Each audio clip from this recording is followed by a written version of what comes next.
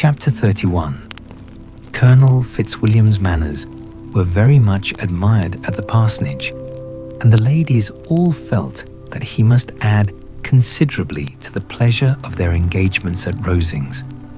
It was some days, however, before they received any invitation thither, for while there were visitors in the house, they could not be necessary, and it was not till Easter Day, almost a week after the gentleman's arrival, that they were honoured by such an attention, and then they were merely asked on leaving church to come there in the evening. For the last week they had seen very little of either Lady Catherine or her daughter.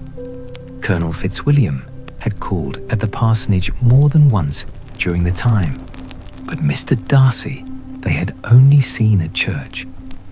The invitation was accepted, of course, and at a proper hour they joined the party in Lady Catherine's drawing room. Her ladyship received them civilly, but it was plain that their company was by no means so acceptable as when she could get nobody else, and she was, in fact, almost engrossed by her nephews, speaking to them, especially to Darcy, much more than to any other person in the room. Colonel Fitzwilliam seemed really glad to see them. Anything was a welcome relief to him at Rosings, and Mrs. Collins' pretty friend had moreover caught his fancy very much. He now seated himself by her and talked so agreeably of Kent and Hertfordshire, of travelling and staying at home, of new books and music, that Elizabeth had never been half so well entertained in that room before, and they conversed with so much spirit and flow as to draw the attention of Lady Catherine herself, as well as of Mr. Darcy. His eyes had been soon and repeatedly turned towards them with a look of curiosity, and that her ladyship, after a while, shared the feeling, was more openly acknowledged, for she did not scruple to call out, "What is that you are saying, Fitzwilliam? What is it you are talking of? What are you telling Miss Bennet? Let me hear what it is." "We were talking of music, madam," said he, when no longer able to avoid a reply. "Of music? Then pray speak aloud. It is of all subjects my delight. I must have my share in the conversation, if you are speaking of music. There are few people in England, I suppose, who have more true enjoyment of music than myself, or a better natural taste. If I had ever learnt, I should have been a great proficient, and so would Anne, if her health had allowed her to apply. I am confident that she would have performed delightfully. How does Georgiana get on, Darcy?" Mr. Darcy spoke with affectionate praise of his sister's proficiency. "I am very glad to hear such a good account of her," said Lady Catherine, "and pray tell her from me that she cannot expect to excel if she does not practice a great deal." "I assure you, madam," he replied, "that she does not need such advice. She practices very constantly, so much the better. It cannot be done too much, and when I next write to her, I shall charge her not to neglect it on any account. I often tell young ladies that no excellence in music is to be acquired without constant practice. I have told Miss Bennet several times that she will never play really well unless she practices more, and though Mrs. Collins has no instrument, she is very welcome, as I have often told her, to come to Rosings every day and play on the pianoforte in Mrs. Jenkinson's room. She would be in nobody's way, you know, in that part of the house." Mr. Darcy looked a little ashamed of his aunt's ill-breeding and made no answer. When coffee was over, Colonel Fitzwilliam reminded Elizabeth of having promised to play to him, and she sat down directly to the instrument. He drew a chair near her. Lady Catherine listened to half a song and then talked, as before, to her other nephew. till the latter walked away from her and, moving with his usual deliberation towards the pianoforte, stationed himself so as to command a full view of the fair performer's countenance. Elizabeth saw what he was doing, and at the first convenient pause turned to him with an arch smile and said, "You mean to frighten me, Mr. Darcy, by coming in all this state to hear me. But I will not be alarmed, though your sister does play so well. There is a stubbornness about me that never can bear to be frightened at the will of others. My courage always rises with every attempt to intimidate me. I shall not say that you are mistaken," he replied, "because you could not really believe me to entertain any design of alarming you, and I have had the pleasure of your acquaintance long enough to know that you find great enjoyment in occasionally professing opinions which, in fact, are not your own." Elizabeth laughed heartily at this picture of herself and said to Colonel Fitzwilliam, "Your cousin will give you a very pretty notion of me and teach you not to believe a word I say. I'm particularly unlucky in meeting with a person so well able to expose my real character in a part of the world where I had hoped to pass myself off with some degree of credit. Indeed, Mr. Darcy, it is very ungenerous in you to mention all that you knew to my disadvantage in Hertfordshire, and give me leave to say, very impolitic too, for it is provoking me to retaliate, and such things may come out as will shock your relations to hear." "I am not afraid of you," said he smilingly. "Pray let me hear what you have to accuse him of," cried Colonel Fitzwilliam. "I should like to know how he behaves among strangers." "You shall hear then, but prepare for something very dreadful. The first time of my ever seeing him in Hertfordshire, you must know, was at a ball, and at this ball, what do you think he did? He danced only 4 dances. I am sorry to pain you, but so it was. He danced only 4 dances, though gentlemen were scarce, and, to my certain knowledge, more than one young lady was sitting down in want of a partner. Mr. Darcy, you cannot deny the fact. I had not at that time the honour of knowing any lady in the assembly beyond my own party. True, and nobody can ever be introduced in a ballroom. Well, Colonel Fitzwilliam, what do I play next? My fingers wait your orders."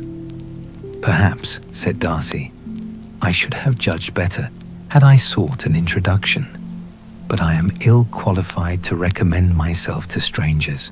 "Shall we ask your cousin the reason of this?" said Elizabeth, still addressing Colonel Fitzwilliam. "Shall we ask him why a man of sense and education, and who has lived in the world, is ill qualified to recommend himself to strangers?" "I can answer your question," said Fitzwilliam, without applying to him. "It is because he will not give himself the trouble. I certainly have not the talent which some people possess," said Darcy, "of conversing easily with those I have never seen before. I cannot catch their tone of conversation, or appear interested in their concerns, as I often see done." "My fingers," said Elizabeth, "do not move over this instrument in the masterly manner which I see so many women's do. They have not the same force or rapidity, and do not produce the same expression. But then I have always supposed it to be my own fault, because I would not take the trouble of practicing. It is not that I do not believe my fingers as capable as any other woman's of superior execution." Darcy smiled and said, "You are perfectly right. You have employed your time much better. No one admitted to the privilege of hearing you can think anything wanting. We neither of us perform to strangers." Here they were interrupted by Lady Catherine, who called out to know what they were talking of. Elizabeth immediately began playing again. Lady Catherine approached and, after listening for a few minutes, said to Darcy, "Miss Bennet would not play at all amiss if she practiced more, and could have the advantage of a London master. She has a very good notion of fingering, though her taste is not equal to Anne's. Anne would have been a delightful performer had her health allowed her to learn." Elizabeth looked at Darcy to see how cordially he assented to his cousin's praise, but neither at that moment nor at any other could she discern any symptom of love, and from the whole of his behaviour to Miss de Bourgh, she derived this comfort for Miss Bingley, that he might have been just as likely to marry her had she been his relation. Lady Catherine continued her remarks on Elizabeth's performance, mixing with them many instructions on execution and taste. Elizabeth received them with all the forbearance of civility, and at the request of the gentleman remained at the instrument till her ladyship's carriage was ready to take them all home. Chapter 32. Elizabeth was sitting by herself the next morning and writing to Jane while Mrs. Collins and Maria were gone on business into the village, when she was startled by a ring at the door, the certain signal of a visitor. As she had heard no carriage, she thought it not unlikely to be Lady Catherine, and under that apprehension was putting away her half-finished letter, that she might escape all impertinent questions, when the door opened, and to her very great surprise, Mr. Darcy, and Mr. Darcy only, entered the room. He seemed astonished too on finding her alone, and apologized for his intrusion by letting her know that he had understood all the ladies to be within. They then sat down, and when her inquiries after Rosings were made, seemed in danger of sinking into total silence. It was absolutely necessary, therefore, to think of something, and in this emergency, recollecting when she had seen him last in Hertfordshire, and feeling curious to know what he would say on the subject of their hasty departure, she observed, "How very suddenly you all quitted Netherfield last November, Mr. Darcy. It must have been a most agreeable surprise to Mr. Bingley to see you all after him so soon, for, if I recollect right, he went but the day before. He and his sisters were well, I hope, when you left London?" "Perfectly so, I thank you." She found that she was to receive no other answer, and after a short pause, added, "I think I have understood that Mr. Bingley has not much idea of ever returning to Netherfield again." "I have never heard him say so, but it is probable that he may spend very little of his time there in future. He has many friends, and he is at a time of life when friends and engagements are continually increasing. If he means to be but little at Netherfield, it would be better for the neighbourhood that he should give up the place entirely, for then we might possibly get a settled family there. But perhaps Mr. Bingley did not take the house so much for the convenience of the neighbourhood as for his own, and we must expect him to keep or quit it on the same principle." "I should not be surprised," said Darcy, "if he were to give it up as soon as any eligible purchase offers." Elizabeth made no answer. She was afraid of talking longer of his friend, and having nothing else to say, was now determined to leave the trouble of finding a subject to him. He took the hint and soon began with, "This seems a very comfortable house. Lady Catherine, I believe, did a great deal to it when Mr. Collins first came to Hunsford. I believe she did, and I am sure she could not have bestowed her kindness on a more grateful object. Mr. Collins appears very fortunate in his choice of a wife. Yes, indeed, his friends may well rejoice in his having met with one of the very few sensible women who would have accepted him or have made him happy if they had. My friend has an excellent understanding, though I am not certain that I consider her marrying Mr. Collins as the wisest thing she ever did. She seems perfectly happy, however, and in a prudential light, it is certainly a very good match for her. It must be very agreeable to her to be settled within so easy a distance of her own family and friends. An easy distance, do you call it? It is nearly 50 miles. And what is 50 miles of good road? Little more than half a day's journey. Yes, I call it a very easy distance. I should never have considered the distance as one of the advantages of the match, cried Elizabeth. I should never have said Mrs. Collins was settled near her family. It is a proof of your own attachment to Hertfordshire.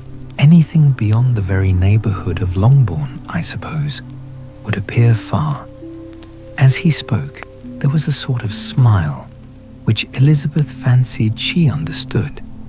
He must be supposing her to be thinking of Jane and Netherfield, and she blushed as she answered, I do not mean to say that a woman may not be settled too near her family. The far and the near must be relative and depend on many varying circumstances. Where there is fortune to make the expense of travelling unimportant, distance becomes no evil. But that is not the case here. Mr. and Mrs. Collins have a comfortable income, but not such a one as will allow of frequent journeys, and I am persuaded my friend would not call herself near her family under less than half the present distance. Mr. Darcy drew his chair a little towards her and said, You cannot have a right to such very strong local attachment. You cannot have been always at Longbourn. Elizabeth looked surprised. The gentleman experienced some change of feeling. He drew back his chair, took a newspaper from the table, and glancing over it, said in a colder voice, Are you pleased with Kent? A short dialogue on the subject of the country ensued, on either side calm and concise, and soon put an end to by the entrance of Charlotte and her sister, just returned from their walk. The TTE surprised them. Mr. Darcy related the mistake which had occasioned his intruding on Miss Bennet, and after sitting a few minutes longer without saying much to anybody, went away. What can be the meaning of this? Said Charlotte, as soon as he was gone. My dear Eliza, he must be in love with you, or he would never have called on us in this familiar way. But when Elizabeth told of his silence, it did not seem very likely, even to Charlotte's wishes, to be the case. And after various conjectures, they could at last only suppose his visit to proceed from the difficulty of finding anything to do, which was the more probable from the time of year. All field sports were over. Within doors there was Lady Catherine, books, and a billiard table, but gentlemen cannot be always within doors, and in the nearness of the parsonage, or the pleasantness of the walk to it, or of the people who lived in it, the two cousins found a temptation from this period of walking thither almost every day. They called at various times of the morning, sometimes separately, sometimes together, and now and then accompanied by their aunt. It was plain to them all that Colonel Fitzwilliam came because he had pleasure in their society, a persuasion which of course recommended him still more, and Elizabeth was reminded by her own satisfaction in being with him, as well as by his evident admiration of her former favourite, George Wickham. And though, in comparing them, she saw there was less captivating softness in Colonel Fitzwilliam's manners, she believed he might have the best informed mind. But why Mr. Darcy came so often to the parsonage, it was more difficult to understand. It could not be for society, as he frequently sat there 10 minutes together without opening his lips, and when he did speak, it seemed the effect of necessity rather than of choice, a sacrifice to propriety, not a pleasure to himself. He seldom appeared really animated. Mrs. Collins knew not what to make of him. Colonel Fitzwilliam's occasionally laughing at his stupidity proved that he was generally different, which her own knowledge of him could not have told her, and as she would have liked to believe, this changed the effect of love, and the object of that love her friend Eliza. She set herself seriously to work to find it out. She watched him whenever they were at Rosings, and whenever he came to Hunsford, but without much success. He certainly looked at her friend a great deal, but the expression of that look was disputable. It was an earnest, steadfast gaze, but she often doubted whether there were much admiration in it, and sometimes it seemed nothing but absence of mind. She had once or twice suggested to Elizabeth the possibility of his being partial to her, but Elizabeth always laughed at the idea, and Mrs. Collins did not think it right to press the subject, from the danger of raising expectations which might only end in disappointment, for in her opinion it admitted not of a doubt that all her friend's dislike would vanish if she could suppose him to be in her power. In her kind schemes for Elizabeth, she sometimes planned her marrying Colonel Fitzwilliam. He was, beyond comparison, the pleasantest man. He certainly admired her, and his situation in life was most eligible. But to counterbalance these advantages, Mr. Darcy had considerable patronage in the church, and his cousin could have none at all. Chapter 33. More than once did Elizabeth, in her ramble within the park, unexpectedly meet Mr. Darcy. She felt all the perverseness of the mischance that should bring him where no one else was brought, and, to prevent its ever happening again, took care to inform him at first that it was a favourite haunt of hers. How it could occur a second time, therefore, was very odd. Yet it did, and even the third. It seemed like wilful ill nature, or a voluntary penance, for on these occasions it was not merely a few formal inquiries and an awkward pause and then away, but he actually thought it necessary to turn back and walk with her. He never said a great deal, nor did she give herself the trouble of talking or of listening much, but it struck her in the course of their third encounter that he was asking some odd, unconnected questions about her pleasure in being at Hunsford, her love of solitary walks, and her opinion of Mr. and Mrs. Collins's happiness, and that in speaking of Rosings, and her not perfectly understanding the house, he seemed to expect that whenever she came into Kent again, she would be staying there too. His words seemed to imply it. Could he have Colonel Fitzwilliam in his thoughts? She supposed, if he meant anything, he must mean an allusion to what might arise in that quarter. It distressed her a little, and she was quite glad to find herself at the gate in the pales opposite the parsonage. She was engaged one day, as she walked, in reperusing Jane's last letter, and dwelling on some passages which proved that Jane had not written in spirits, when, instead of being again surprised by Mr. Darcy, she saw, on looking up, that Colonel Fitzwilliam was meeting her. Putting away the letter immediately and forcing a smile, she said, "I did not know before that you ever walked this way." "I have been making the tour of the park," he replied, "as I generally do every year, and intended to close it with a call at the parsonage. "Are you going much farther?" "No, I should have turned in a moment." And accordingly, she did turn, and they walked towards the parsonage together. "Do you certainly leave Kent on Saturday?" said she. "Yes, if Darcy does not put it off again, but I am at his disposal. He arranges the business just as he pleases, and if not able to please himself in the arrangement, he has at least great pleasure in the power of choice. I do not know anybody who seems more to enjoy the power of doing what he likes than Mr. Darcy." "He likes to have his own way very well," replied Colonel Fitzwilliam.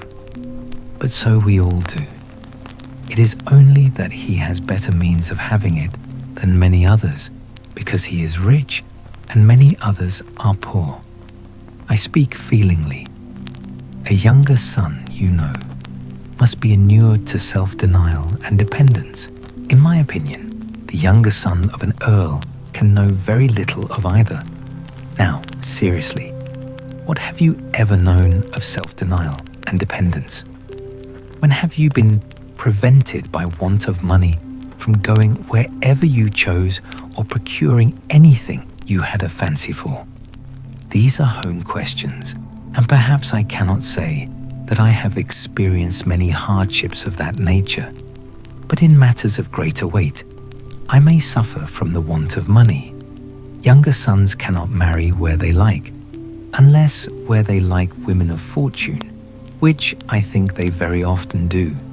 Our habits of expense make us too dependent, and there are not many in my rank of life who can afford to marry without some attention to money. Is this, thought Elizabeth, meant for me? And she coloured at the idea, but recovering herself, said in a lively tone, "And pray, what is the usual price of an earl's younger son? Unless the elder brother is very sickly, I suppose you would not ask above £50,000. He answered her in the same style, and the subject dropped. To interrupt a silence which might make him fancy her affected with what had passed, she soon afterwards said, "I imagine your cousin brought you down with him chiefly for the sake of having somebody at his disposal. I wonder he does not marry to secure a lasting convenience of that kind, but perhaps his sister does as well for the present, and as she is under his sole care, he may do what he likes with her." "No," said Colonel Fitzwilliam. "That is an advantage which he must divide with me. I am joined with him in the guardianship of Miss Darcy." "Are you, indeed? And pray, what sort of a guardian do you make? Does your charge give you much trouble? Young ladies of her age are sometimes a little difficult to manage, and if she has the true Darcy spirit, she may like to have her own way." As she spoke, she observed him looking at her earnestly, and the manner in which he immediately asked her why she supposed Miss Darcy likely to give them any uneasiness convinced her that she had somehow or other got pretty near the truth. She directly replied, "You need not be frightened. I never heard any harm of her, and I dare say she is one of the most tractable creatures in the world. She is a very great favourite with some ladies of my acquaintance, Mrs. Hurst and Miss Bingley. I think I have heard you say that you know them. I know them a little. Their brother is a pleasant, gentlemanlike man. He is a great friend of Darcy's." "Oh yes," said Elizabeth, dryly. "Mr. Darcy is uncommonly kind to Mr. Bingley, and takes a prodigious deal of care of him." "Care of him? Yes, I really believe Darcy does take care of him in those points where he most wants care. From something that he told me in our journey hither, I have reason to think Bingley very much indebted to him, but I ought to beg his pardon, for I have no right to suppose that Bingley was the person meant. It was all conjecture." "What is it you mean?" It is a circumstance which Darcy, of course, could not wish to be generally known, because if it were to get round to the lady's family, it would be an unpleasant thing. You may depend upon my not mentioning it, and remember that I have not much reason for supposing it to be Bingley. What he told me was merely this, that he congratulated himself on having lately saved a friend from the inconveniences of a most imprudent marriage, but without mentioning names or any other particulars, and I only suspected it to be Bingley from believing him the kind of young man to get into a scrape of that sort, and from knowing them to have been together the whole of last summer. Did Mr. Darcy give you his reasons for this interference? I understood that there were some very strong objections against the lady, and what arts did he use to separate them? He did not talk to me of his own arts, said Fitzwilliam, smiling. He only told me what I have now told you. Elizabeth made no answer, and walked on, her heart swelling with indignation. After watching her a little, Fitzwilliam asked her why she was so thoughtful. "I am thinking of what you have been telling me," said she. "Your cousin's conduct does not suit my feelings. Why was he to be the judge? You are rather disposed to call his interference officious. I do not see what right Mr. Darcy had to decide on the propriety of his friend's inclination, or why, upon his own judgment alone, he was to determine and direct in what manner that friend was to be happy. But," she continued, recollecting herself, "as we know none of the particulars, it is not fair to condemn him. It is not to be supposed that there was much affection in the case. That is not an unnatural surmise," said Fitzwilliam, "but it is lessening the honour of my cousin's triumph very sadly." This was spoken jestingly, but it appeared to her so just a picture of Mr. Darcy that she would not trust herself with an answer, and therefore, abruptly changing the conversation, talked on indifferent matters till they reached the parsonage. There, shut into her own room, as soon as their visitor left them, she could think without interruption of all that she had heard. It was not to be supposed that any other people could be meant than those with whom she was connected. There could not exist in the world two men over whom Mr. Darcy could have such boundless influence. That he had been concerned in the measures taken to separate Mr. Bingley and Jane, she had never doubted, but she had always attributed to Miss Bingley the principal design and arrangement of them. If his own vanity, however, did not mislead him, he was the cause, his pride and caprice were the cause of all that Jane had suffered, and still continued to suffer.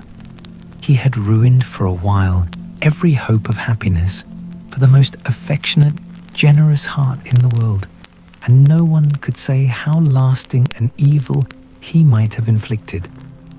There were some very strong objections against the lady, were Colonel Fitzwilliam's words, and these strong objections probably were her having one uncle who was a country attorney, and another who was in business in London. To Jane herself, she exclaimed, there could be no possibility of objection, all loveliness and goodness as she is, her understanding excellent, her mind improved, and her manners captivating. Neither could anything be urged against my father, who, though with some peculiarities, has abilities which Mr. Darcy himself need not disdain, and respectability which he will probably never reach. When she thought of her mother, indeed, her confidence gave way a little, but she would not allow that any objections there had material weight with Mr. Darcy, whose pride, she was convinced, would receive a deeper wound from the want of importance in his friend's connections than from their want of sense, and she was quite decided at last that he had been partly governed by this worse kind of pride, and partly by the wish of retaining Mr. Bingley for his sister. The agitation and tears which the subject occasioned brought on a headache, and it grew so much worse towards the evening that, added to her unwillingness to see Mr. Darcy, it determined her not to attend her cousins to Rosings, where they were engaged to drink tea.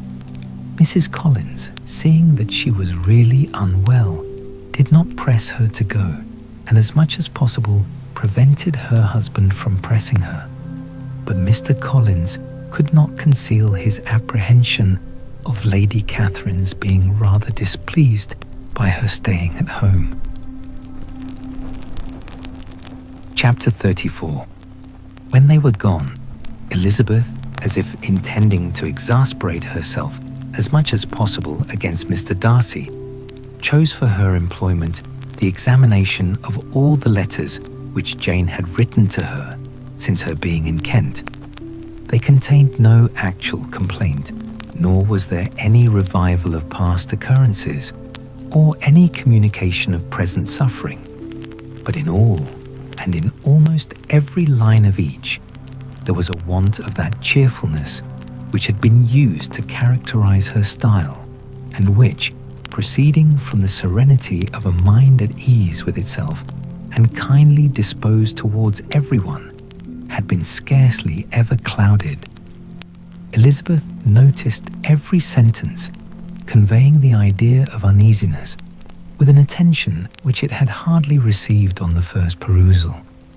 Mr. Darcy's shameful boast of what misery he had been able to inflict gave her a keener sense of her sister's sufferings. It was some consolation to think that his visit to Rosings was to end on the day after the next, and a still greater that in less than a fortnight she should herself be with Jane again, and enabled to contribute to the recovery of her spirits by all that affection could do. She could not think of Darcy's leaving Kent without remembering that his cousin was to go with him. But Colonel Fitzwilliam had made it clear that he had no intentions at all, and, agreeable as he was, she did not mean to be unhappy about him. While settling this point, she was suddenly roused by the sound of the doorbell, and her spirits were a little fluttered by the idea of its being Colonel Fitzwilliam himself, who had once before called late in the evening and might now come to inquire particularly after her. But this idea was soon banished, and her spirits were very differently affected when, to her utter amazement, she saw Mr. Darcy walk into the room. In a hurried manner, he immediately began an inquiry after her health, imputing his visit to a wish of hearing that she were better. She answered him with cold civility.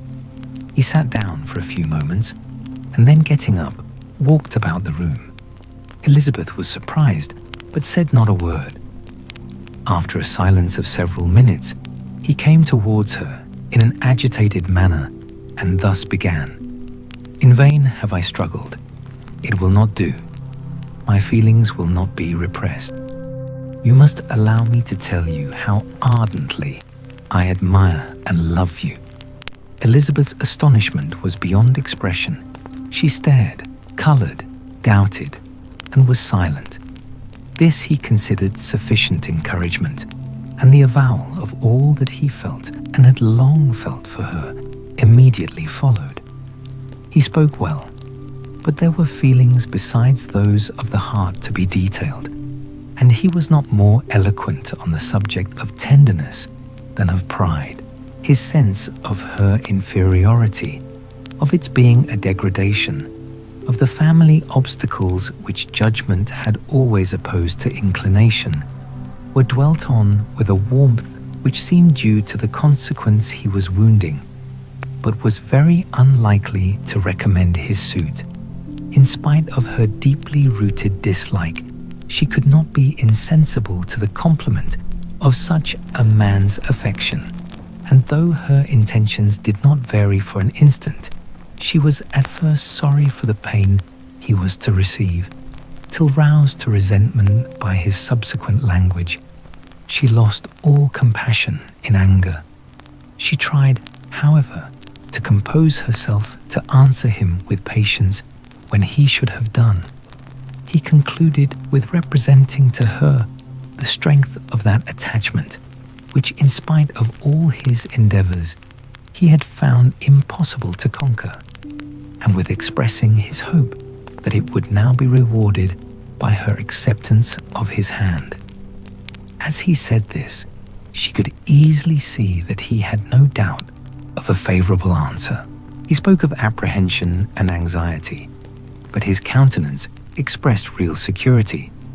Such a circumstance could only exasperate father, and when he ceased, the colour rose into her cheeks, and she said, "In such cases as this, it is, I believe, the established mode to express a sense of obligation for the sentiments avowed, however unequally they may be returned.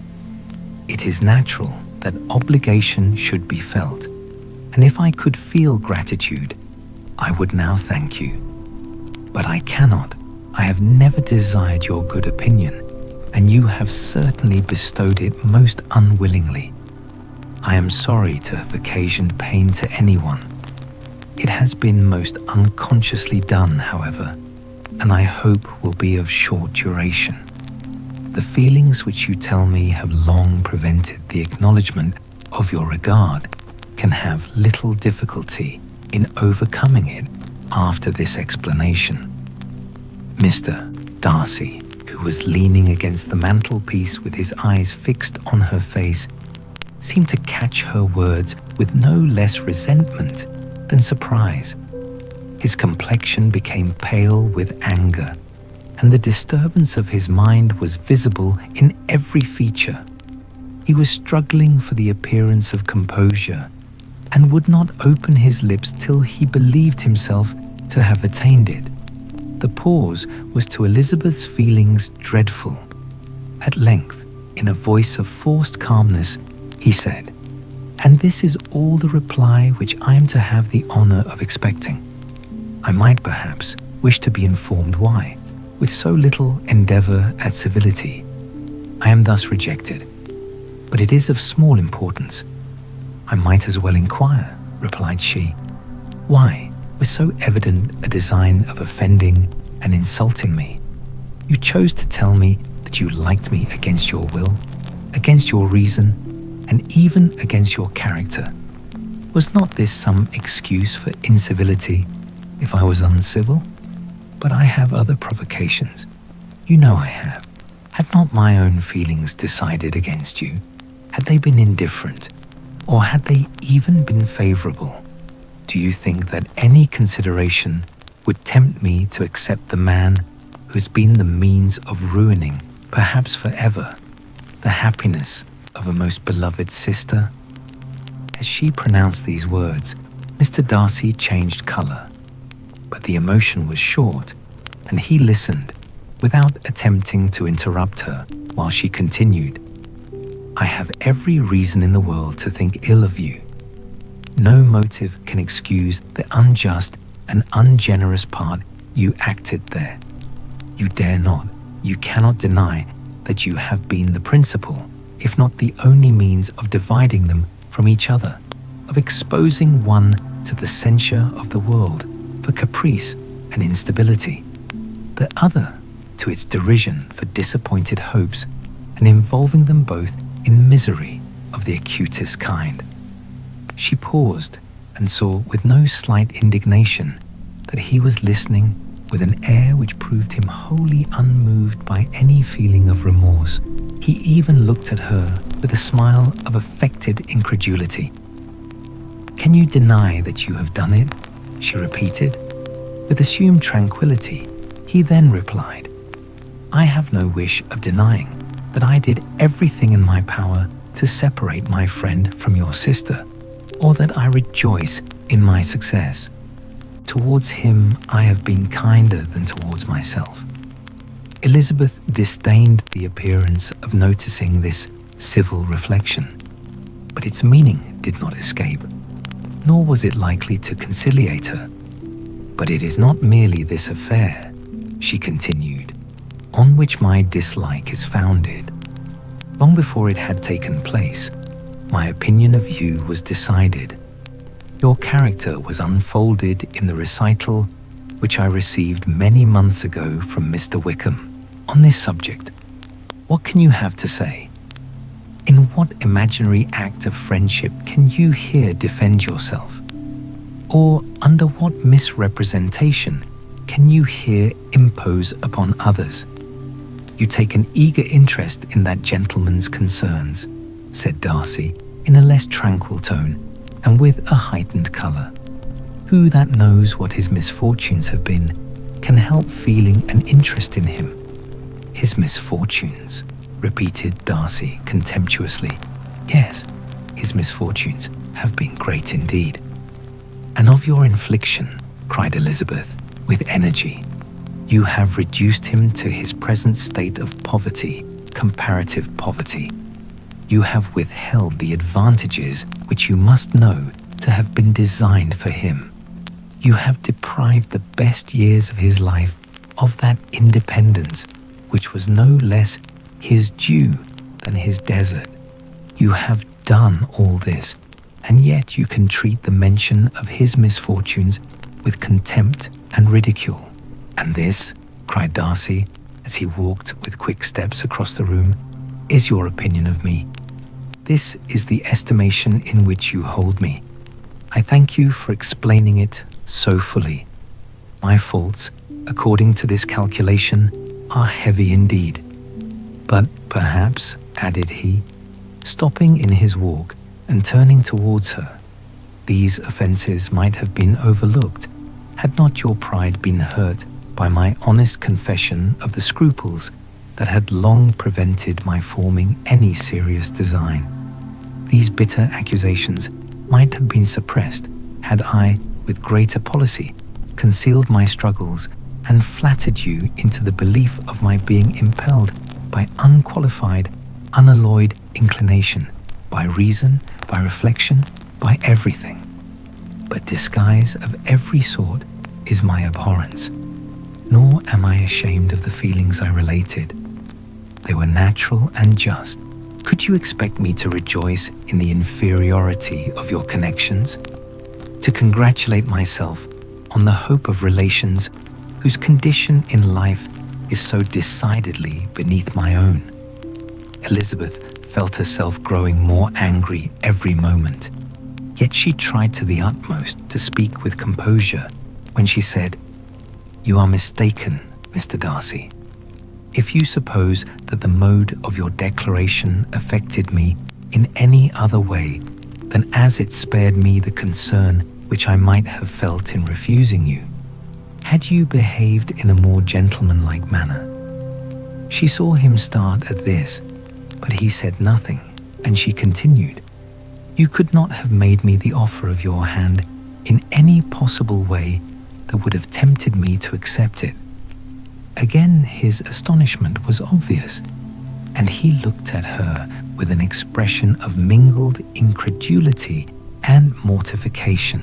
She went on, "From the very beginning, from the first moment, I may almost say, of my acquaintance with you, your manners impressing me with the fullest belief of your arrogance, your conceit, and your selfish disdain of the feelings of others, were such as to form that groundwork of disapprobation on which succeeding events have built so immovable a dislike.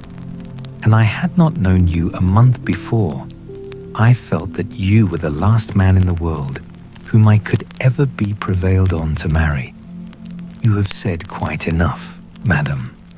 I perfectly comprehend your feelings, and have now only to be ashamed of what my own have been.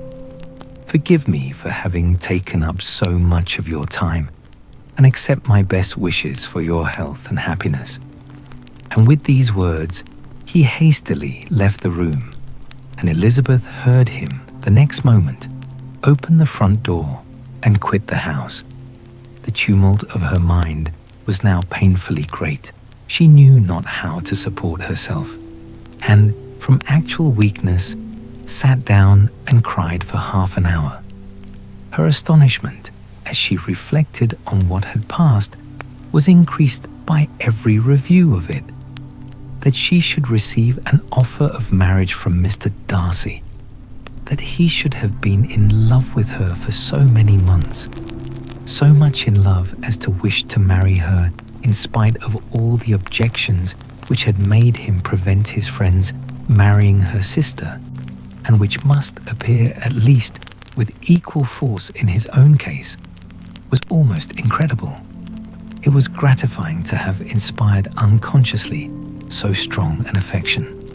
But his pride, his abominable pride, his shameless avowal of what he had done with respect to Jane, his unpardonable assurance in acknowledging, though he could not justify it, and the unfeeling manner which he had mentioned Mr. Wickham, his cruelty towards whom he hadn't attempted to deny, soon overcame the pity which the consideration of his attachment had for a moment excited.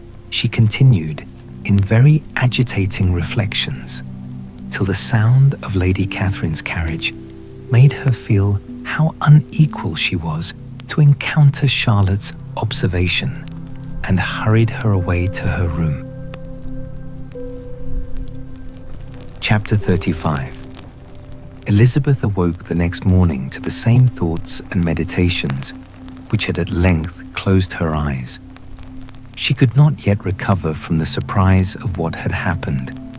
It was impossible to think of anything else, and totally indisposed for employment, she resolved soon after breakfast to indulge herself in air and exercise. She was proceeding directly to her favourite walk, when the recollection of Mr. Darcy's sometimes coming there stopped her, and instead of entering the park, she turned up the lane which led her farther from the turnpike road. The park paling was still the boundary on one side, and she soon passed one of the gates into the ground. After walking 2 or 3 times along that part of the lane, she was tempted by the pleasantness of the morning to stop at the gates and look into the park. The 5 weeks which she had now passed in Kent had made a great difference in the country, and every day was adding to the verdure of the early trees. She was on the point of continuing her walk when she caught a glimpse of a gentleman within the sort of grove which edged the park. He was moving that way, and fearful of its being Mr. Darcy, she was directly retreating. But the person who advanced was now near enough to see her, and stepping forward with eagerness, pronounced her name. She had turned away, but on hearing herself called, though in a voice which proved it to be Mr. Darcy, she moved again towards the gate. He had by that time reached it also, and holding out a letter, which she instinctively took, said with a look of haughty composure, "I have been walking in the grove some time, in the hope of meeting you. Will you do me the honour of reading that letter?" And then, with a slight bow, turned again into the plantation, and was soon out of sight. With no expectation of pleasure, but with the strongest curiosity, Elizabeth opened the letter, and to her still increasing wonder, perceived an envelope containing 2 sheets of letter paper, written quite through, in a very close hand. The envelope itself was likewise full. Pursuing her way along the lane, she then began it. It was dated from Rosings at 8 o'clock in the morning, and was as follows: "Be not alarmed, madam, on receiving this letter, by the apprehension of its containing any repetition of those sentiments or renewal of those offers which were last night so disgusting to you. I write without any intention of paining you or humbling myself, by dwelling on wishes, which, for the happiness of both, cannot be too soon forgotten, and the effort which the formation and the perusal of this letter must occasion should have been spared, had not my character required it to be written and read. You must, therefore, pardon the freedom with which I demand your attention. Your feelings, I know, will bestow it unwillingly, but I demand it of your justice. Two offences of a very different nature, and by no means of equal magnitude, you last night laid to my charge. The first mentioned was that, regardless of the sentiments of either, I had detached Mr. Bingley from your sister, and the other, that I had, in defiance of various claims, in defiance of honour and humanity, ruined the immediate prosperity and blasted the prospects of Mr. Wickham.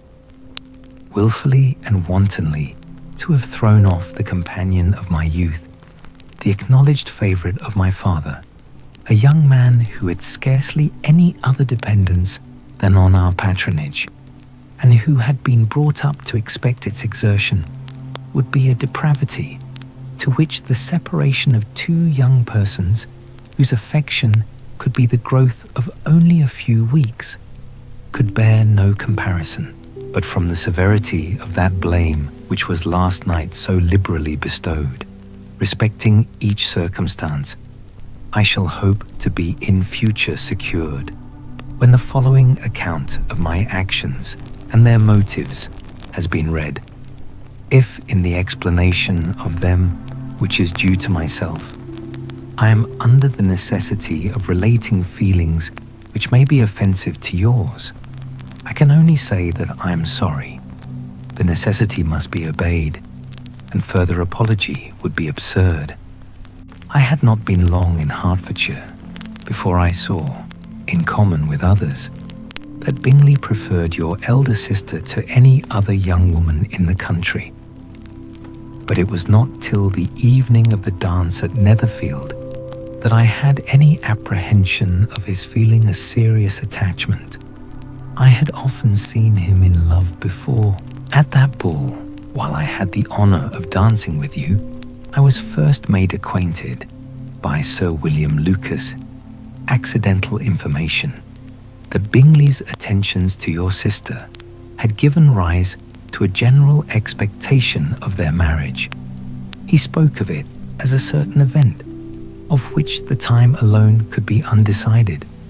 From that moment, I observed my friend's behaviour attentively, and I could then perceive that his partiality for Miss Bennet was beyond what I had ever witnessed in him. Your sister I also watched. Her look and manners were open, cheerful, and engaging as ever, but without any symptom of peculiar regard, and I remained convinced from the evening's scrutiny that though she received his attentions with pleasure, she did not invite them by any participation of sentiment.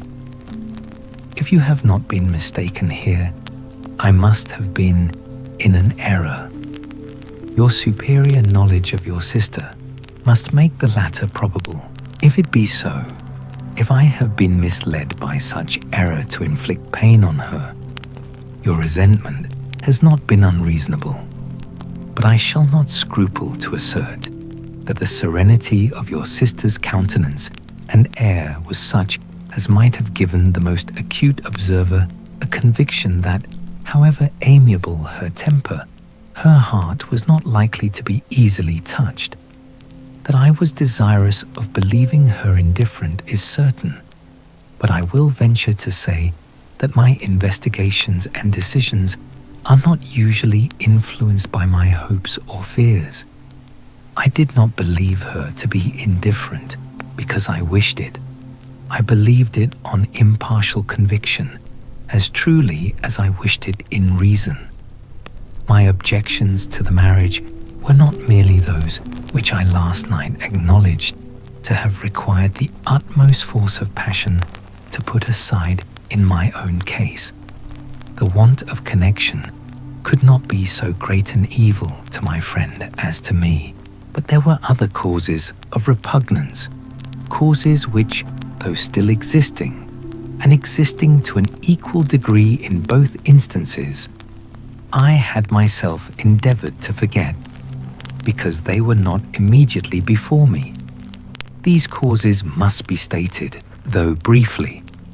The situation of your mother's family, though objectionable, was nothing in comparison of that total want of propriety so frequently, so almost uniformly betrayed by herself, by your 3 younger sisters, and occasionally even by your father.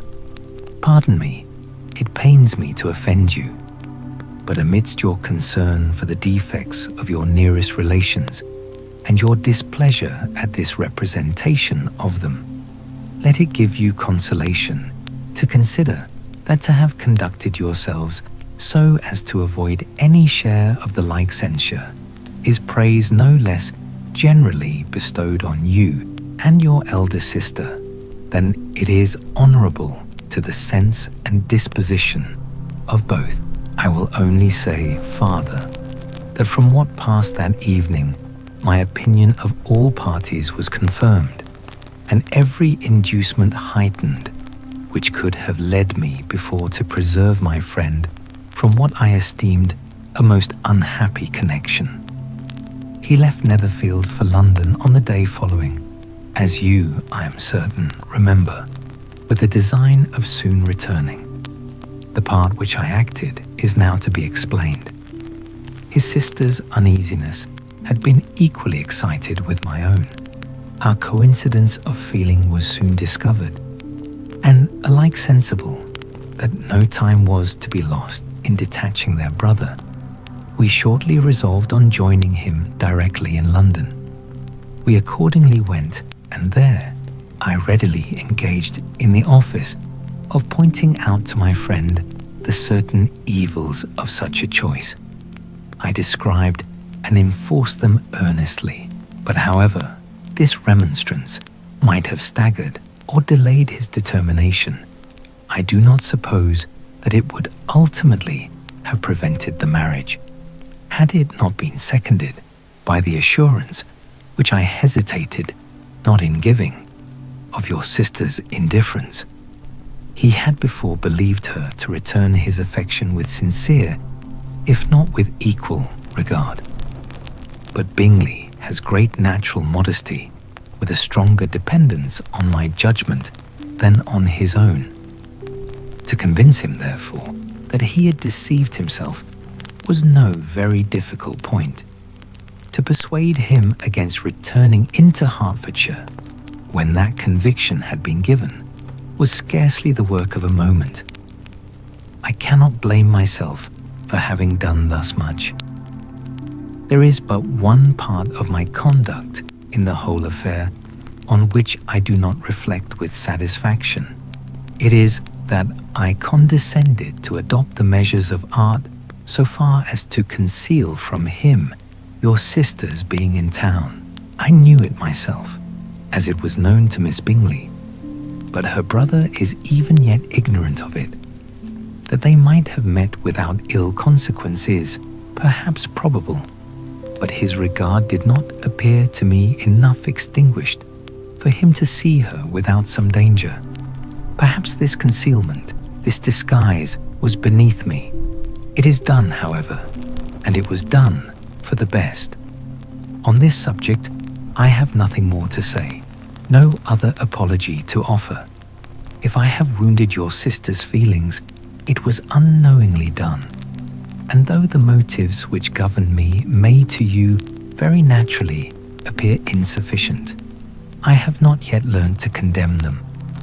With respect to that other, more weighty accusation of having injured Mr. Wickham, I can only refute it by laying before you the whole of his connection with my family.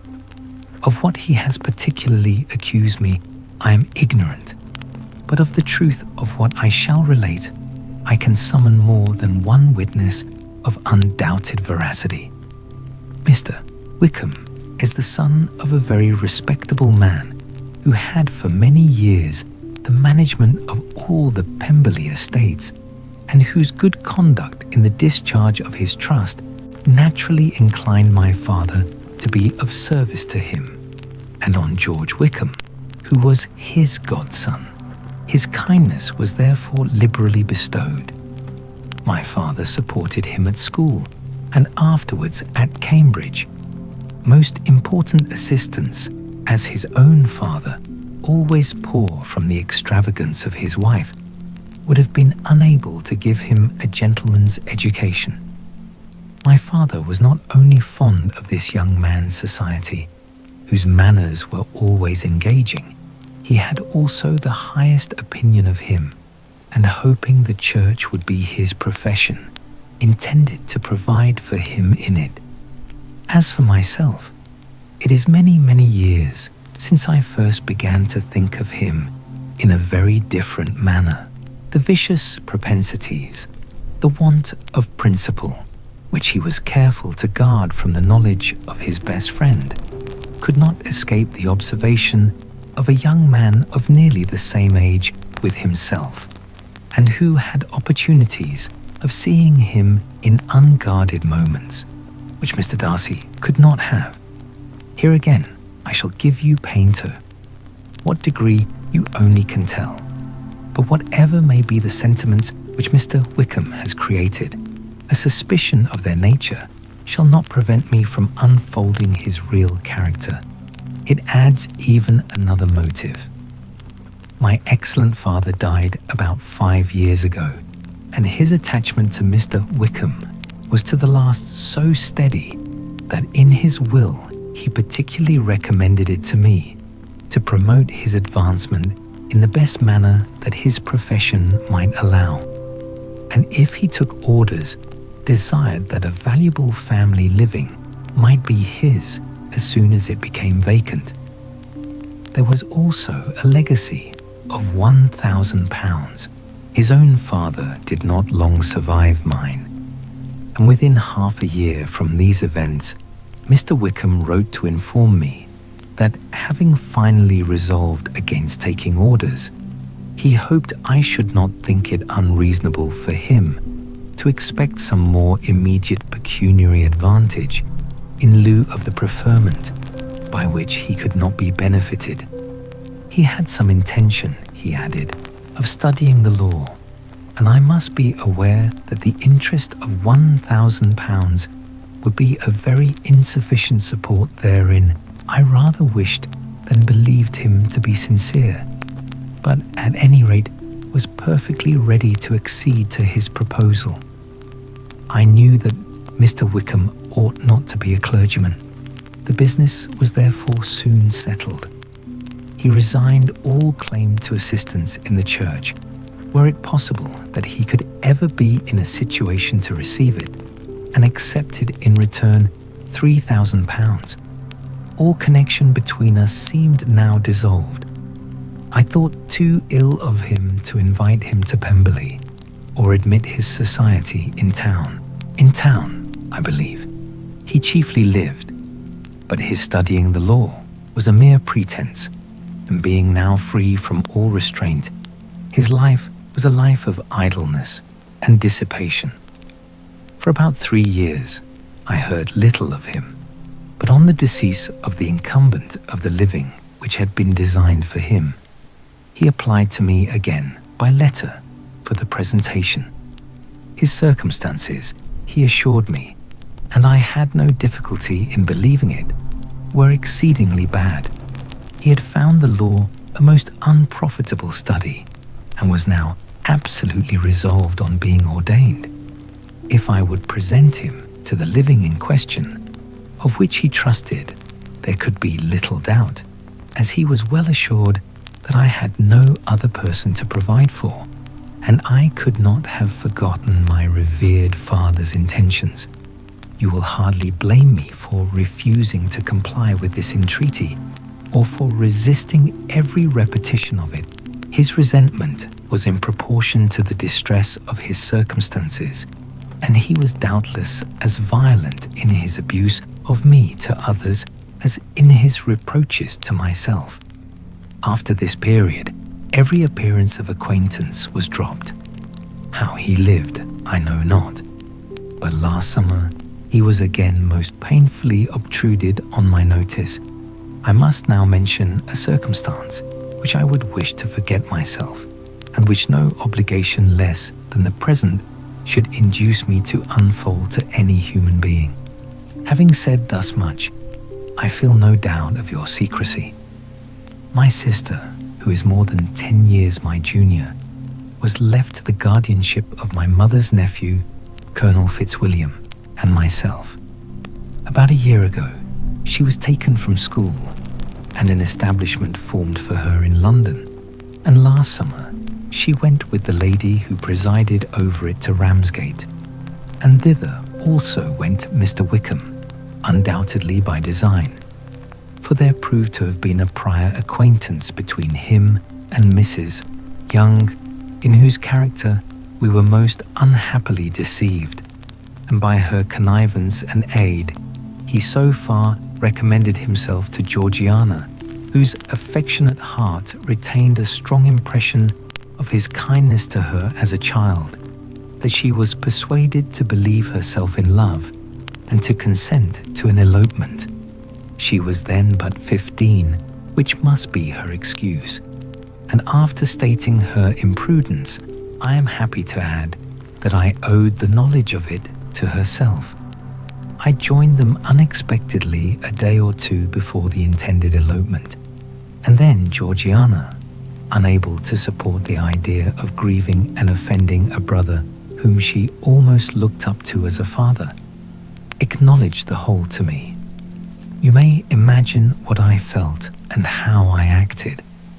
Regard for my sisters, credit and feelings prevented any public exposure, but I wrote to Mr. Wickham, who left the place immediately, and Mrs. Young was of course removed from her charge. Mr. Wickham's chief object was unquestionably my sister's fortune, which is £30,000, but I cannot help supposing that the hope of revenging himself on me was a strong inducement. His revenge would have been complete indeed. This, madam, is a faithful narrative of every event in which we have been concerned together, and if you do not absolutely reject it as false, you will, I hope, acquit me henceforth of cruelty towards Mr. Wickham. I know not in what manner, under what form of falsehood, he has imposed on you, but his success is not perhaps to be wondered at, ignorant as you previously were of everything concerning either. Detection could not be in your power, and suspicion certainly not in your inclination. You may possibly wonder why all this was not told you last night, but I was not then master enough of myself to know what could or ought to be revealed. For the truth of everything here related, I can appeal more particularly to the testimony of Colonel Fitzwilliam, who, from our near relationship and constant intimacy, and still more as one of the executors of my father's will, has been unavoidably acquainted with every particular of these transactions.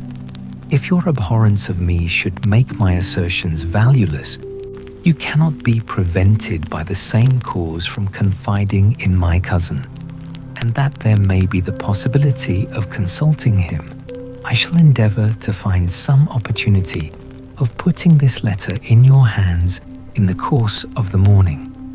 I will only add, God bless you. Chapter 36. Elizabeth, when Mr. Darcy gave her the letter, did not expect it to contain a renewal of his offers. She had formed no expectation at all of its contents, but such as they were, it may be well supposed how eagerly she went through them, and what a contrariety of emotion they excited. Her feelings as she read were scarcely to be defined.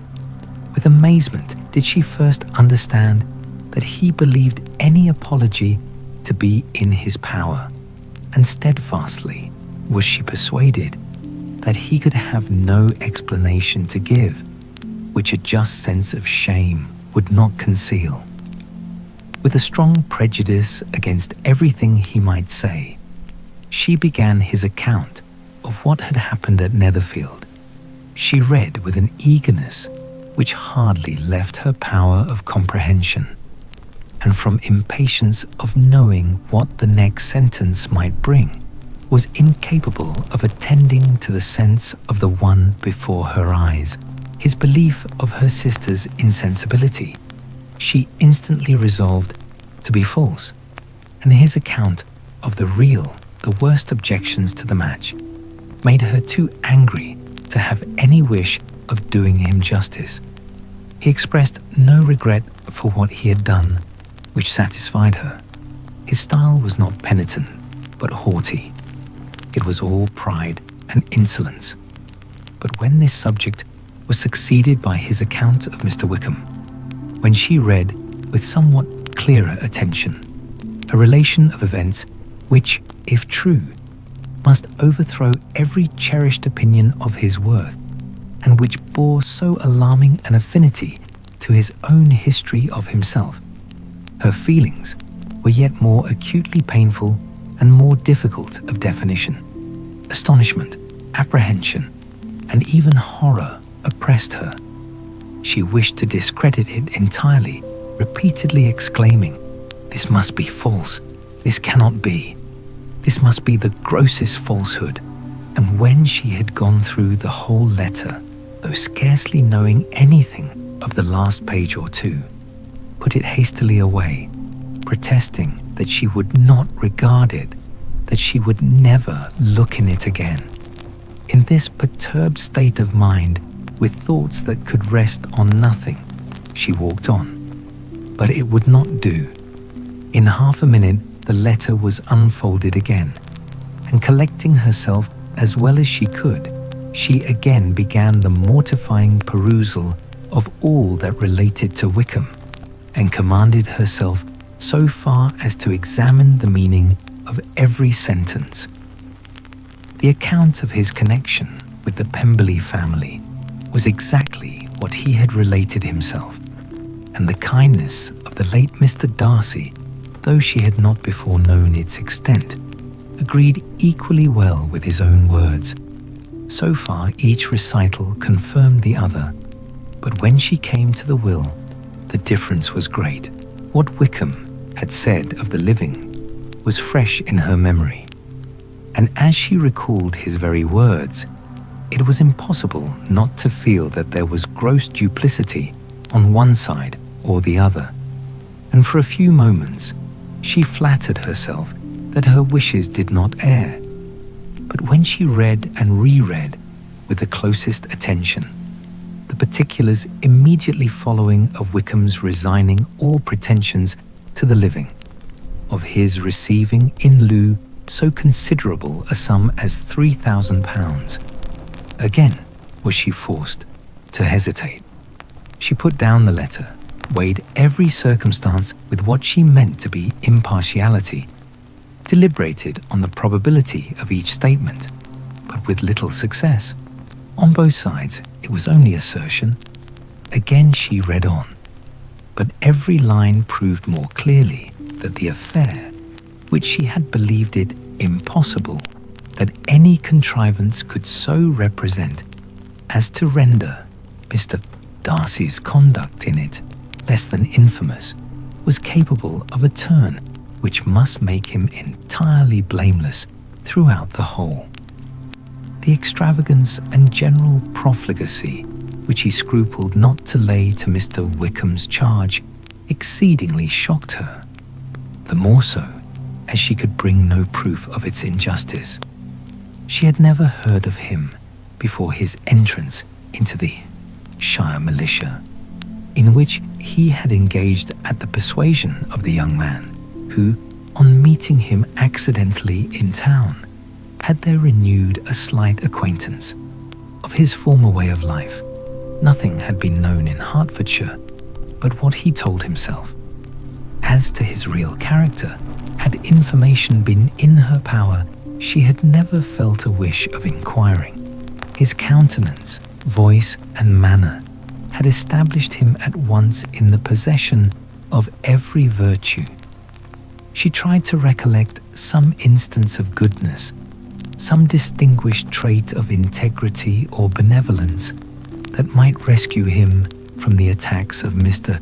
Darcy, or at least by the predominance of virtue, atone for those casual errors under which she would endeavour to class what Mr. Darcy had described as the idleness and vice of many years' continuance. But no such recollection befriended her. She could see him instantly before her in every charm of air and address, but she could remember no more substantial good than the general approbation of the neighbourhood and the regard which his social powers had gained him in the mess. After pausing on this point a considerable while, she once more continued to read. But alas, the story which followed of his designs on Miss Darcy received some confirmation from what had passed between Colonel Fitzwilliam and herself only the morning before, and at last she was referred for the truth of every particular to Colonel Fitzwilliam himself, from whom she had previously received the information of his near concern in all his cousin's affairs, and whose character she had no reason to question. At one time, she had almost resolved on applying to him, but the idea was checked by the awkwardness of the application, and at length wholly banished by the conviction that Mr. Darcy would never have hazarded such a proposal if he had not been well assured of his cousin's corroboration. She perfectly remembered everything that had passed in conversation between Wickham and herself in their first evening at Mr. Phillips's. Many of his expressions were still fresh in her memory. She was now struck with the impropriety of such communications to a stranger, and wondered it had escaped her before. She saw the indelicacy of putting himself forward as he had done, and the inconsistency of his professions with his conduct. She remembered that he had boasted of having no fear of seeing Mr. Darcy, that Mr. Darcy might leave the country, but that he should stand his ground. Yet he had avoided the Netherfield ball the very next week. She remembered also that till the Netherfield family had quitted the country, he had told his story to no one but herself, but that after their removal, it had been everywhere discussed, that he had then no reserves, no scruples in sinking Mr. Darcy's character, though he had assured her that respect for the father would always prevent his exposing the son. How differently did everything now appear in which he was concerned. His attentions to Miss King were now the consequence of views solely and hatefully mercenary, and the mediocrity of her fortune proved no longer the moderation of his wishes, but his eagerness to grasp at anything. His behaviour to herself could now have had no tolerable motive. He had either been deceived with regard to her fortune, or had been gratifying his vanity by encouraging the preference which she believed she had most incautiously shown. Every lingering struggle in his favour grew fainter and fainter, and in further justification of Mr. Darcy, she could not but allow that Mr. Bingley, when questioned by Jane, had long ago asserted his blamelessness in the affair. That, proud and repulsive as were his manners, she had never, in the whole course of their acquaintance, an acquaintance which had latterly brought them much together and given her a sort of intimacy with his ways, seen anything that betrayed him to be unprincipled or unjust, anything that spoke him of irreligious or immoral habits, that among his own connections he was esteemed and valued, that even Wickham had allowed him merit as a brother, and that she had often heard him speak so affectionately of his sister as to prove him capable of some amiable feeling, that had his actions been what Wickham represented them, so gross a violation of everything right could hardly have been concealed from the world, and that friendship between a person capable of it and such an amiable man as Mr. Bingley was incomprehensible. She grew absolutely ashamed of herself. Of neither Darcy nor Wickham could she think, without feeling that she had been blind, partial, prejudiced, absurd. "How despicably have I acted," she cried. "I, who have prided myself on my discernment, I, who have valued myself on my abilities, who have often disdained the generous candour of my sister, and gratified my vanity in useless or blameless distrust. How humiliating is this discovery, yet how just a humiliation. Had I been in love, I could not have been more wretchedly blind. But vanity, not love, has been my folly. Pleased with the preference of one, and offended by the neglect of the other, on the very beginning of our acquaintance, I have courted prepossession and ignorance, and driven reason away where either were concerned. Till this moment, I never knew myself." From herself to Jane, from Jane to Bingley, her thoughts were in a line which soon brought to her recollection that Mr. Darcy's explanation there had appeared very insufficient, and she read it again. Widely different was the effect of a second perusal. How could she deny that credit to his assertions in one instance which she had been obliged to give in the other? He declared himself to have been totally unsuspicious of her sister's attachment, and she could not help remembering what Charlotte's opinion had always been. Neither could she deny the justice of his description of Jane. She felt that Jane's feelings, though fervent, were little displayed, and that there was a constant complacency in her air and manner, not often united with great sensibility. When she came to that part of the letter in which her family were mentioned, in tones of such mortifying yet merited reproach, her sense of shame was severe. The justice of the charge struck her too forcibly for denial, and the circumstances to which he particularly alluded as having passed at the Netherfield ball, and as confirming all his first disapprobation, could not have made a stronger impression on his mind than on hers. The compliment to herself and her sister was not unfelt.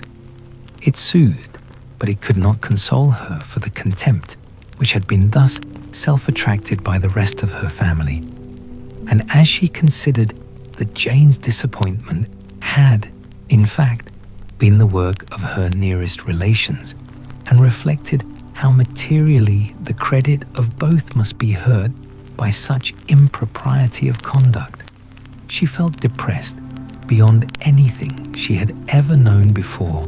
After wandering along the lane for 2 hours, giving way to every variety of thought, reconsidering events, determining probabilities, and reconciling herself as well as she could to a change so sudden and so important, fatigue and a recollection of her long absence made her at length return home, and she entered the house with the wish of appearing cheerful as usual, and the resolution of repressing such reflections as must make her unfit for conversation. She was immediately told that the 2 gentlemen from Rosings had each called during her absence, Mr. Darcy only for a few minutes to take leave, but that Colonel Fitzwilliam had been sitting with them at least an hour, hoping for her return, and almost resolving to walk after her till she could be found. Elizabeth could but just affect concern in missing him. She really rejoiced at it. Colonel Fitzwilliam was no longer an object. She could think only of her letter. Chapter 37. The two gentlemen left Rosings the next morning, and Mr. Collins, having been in waiting near the lodges to make them his parting obeisance, was able to bring home the pleasing intelligence of their appearing in very good health and in as tolerable spirits as could be expected after the melancholy scene so lately gone through at Rosings. To Rosings he then hastened to console Lady Catherine and her daughter, and on his return brought back with great satisfaction a message from her ladyship, importing that she felt herself so dull as to make her very desirous of having them all to dine with her. Elizabeth could not see Lady Catherine without recollecting that, had she chosen it, she might by this time have been presented to her as her future niece. Nor could she think, without a smile, of what her ladyship's indignation would have been. What would she have said? How would she have behaved? Were the questions with which she amused herself. Their first subject was the diminution of the Rosings party. "I assure you, I feel it exceedingly," said Lady Catherine. "I believe nobody feels the loss of friends so much as I do. But I am particularly attached to these young men, and know them to be so much attached to me. They were excessively sorry to go, but so they always are." The dear Colonel rallied his spirits tolerably till just at last, but Darcy seemed to feel it most acutely, I think, than last year. His attachment to Rosings certainly increases. Mr. Collins had a compliment and an allusion to throw in here, which were kindly smiled on by the mother and daughter. Lady Catherine observed, after dinner, that Miss Bennet seemed out of spirits, and immediately accounting for it herself, by supposing that she did not like to go home again so soon, she added, "But if that is the case, you must write to your mother to beg that you may stay a little longer. Mrs. Collins will be very glad of your company, I am sure." "I am much obliged to your ladyship for your kind invitation," replied Elizabeth, "but it is not in my power to accept it. I must be in town next Saturday." "Why, at that rate, you will have been here only 6 weeks. I expected you to stay 2 months. I told Mrs. Collins so before you came. There can be no occasion for your going so soon. Mrs. Bennet could certainly spare you for another fortnight, but my father cannot. He wrote last week to hurry my return." "Oh, your father, of course, may spare you if your mother can.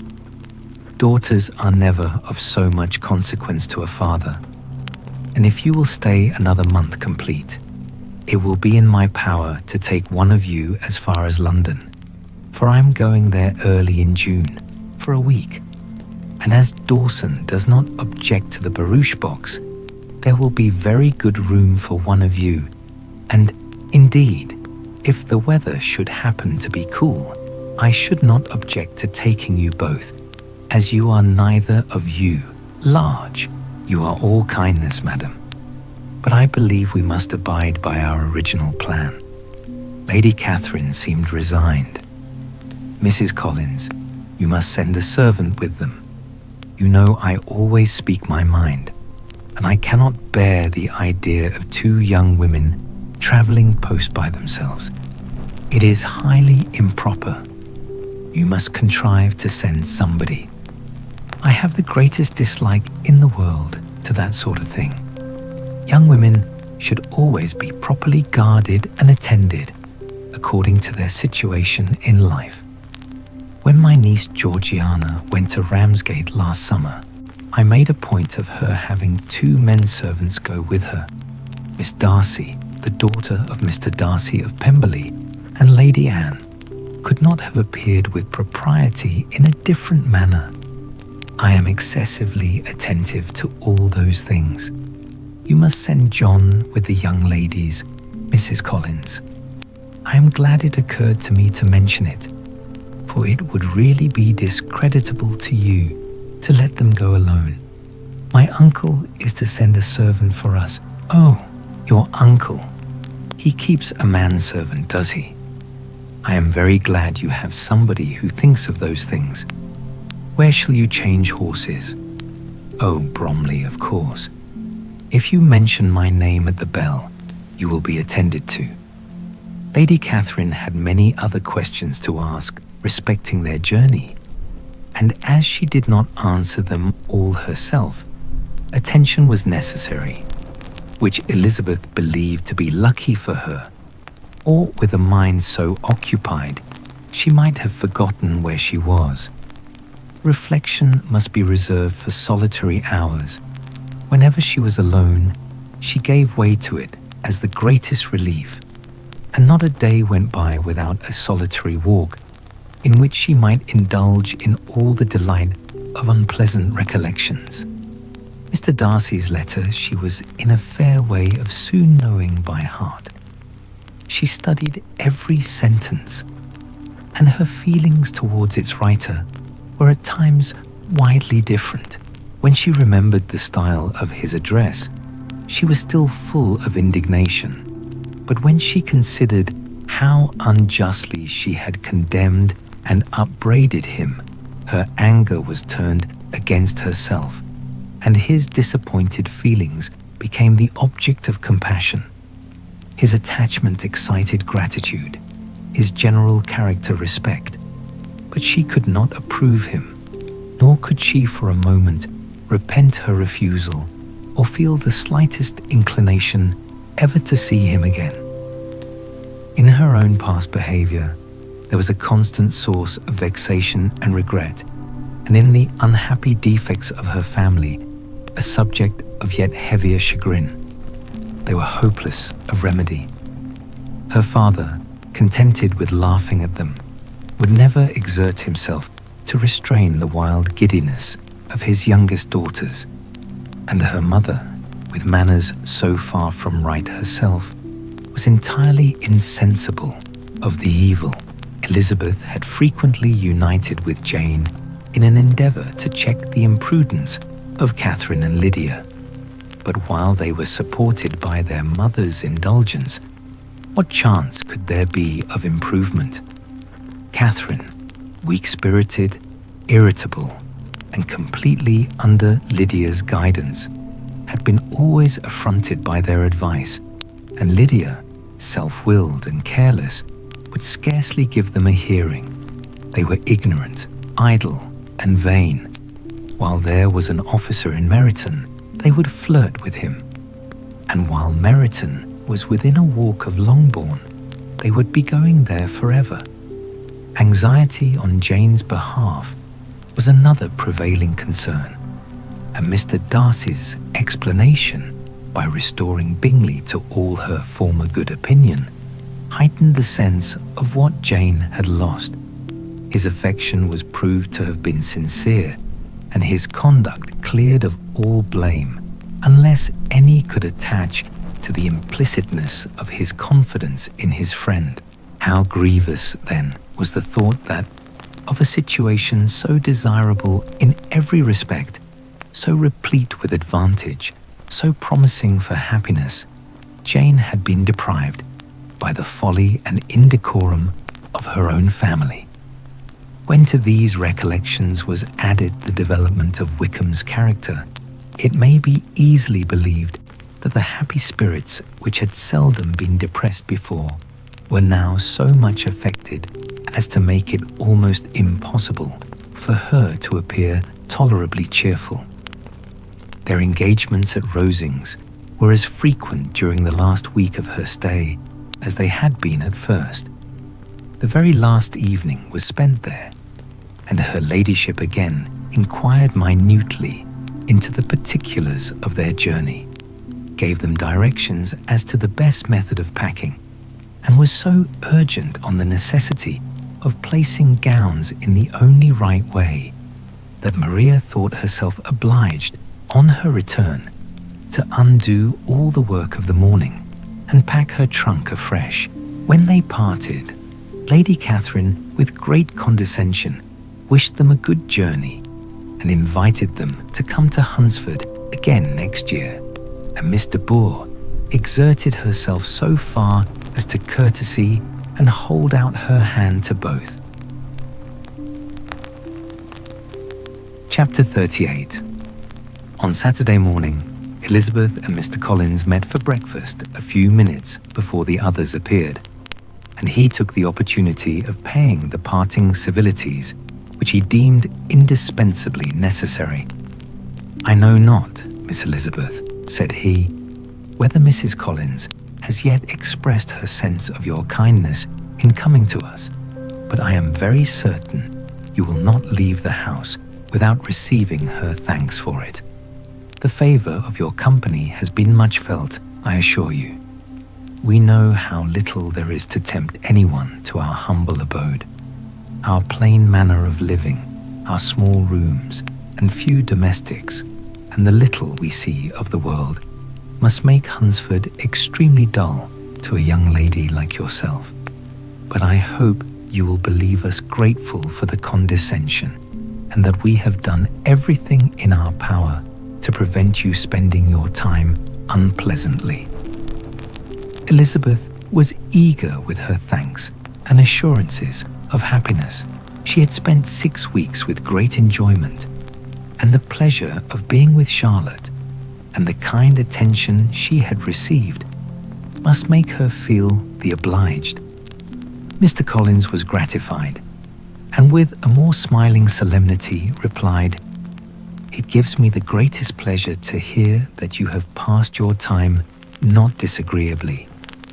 We have certainly done our best, and most fortunately having it in our power to introduce you to very superior society, and from our connection with Rosings, the frequent means of varying the humble home scene, I think we may flatter ourselves that your Hunsford visit cannot have been entirely irksome. Our situation with regard to Lady Catherine's family is, indeed, the sort of extraordinary advantage and blessing which few can boast. You see on what a footing we are. You see how continually we are engaged there. In truth, I must acknowledge that, with all the disadvantages of this humble parsonage, I should not think anyone abiding in it an object of compassion, while they are sharers of our intimacy at Rosings." Words were insufficient for the elevation of his feelings, and he was obliged to walk about the room, while Elizabeth tried to unite civility and truth in a few short sentences. "You may, in fact, carry a very favourable report of us into Hertfordshire, my dear cousin. I flatter myself, at least, that you will be able to do so. Lady Catherine's great attentions to Mrs. Collins you have been a daily witness of, and altogether I trust it does not appear that your friend has drawn an unfortunate. But on this point it will be as well to be silent. Only let me assure you, my dear Miss Elizabeth, that I can from my heart most cordially wish you equal felicity in marriage. My dear Charlotte and I have but one mind and one way of thinking. There is in everything a most remarkable resemblance of character and ideas between us. We seem to have been designed for each other. Elizabeth could safely say that it was a great happiness where that was the case, and with equal sincerity could add that she firmly believed and rejoiced in his domestic comforts. She was not sorry, however, to have the recital of them interrupted by the entrance of the lady from whom they sprang. Poor Charlotte! It was melancholy to leave her to such society, but she had chosen it with her eyes open, and though evidently regretting that her visitors were to go, she did not seem to ask for compassion. Her home and her housekeeping, her parish and her poultry, and all their dependent concerns had not yet lost their charms. At length the chaise arrived. The trunks were fastened on, the parcels placed within, and it was pronounced to be ready. After an affectionate parting between the friends, Elizabeth was attended to the carriage by Mr. Collins, and as they walked down the garden, he was commissioning her with his best respects to all her family, not forgetting his thanks for the kindness he had received at Longbourn in the winter, and his compliments to Mr. and Mrs. Gardiner, though unknown. He then handed her in, Maria followed, and the door was on the point of being closed, when he suddenly reminded them, with some consternation, that they had hitherto forgotten to leave any message for the ladies of Rosings. But he added, "You will, of course, wish to have your humble respects delivered to them, with your grateful thanks for their kindness to you while you have been here." Elizabeth made no objection. The door was then allowed to be shut, and the carriage drove off. "Good gracious," cried Maria, after a few minutes' silence. "It seems but a day or two since we first came, and yet how many things have happened." "A great many indeed," said her companion with a sigh. "We have dined 9 times at Rosings, besides drinking tea there twice.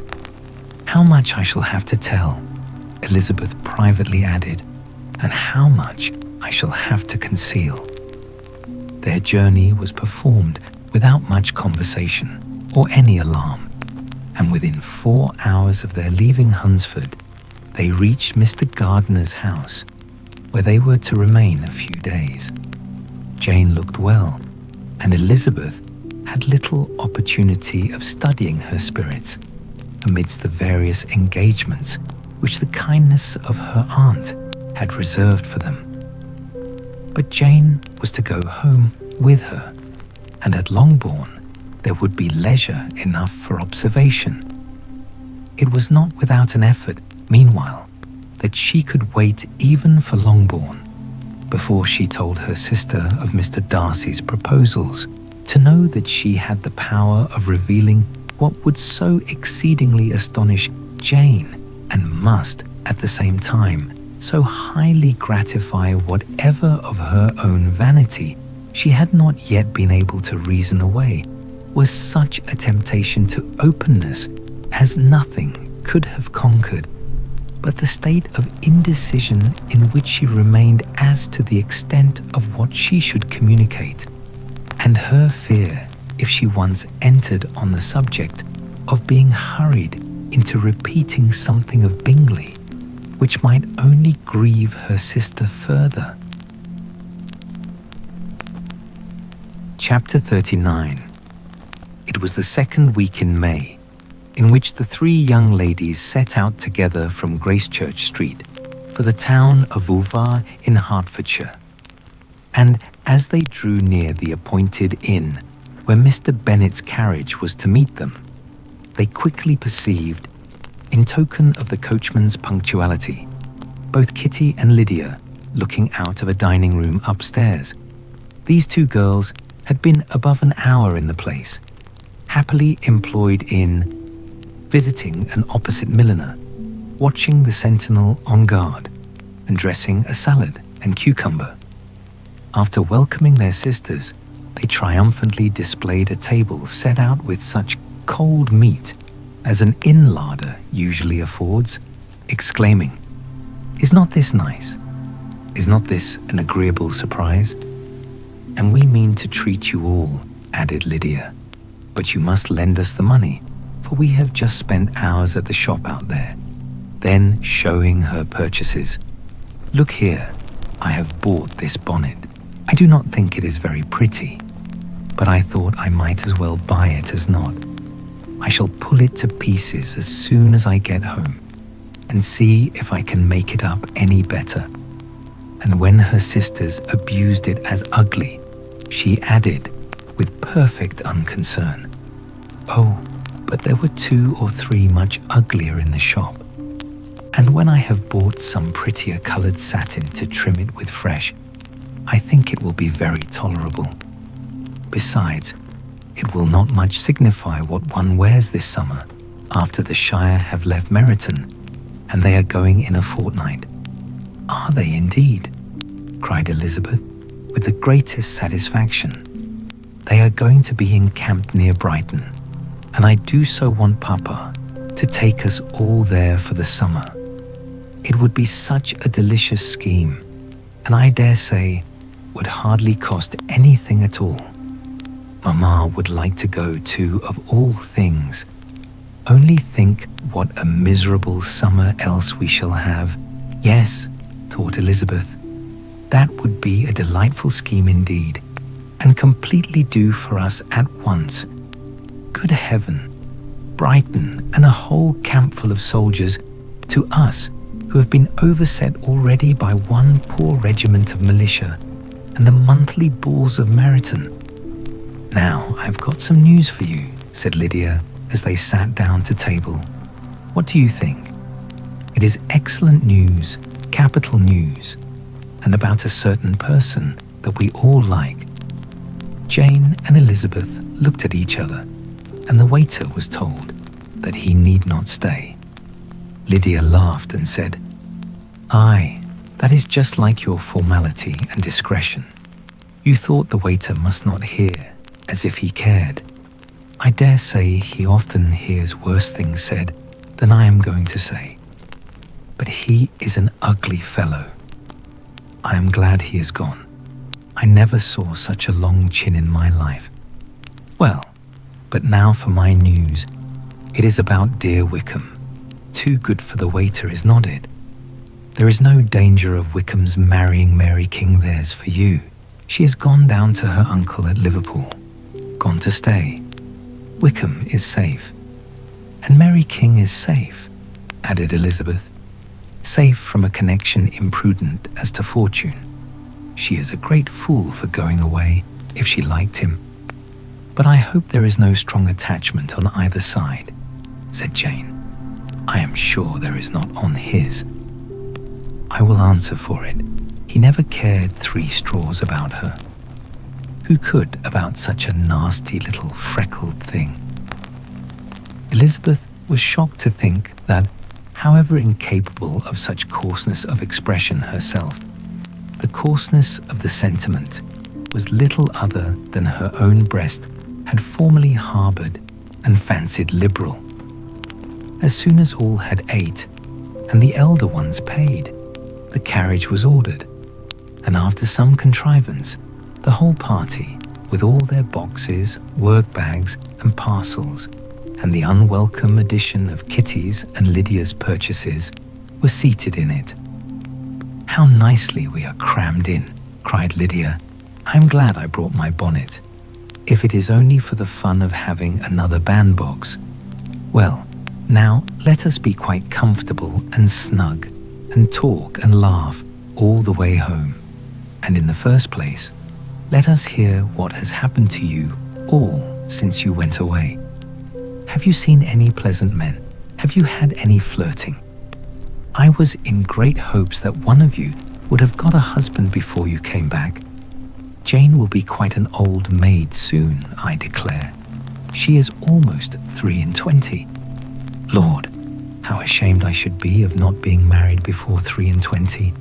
My Aunt Phillips wants you so to get husbands you can think. She says Lizzie had better have taken Mr. Collins, but I do not think there would have been any fun in it. Lord, how I should like to be married before any of you, and then I would chaperone you about to all the balls. Dear me, we had such a good piece of fun the other day at Colonel Forster's. Kitty and me were to spend the day there, and Mrs. Forster promised to have a little dance in the evening. By the by, Mrs. Forster and me are such friends. And so she asked the 2 Harringtons to come, but Harriet was ill, and so Pen was forced to come by herself. And then, what do you think we did? We dressed up Chamberlain in woman's clothes, on purpose to pass for a lady. Only think what fun. Not a soul knew of it, but Colonel and Mrs. Forster, and Kitty and me, except my aunt, for we were forced to borrow one of her gowns, and you cannot imagine how well he looked. When Denny and Wickham and Pratt and 2 or 3 more of the men came in, they did not know him in the least. Lord, how I laughed, and so did Mrs. Forster. I thought I should have died, and that made the men suspect something, and then they soon found out what was the matter. With such kind of histories of their parties and good jokes, did Lydia, assisted by Kitty's hints and additions, endeavour to amuse her companions all the way to Longbourn. Elizabeth listened as little as she could, but there was no escaping the frequent mention of Wickham's name. Their reception at home was most kind. Mrs. Bennet rejoiced to see Jane in undiminished beauty, and more than once during dinner did Mr. Bennet say voluntarily to Elizabeth, "I'm glad you are come back, Lizzie." Their party in the dining room was large, for almost all the Lucases came to meet Maria and hear the news, and various were the subjects which occupied them. Lady Lucas was inquiring of Maria across the table after the welfare and poultry of her eldest daughter. Mrs. Bennet was doubly engaged, on one hand collecting an account of the present fashions from Jane, who sat some way below her, and on the other retailing them all to the younger Miss Lucases, and Lydia, in a voice rather louder than any other person's, was enumerating the various pleasures of the morning to anybody who would hear her. "Oh, Mary," said she, "I wish you had gone with us, for we had such fun." As we went along, Kitty and me drew up all the blinds and pretended there was nobody in the coach, and I should have gone so all the way if Kitty had not been sick. And when we got to the George, I do think we behaved very handsomely, for we treated the other 3 with the nicest cold luncheon in the world, and if you would have gone, we would have treated you too. And then, when we came away, it was such fun. I thought we never should have got into the coach. I was ready to die of laughter, and then we were so merry all the way home. We talked and laughed so loud that anybody might have heard us 10 miles off. To this, Mary very gravely replied, "Far be it from me, my dear sister, to depreciate such pleasures. They would doubtless be congenial with the generality of female minds, but I confess they would have no charms for me. I should infinitely prefer a book." But of this answer Lydia heard not a word. She seldom listened to anybody for more than half a minute, and never attended to Mary at all. In the afternoon, Lydia was urgent with the rest of the girls to walk to Meryton and see how everybody went on, but Elizabeth steadily opposed the scheme. It should not be said that the Miss Bennets could not be at home half a day before they were in pursuit of the officers. There was another reason too for her opposition. She dreaded seeing Wickham again, and was resolved to avoid it as long as possible. The comfort to her of the regiment's approaching removal was indeed beyond expression. In a fortnight they were to go, and once gone, she hoped there could be nothing more to plague her on his account. She had not been many hours at home before she found that the Brighton scheme, of which Lydia had given them a hint at the inn, was under frequent discussion between her parents. Elizabeth saw directly that her father had not the smallest intention of yielding, but his answers were at the same time so vague and equivocal that her mother, though often disheartened, had never yet despaired of succeeding at last. Chapter 40. Elizabeth's impatience to acquaint Jane with what had happened could no longer be overcome, and at length, resolving to suppress every particular in which her sister was concerned, and preparing her to be surprised, she related to her the next morning the chief of the scene between Mr. Darcy and herself.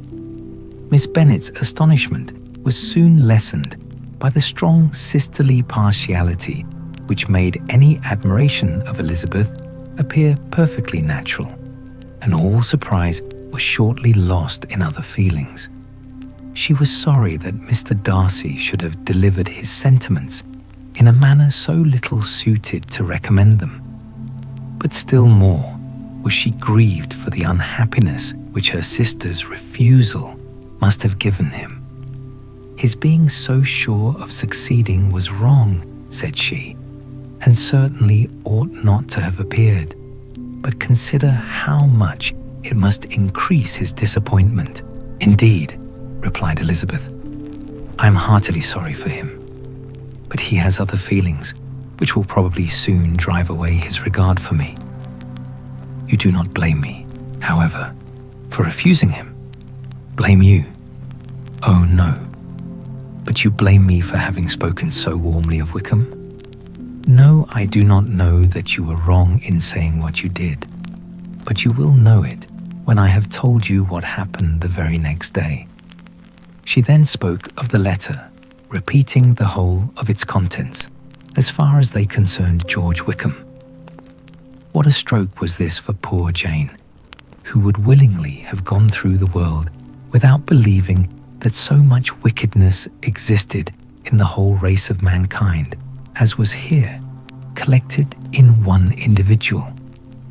Nor was Darcy's vindication, though grateful to her feelings, capable of consoling her for such discovery. Most earnestly did she labour to prove the probability of error, and seek to clear one without involving the other. This will not do, said Elizabeth. You never will be able to make both of them good for anything. Take your choice, but you must be satisfied with only one. There is but such a quantity of merit between them, just enough to make one good sort of man, and of late it has been shifting about pretty much. For my part, I am inclined to believe it all Mr. Darcy's, but you shall do as you choose. It was some time, however, before a smile could be extorted from Jane. I do not know when I have been more shocked, said she. Wickham so very bad, it is almost past belief. And poor Mr. Darcy. Dear Lizzie, only consider what he must have suffered, such a disappointment, and with the knowledge of your ill opinion too, and having to relate such a thing of his sister, it is really too distressing. I'm sure you must feel it so. Oh no, my regret and compassion are all done away by seeing you so full of both. I know you will do him such ample justice that I am growing every moment more unconcerned and indifferent. Your profusion makes me saving, and if you lament over him much longer, my heart will be as light as a feather. Poor Wickham, there is such an expression of goodness in his countenance, such an openness and gentleness in his manner. There certainly was some great mismanagement in the education of those two young men. One has got all the goodness, and the other all the appearance of it. I never thought Mr. Darcy so deficient in the appearance of it as you used to do, and yet I meant to be uncommonly clever in taking so decided a dislike to him without any reason. It is such a spur to one's genius, such an opening for wit, to have a dislike of that kind.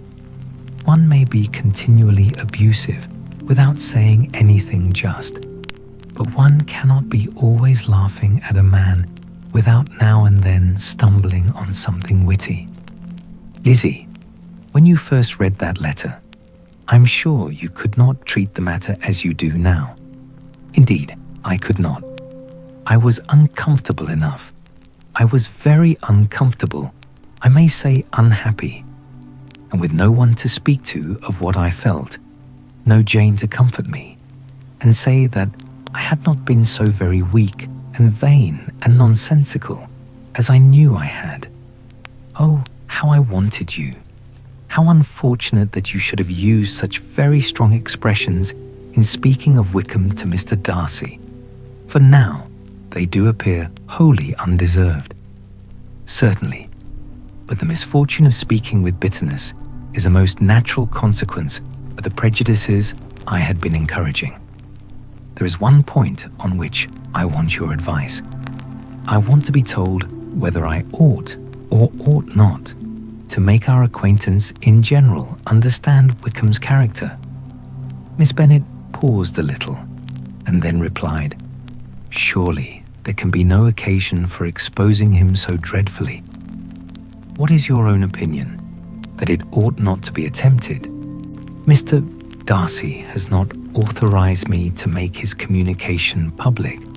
On the contrary, every particular relative to his sister was meant to be kept as much as possible to myself. And if I endeavor to undeceive people as to the rest of his conduct, who will believe me? The general prejudice against Mr. Darcy is so violent that it would be the death of half the good people in Meryton to attempt to place him in an amiable light. I am not equal to it. Wickham will soon be gone, and therefore it will not signify to anybody here what he really is. Some time hence, it will be all found out, and then we may laugh at their stupidity in not knowing it before. At present, I will say nothing about it. You are quite right. To have his errors made public might ruin him forever. He is now, perhaps, sorry for what he has done and anxious to re-establish a character. We must not make him desperate." The tumult of Elizabeth's mind was allayed by this conversation. She had got rid of two of the secrets which had weighed on her for a fortnight, and was certain of a willing listener in Jane, whenever she might wish to talk again of either. But there was still something lurking behind, of which prudence forbade the disclosure. She dared not relate the other half of Mr. Darcy's letter, nor explain to her sister how sincerely she had been valued by his friend. Here was knowledge in which no one could partake, and she was sensible that nothing less than a perfect understanding between the parties could justify her in throwing off this last encumbrance of mystery. "And then," said she, "if that very improbable event should ever take place, I shall merely be able to tell what Bingley may tell in a much more agreeable manner himself. The liberty of communication cannot be mine till it has lost all its value." She was now, on being settled at home, at leisure to observe the real state of her sister's spirits. Jane was not happy. She still cherished a very tender affection for Bingley. Having never even fancied herself in love before, her regard had all the warmth of first attachment, and from her age and disposition, greater steadiness than first attachments often boast. And so fervently did she value his remembrance and prefer him to every other man, that all her good sense and all her attention to the feelings of her friends were requisite to check the indulgence of those regrets which must have been injurious to her own health and their tranquillity. "Well, Lizzie," said Mrs. Bennet, one day, "what is your opinion now of this sad business of Jane's? For my part, I am determined never to speak of it again to anybody. I told my sister Phillips so the other day, but I cannot find out that Jane saw anything of him in London. Well, he is a very undeserving young man, and I do not suppose there is the least chance in the world of her ever getting him now. There is no talk of his coming to Netherfield again in the summer, and I have inquired of everybody too who is likely to know. I am determined never to speak of it again. I do not believe that he will ever live at Netherfield any more. Oh well, it is just as he chooses. Nobody wants him to come, though I shall always say that he used my daughter extremely ill, and if I was her, I would not have put up with it. Well, my comfort is, I'm sure Jane will die of a broken heart, and then he will be sorry for what he has done. But as Elizabeth could not receive comfort from any such expectation, she made no answer. Well, Lizzie, continued her mother soon afterwards, and so the Collinses live very comfortable, do they? Well, I only hope it will last. And what sort of table do they keep? Charlotte is an excellent manager, I dare say. If she is half as sharp as her mother, she is saving enough. There is nothing extravagant in their housekeeping, I dare say. No, nothing at all. A great deal of good management, depend upon it. Yes. They will take care not to outrun their income. They will never be distressed for money. Well, much good may it do them. And so, I suppose, they often talk of having Longbourn when your father is dead. They look upon it quite as their own, I dare say, whenever that happens. It was a subject which they could not mention before me. No, it would have been strange if they had. But I make no doubt they often talk of it between themselves. Well, if they can be easy with an estate that is not lawfully their own, so much the better. I should be ashamed of having one that was only entailed on me. Chapter 41. The first week of their return was soon gone. The second began. It was the last of the regiment's stay in Meryton, and all the young ladies in the neighbourhood were drooping apace. The dejection was almost universal. The elder Miss Bennet alone was still able to eat, drink and sleep, and pursue the usual course of their employments. Very frequently were they reproached for this insensibility by Kitty and Lydia, whose own misery was extreme, and who could not comprehend such hard-heartedness in any of the family. Good heaven, what is to become of us? What are we to do? Would they often exclaim in the bitterness of woe. How can you be smiling so, Lizzie? Their affectionate mother shared all their grief. She remembered what she had herself endured on a similar occasion 25 years ago. I am sure, said she, I cried for 2 days together when Colonel Miller's regiment went away. I thought I should have broke my heart. I'm sure I shall break mine, said Lydia. If one could but go to Brighton, observed Mrs. Bennet. Oh yes, if one could but go to Brighton. But Papa is so disagreeable. A little sea bathing would set me up forever. And my Aunt Phillips is sure it would do me a great deal of good, added Kitty. Such were the kind of lamentations resounding perpetually through Longbourn House. Elizabeth tried to be diverted by them, but all sense of pleasure was lost in shame. She felt anew the justice of Mr. Darcy's objections, and never had she before been so much disposed to pardon his interference in the views of his friend. But the gloom of Lydia's prospect was shortly cleared away, for she received an invitation from Mrs. Forster, the wife of the colonel of the regiment, to accompany her to Brighton. This invaluable friend was a very young woman, and very lately married. A resemblance in good humour and good spirits had recommended her and Lydia to each other, and out of their 3 months' acquaintance they had been intimate too. The rapture of Lydia on this occasion, her adoration of Mrs. Forster, the delight of Mrs. Bennet, and the mortification of Kitty are scarcely to be described. Wholly inattentive to her sister's feelings, Lydia flew about the house in restless ecstasy, calling for everyone's congratulations and laughing and talking with more violence than ever, whilst the luckless Kitty continued in the parlour, repining at her fate in terms as unreasonable as her accent was peevish.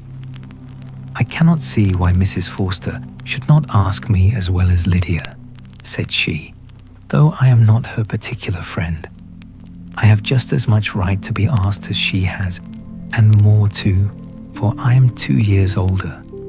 In vain did Elizabeth attempt to make her reasonable, and Jane to make her resigned.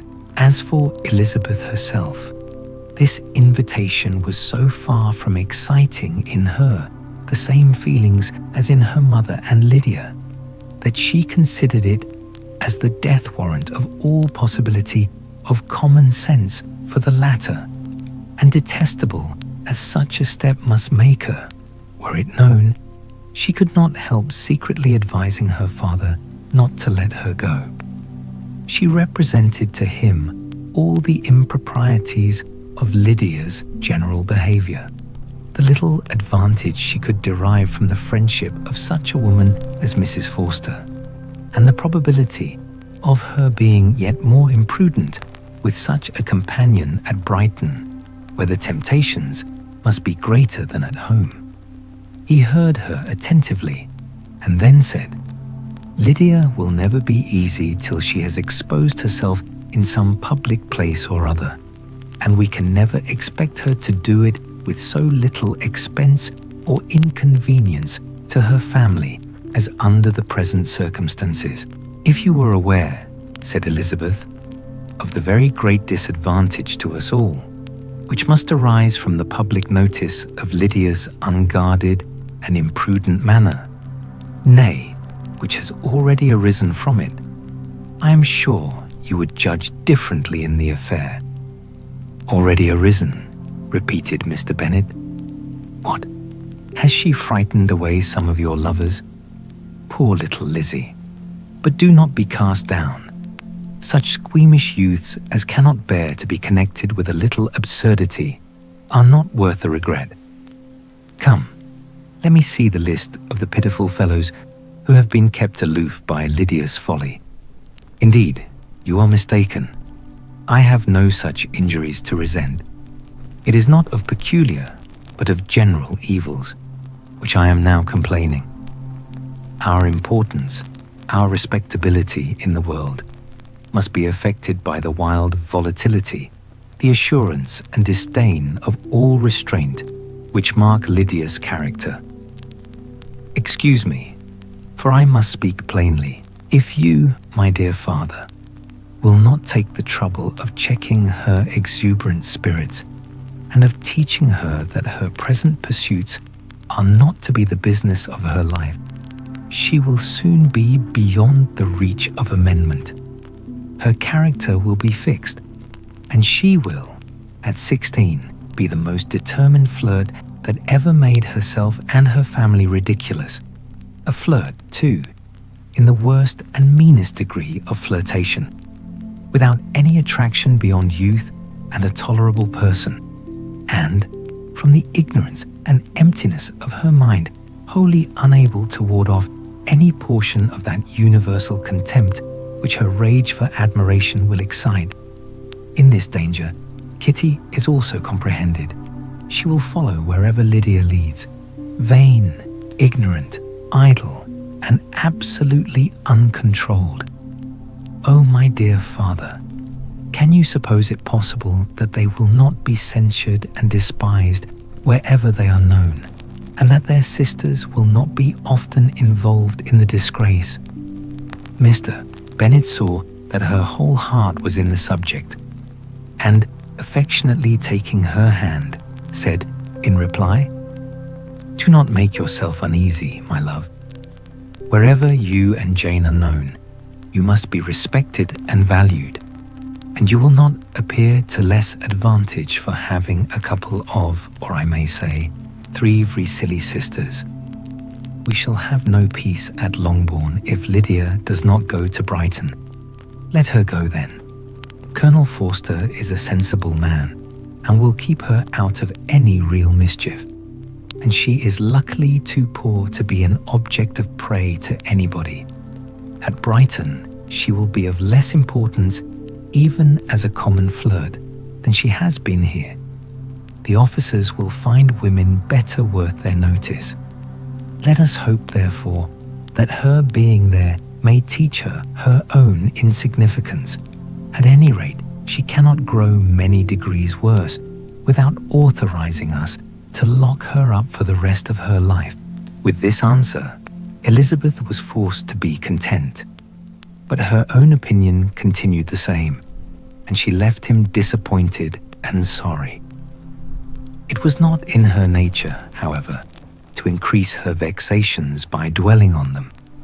She was confident of having performed her duty, and to fret over unavoidable evils or augment them by anxiety was no part of her disposition. Had Lydia and her mother known the substance of her conference with her father, their indignation would hardly have found expression in their united volubility. In Lydia's imagination, a visit to Brighton comprised every possibility of earthly happiness. She saw, with the creative eye of fancy, the streets of that gay bathing place covered with officers. She saw herself the object of attention to tens and to scores of them, at present unknown. She saw all the glories of the camp, its tents stretched forth in beauteous uniformity of lines, crowded with the young and the gay, and dazzling with scarlet.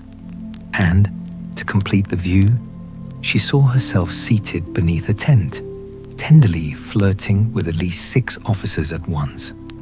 Had she known that her sister sought to tear her from such prospects and such realities as these, what would have been her sensations? They could have been understood only by her mother, who might have felt nearly the same. Lydia's going to Brighton was all that consoled her for the melancholy conviction of her husband's never intending to go there himself. But they were entirely ignorant of what had passed, and their raptures continued with little intermission to the very day of Lydia's leaving home. Elizabeth was now to see Mr. Wickham for the last time. Having been frequently in company with him since her return, agitation was pretty well over. The agitations of former partiality, entirely so. She had even learned to detect, in the very gentleness which had first delighted her, an affectation and a sameness to disgust and weary. In his present behavior to herself, moreover, she had a fresh source of displeasure, for the inclination he soon testified of renewing those attentions which had marked the early part of their acquaintance could only serve, after what had since passed, to provoke her.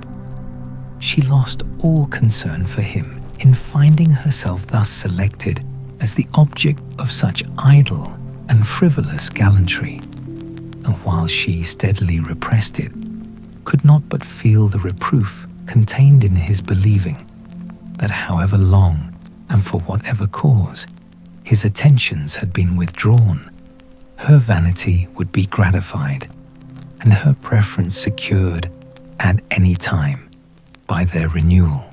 On the very last day of the regiment's remaining in Meryton, he dined, with others of the officers, at Longbourn, and so little was Elizabeth disposed to part from him in good humour, that, on his making some inquiry as to the manner in which her time had passed at Hunsford, she mentioned Colonel Fitzwilliam's and Mr. Darcy's having both spent 3 weeks at Rosings, and asked him if he were acquainted with the former. He looked surprised, displeased, alarmed, but with a moment's recollection and a returning smile, replied that he had formerly seen him often, and after observing that he was a very gentlemanlike man, asked her how she had liked him. Her answer was warmly in his favour. With an air of indifference, he soon afterwards added, How long did you say that he was at Rosings? Nearly 3 weeks. And you saw him frequently? Yes, almost every day. His manners are very different from his cousin's. Yes, very different. But I think Mr. Darcy improves on acquaintance. Indeed, cried Wickham, with a look which did not escape her. And pray, may I ask, but checking himself, he added, in a gayer tone, is it in address that he improves? Has he deigned to add aught of civility to his ordinary style? For I dare not hope, he continued, in a lower and more serious tone, that he is improved in essentials. Oh no, said Elizabeth. In essentials, I believe, he is very much what he ever was. While she spoke, Wickham looked as if scarcely knowing whether to rejoice over her words or to distrust their meaning. There was a something in her countenance which made him listen with an apprehensive and anxious attention, while she added, when I said that he improved on acquaintance, I did not mean that either his mind or manners were in a state of improvement, but that, from knowing him better, his disposition was better understood. Wickham's alarm now appeared in a heightened complexion and agitated look. For a few minutes he was silent, till, shaking off his embarrassment, he turned to her again and said in the gentlest of accents, you, who so well know my feelings towards Mr. Darcy, will readily comprehend how sincerely I must rejoice that he is wise enough to assume even the appearance of what is right. His pride in that direction may be of service, if not to himself, to many others, for it must deter him from such foul misconduct as I have suffered by. I only fear that the sort of cautiousness to which you, I imagine, have been alluding, is merely adopted on his visits to his aunt, of whose good opinion and judgment he stands much in awe. His fear of her has always operated, I know, when they were together, and a good deal is to be imputed to his wish of forwarding the match with Mr. Bourg, which I am certain he has very much at heart. Elizabeth could not repress a smile at this, but she answered only by a slight inclination of the head. She saw that he wanted to engage her on the old subject of his grievances, and she was in no humour to indulge him. The rest of the evening passed with the appearance, on his side, of usual cheerfulness, but with no further attempt to distinguish Elizabeth, and they parted at last with mutual civility and possibly a mutual desire of never meeting again. When the party broke up, Lydia returned with Mrs. Forster to Meryton, from whence they were to set out early the next morning. The separation between her and her family was rather noisy than pathetic. Kitty was the only one who shed tears, but she did weep from vexation and envy. Mrs. Bennet was diffuse in her good wishes for the felicity of her daughter, and impressive in her injunctions that she would not miss the opportunity of enjoying herself as much as possible, advice which there was every reason to believe would be attended to. And in the clamorous happiness of Lydia herself in bidding farewell, the more gentle adieus of her sisters were uttered without being heard. Chapter 42. Had Elizabeth's opinion been all drawn from her own family, she could not have formed a very pleasing picture of conjugal felicity or domestic comfort. Her father, captivated by youth and beauty, and that appearance of good humour which youth and beauty generally give, had married a woman whose weak understanding and illiberal mind had very early in their marriage put an end to all real affection for her. Respect, esteem, and confidence had vanished forever, and all his views of domestic happiness were overthrown. But Mr. Bennet was not of a disposition to seek comfort for the disappointment which his own imprudence had brought on in any of those pleasures which too often console the unfortunate for their folly or their vice. He was fond of the country and of books, and from these tastes had arisen his principal enjoyments.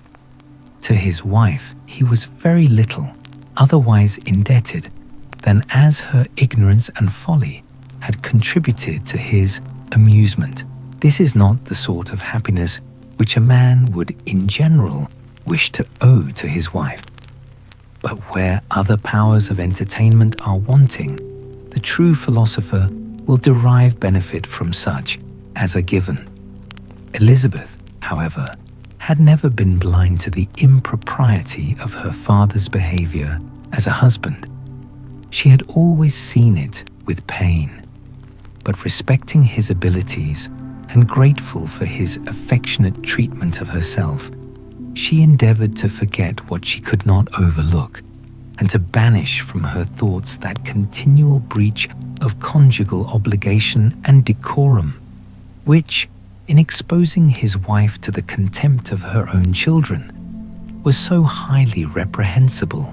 But she had never felt so strongly as now the disadvantages which must attend the children of so unsuitable a marriage, nor ever been so fully aware of the evils arising from so ill-judged a direction of talents, which rightly used might at least have preserved the respectability of his daughters, even if incapable of enlarging the mind of his wife. When Elizabeth had rejoiced over Wickham's departure, she found little other cause for satisfaction in the loss of the regiment. Their parties abroad were less varied than before, and at home she had a mother and sister whose constant repinings at the dullness of everything around them threw a real gloom over their domestic circle. And though Kitty might in time regain her natural degree of sense, since the disturbers of her brain were removed, her other sister, from whose disposition greater evil might be apprehended, was likely to be hardened in all her folly and assurance by a situation of such double danger as a watering place and a camp. Upon the whole, therefore, she found what has been sometimes found before, that an event to which she had looked forward with impatient desire did not, in taking place, bring all the satisfaction she had promised herself. It was consequently necessary to name some other period for the commencement of actual felicity, to have some other point on which her wishes and hopes might be fixed, and by again enjoying the pleasure of anticipation, console herself for the present and prepare for another disappointment. Her tour to the lakes was now the object of her happiest thoughts. It was her best consolation for all the uncomfortable hours which the discontentedness of her mother and Kitty made inevitable, and could she have included Jane in the scheme, every part of it would have been perfect. But it is fortunate, thought she, that I have something to wish for. Were the whole arrangement complete, my disappointment would be certain. But here, by carrying with me one ceaseless source of regret in my sister's absence, I may reasonably hope to have all my expectations of pleasure realized. A scheme of which every part promises delight can never be successful, and general disappointment is only warded off by the defense of some little peculiar vexation. When Lydia went away, she promised to write very often and very minutely to her mother and Kitty, but her letters were always long expected and always very short. Those to her mother contained little else than that they were just returned from the library, where such and such officers had attended them, and where she had seen such beautiful ornaments as made her quite wild, that she had a new gown or a new parasol, which she would have described more fully, but was obliged to leave off in a violent hurry, as Mrs. Forster called her, and they were going to the camp. And from her correspondence with her sister, there was still less to be learnt, for her letters to Kitty, though rather longer, were much too full of lines under the words to be made public after the first fortnight or 3 weeks of her absence. Health, good humour, and cheerfulness began to reappear at Longbourn. Everything wore a happier aspect. The families who had been in town for the winter came back again, and summer finery and summer engagements arose. Mrs. Bennet was restored to her usual querulous serenity, and by the middle of June, Kitty was so much recovered as to be able to enter Meryton without tears, an event of such happy promise as to make Elizabeth hope that by the following Christmas she might be so tolerably reasonable as not to mention an officer above once a day, unless, by some cruel and malicious arrangement at the War Office, another regiment should be quartered in Meryton.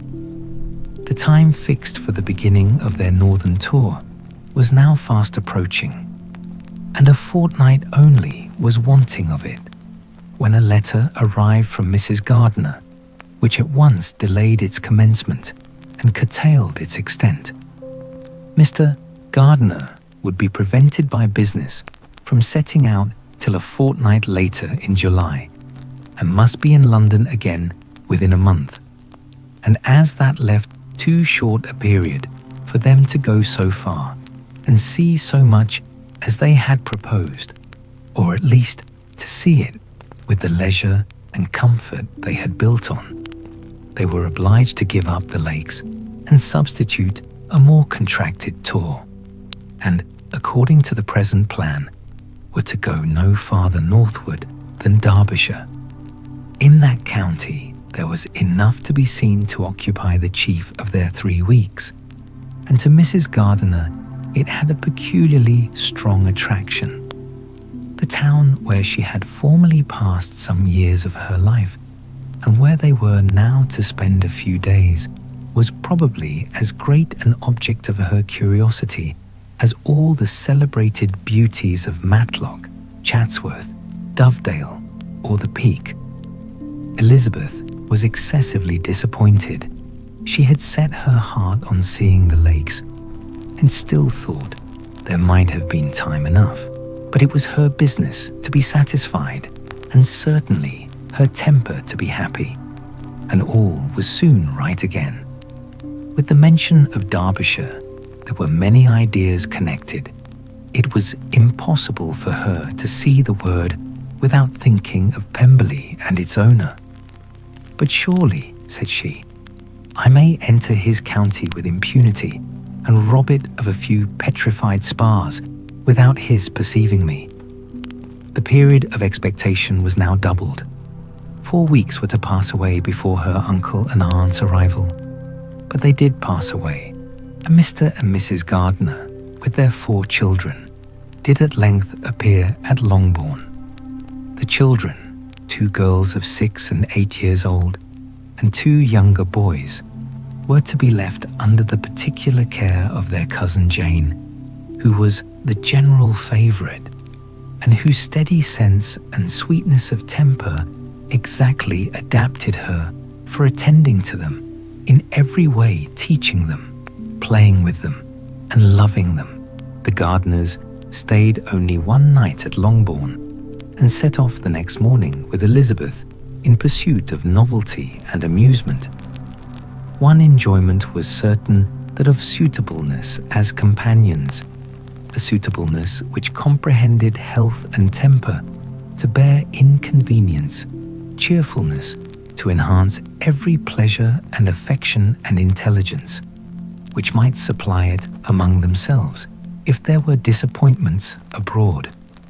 It is not the object of this work to give a description of Derbyshire, nor of any of the remarkable places through which their route thither lay: Oxford, Blenheim, Warwick, Kenilworth, Birmingham, etc., are sufficiently known. A small part of Derbyshire is all the present concern.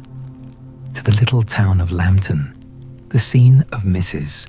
Gardiner's former residence, and where she had lately learned that some acquaintance still remained, they bent their steps after having seen all the principal wonders of the country. And within 5 miles of Lambton, Elizabeth found from her aunt that Pemberley was situated. It was not in their direct road, nor more than a mile or two out of it. In talking over their route the evening before, Mrs. Gardiner expressed an inclination to see the place again. Mr. Gardiner declared his willingness, and Elizabeth was applied to for her approbation. "My love, should not you like to see a place of which you have heard so much?" said her aunt. "A place, too, with which so many of your acquaintance are connected. Wickham passed all his youth there, you know." Elizabeth was distressed. She felt that she had no business at Pemberley, and was obliged to assume a disinclination for seeing it. She must own that she was tired of great houses. After going over so many, she really had no pleasure in fine carpets or satin curtains. Mrs. Gardiner abused her stupidity. "If it were merely a fine house richly furnished," said she, "I should not care about it myself. But the grounds are delightful. They have some of the finest woods in the country." Elizabeth said no more, but her mind could not acquiesce. The possibility of meeting Mr. Darcy while viewing the place instantly occurred. It would be dreadful. She blushed at the very idea and thought it would be better to speak openly to her aunt than to run such a risk. But against this, there were objections, and she finally resolved that it could be the last resource. If her private inquiries as to the absence of the family were unfavorably answered. Accordingly, when she retired at night, she asked the chambermaid whether Pemberley were not a very fine place, what was the name of its proprietor, and, with no little alarm, whether the family were down for the summer. A most welcome negative followed the last question, and her alarms being now removed, she was at leisure to feel a great deal of curiosity to see the house herself. And when the subject was revived the next morning, and she was again applied to, could readily answer, and with a proper air of indifference, that she had not really any dislike to the scheme. To Pemberley, therefore, they were to go. Chapter 43. Elizabeth, as they drove along, watched for the first appearance of Pemberley Woods with some perturbation, and when at length they turned in at the lodge, her spirits were in a high flutter. The park was very large and contained great variety of ground. They entered it in one of its lowest points and drove for some time through a beautiful wood stretching over a wide extent. Elizabeth's mind was too full for conversation, but she saw and admired every remarkable spot and point of view. They gradually ascended for half a mile, and then found themselves at the top of a considerable eminence where the wood ceased, and the eye was instantly caught by Pemberley House, situated on the opposite side of the valley, into which the road with some abruptness wound. It was a large, handsome stone building, standing well on rising ground, and backed by a ridge of high woody hills, and in front, a stream of some natural importance was swelled into greater, but without any artificial appearance. Its banks were neither formal nor falsely adorned. Elizabeth was delighted. She had never seen a place for which nature had done more, or where natural beauty had been so little counteracted by an awkward taste. They were all of them warm in their admiration, and at that moment she felt that to be mistress of Pemberley might be something. They descended the hill, crossed the bridge, and drove to the door. And while examining the nearer aspect of the house, all her apprehension of meeting its owner returned. She dreaded lest the chambermaid had been mistaken. On applying to see the place, they were admitted into the hall, and Elizabeth, as they waited for the housekeeper, had leisure to wonder at her being where she was. The housekeeper came, a respectable-looking elderly woman, much less fine and more civil than she had any notion of finding her. They followed her into the dining parlour. It was a large, well-proportioned room, handsomely fitted up. Elizabeth, after slightly surveying it, went to a window to enjoy its prospect. The hill, crowned with wood, from which they had descended, receiving increased abruptness from the distance, was a beautiful object. Every disposition of the ground was good, and she looked on the whole scene, the river, the trees scattered on its banks, and the winding of the valley as far as she could trace it, with delight. As they passed into other rooms, these objects were taking different positions. But from every window, there were beauties to be seen. The rooms were lofty and handsome, and their furniture suitable to the fortune of their proprietor.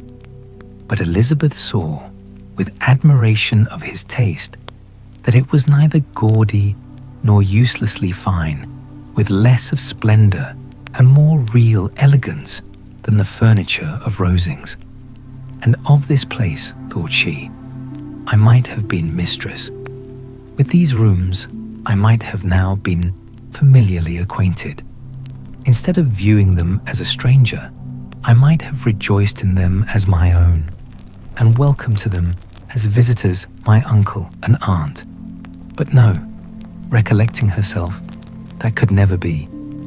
My uncle and aunt would have been lost to me. I should not have been allowed to invite them. This was a lucky recollection. It saved her from something like regret. She longed to inquire of the housekeeper whether her master were really absent, but had not courage for it. At length, however, the question was asked by her uncle, and she turned away with alarm, while Mrs. Reynolds replied that he was, adding, "But we expect him tomorrow, with a large party of friends." How rejoiced was Elizabeth that their own journey had not by any circumstance been delayed a day. Her aunt now called her to look at a picture. She approached and saw the likeness of Mr. Wickham suspended amongst several other miniatures over the mantelpiece. Her aunt asked her, smilingly, how she liked it. The housekeeper came forward and told them it was the picture of a young gentleman, the son of her late master's steward, who had been brought up by him at his own expense. "He is now gone into the army," she added, "but I'm afraid he has turned out very wild." Mrs. Gardiner looked at her niece with a smile, but Elizabeth could not return it. "And that," said Mrs. Reynolds, pointing to another of the miniatures, "is my master, and very like him. It was drawn at the same time as the other, about 8 years ago." "I have heard much of your master's fine person," said Mrs. Gardiner, looking at the picture. "It is a handsome face. But Lizzie, you can tell us whether it is like or not." Mrs. Reynolds' respect for Elizabeth seemed to increase on this intimation of her knowing her master. "Does that young lady know Mr. Darcy?" Elizabeth coloured and said, "A little." "And do not you think him a very handsome gentleman, ma'am?" "Yes, very handsome. I am sure I know none so handsome. But in the gallery upstairs, you will see a finer, larger picture of him than this. This room was my late master's favourite room, and these miniatures are just as they used to be then. He was very fond of them."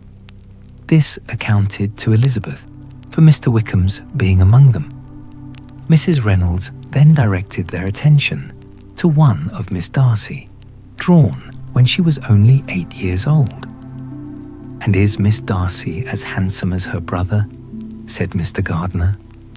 "Oh yes, the handsomest young lady that ever was seen, and so accomplished.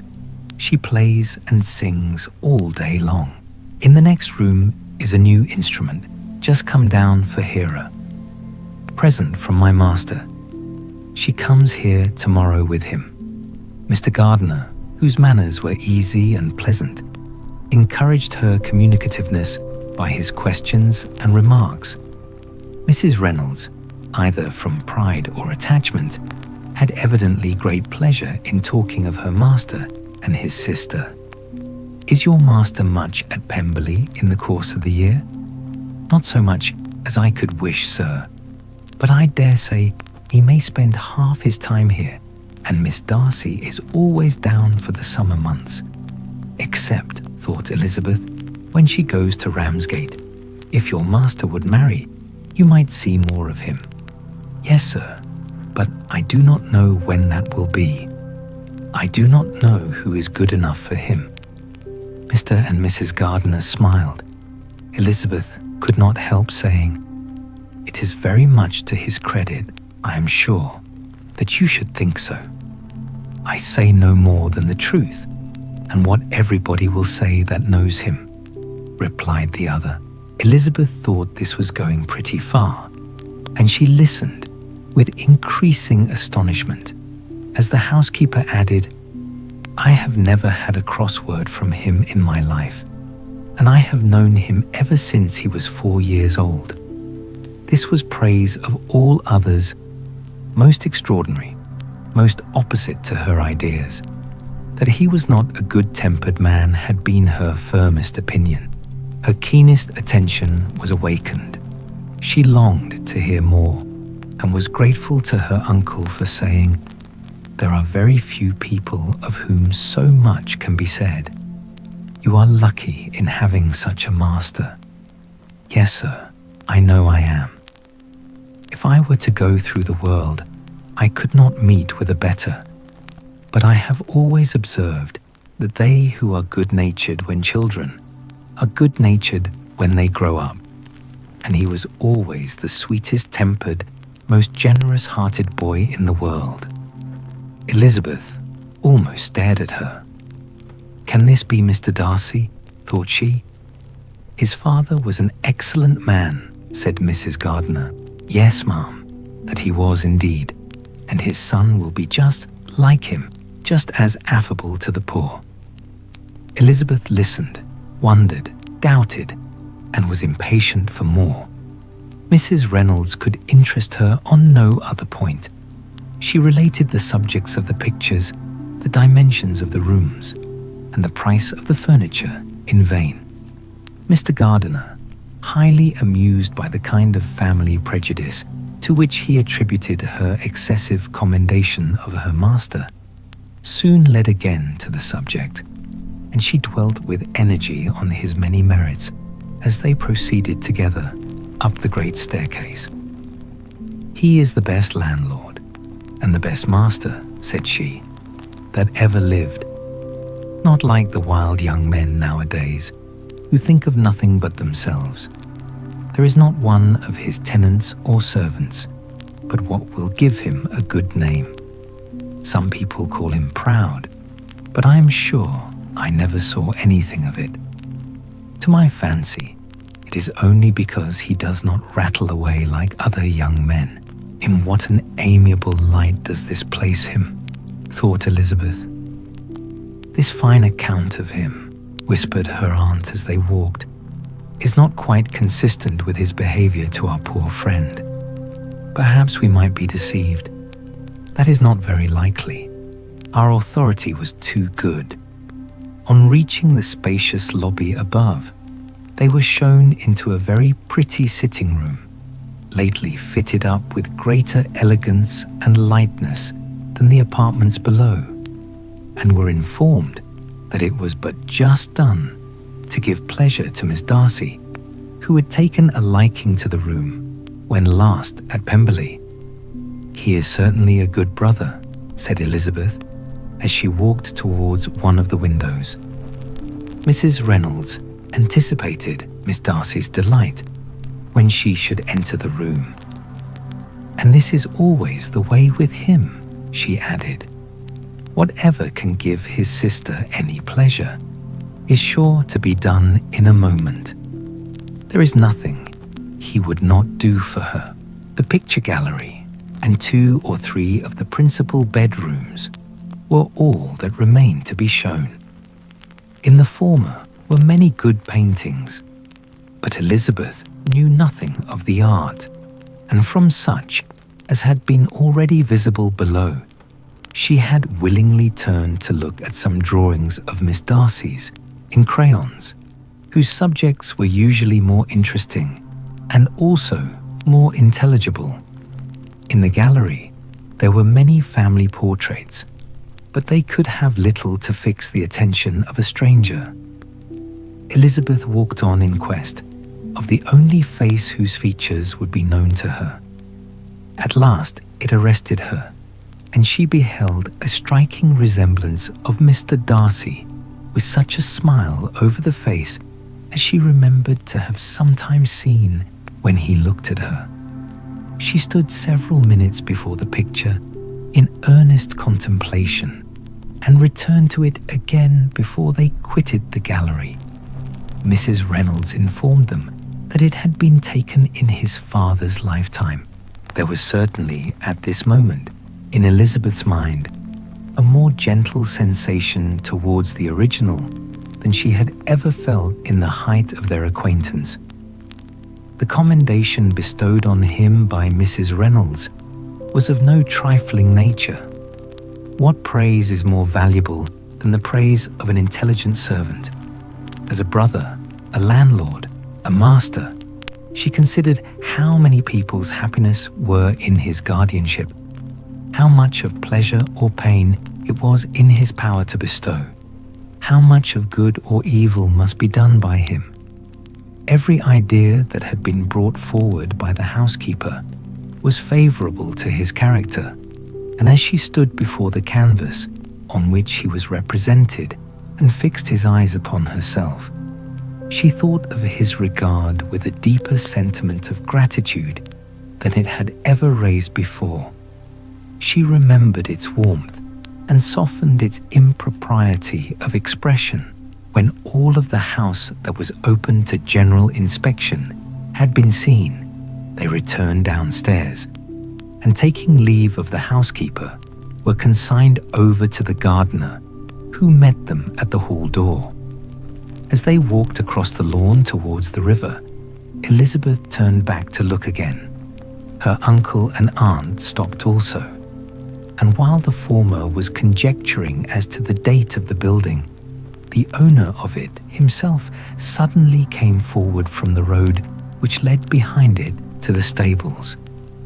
They were within 20 yards of each other, and so abrupt was his appearance that it was impossible to avoid his sight. Their eyes instantly met, and the cheeks of each were overspread with the deepest blush. He absolutely started, and for a moment seemed immovable from surprise, but shortly recovering himself, advanced towards the party and spoke to Elizabeth, if not in terms of perfect composure, at least of perfect civility. She had instinctively turned away, but stopping on his approach, received his compliments with an embarrassment impossible to be overcome. Had his first appearance, or his resemblance to the picture they had just been examining, been insufficient to assure the other two that they now saw Mr. Darcy, the gardener's expression of surprise on beholding his master must immediately have told it. They stood a little aloof while he was talking to their niece, who, astonished and confused, scarcely dared lift her eyes to his face, and knew not what answer she returned to his civil inquiries after her family. Amazed at the alteration of his manner, since they last parted. Every sentence that he uttered was increasing her embarrassment, and every idea of the impropriety of her being found there recurring to her mind.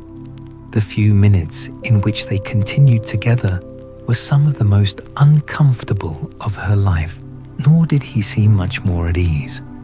When he spoke, his accent had none of its usual sedateness, and he repeated his inquiries as to the time of her having left Longbourn, and of her stay in Derbyshire, so often and in so hurried a way as plainly spoke the distraction of his thoughts.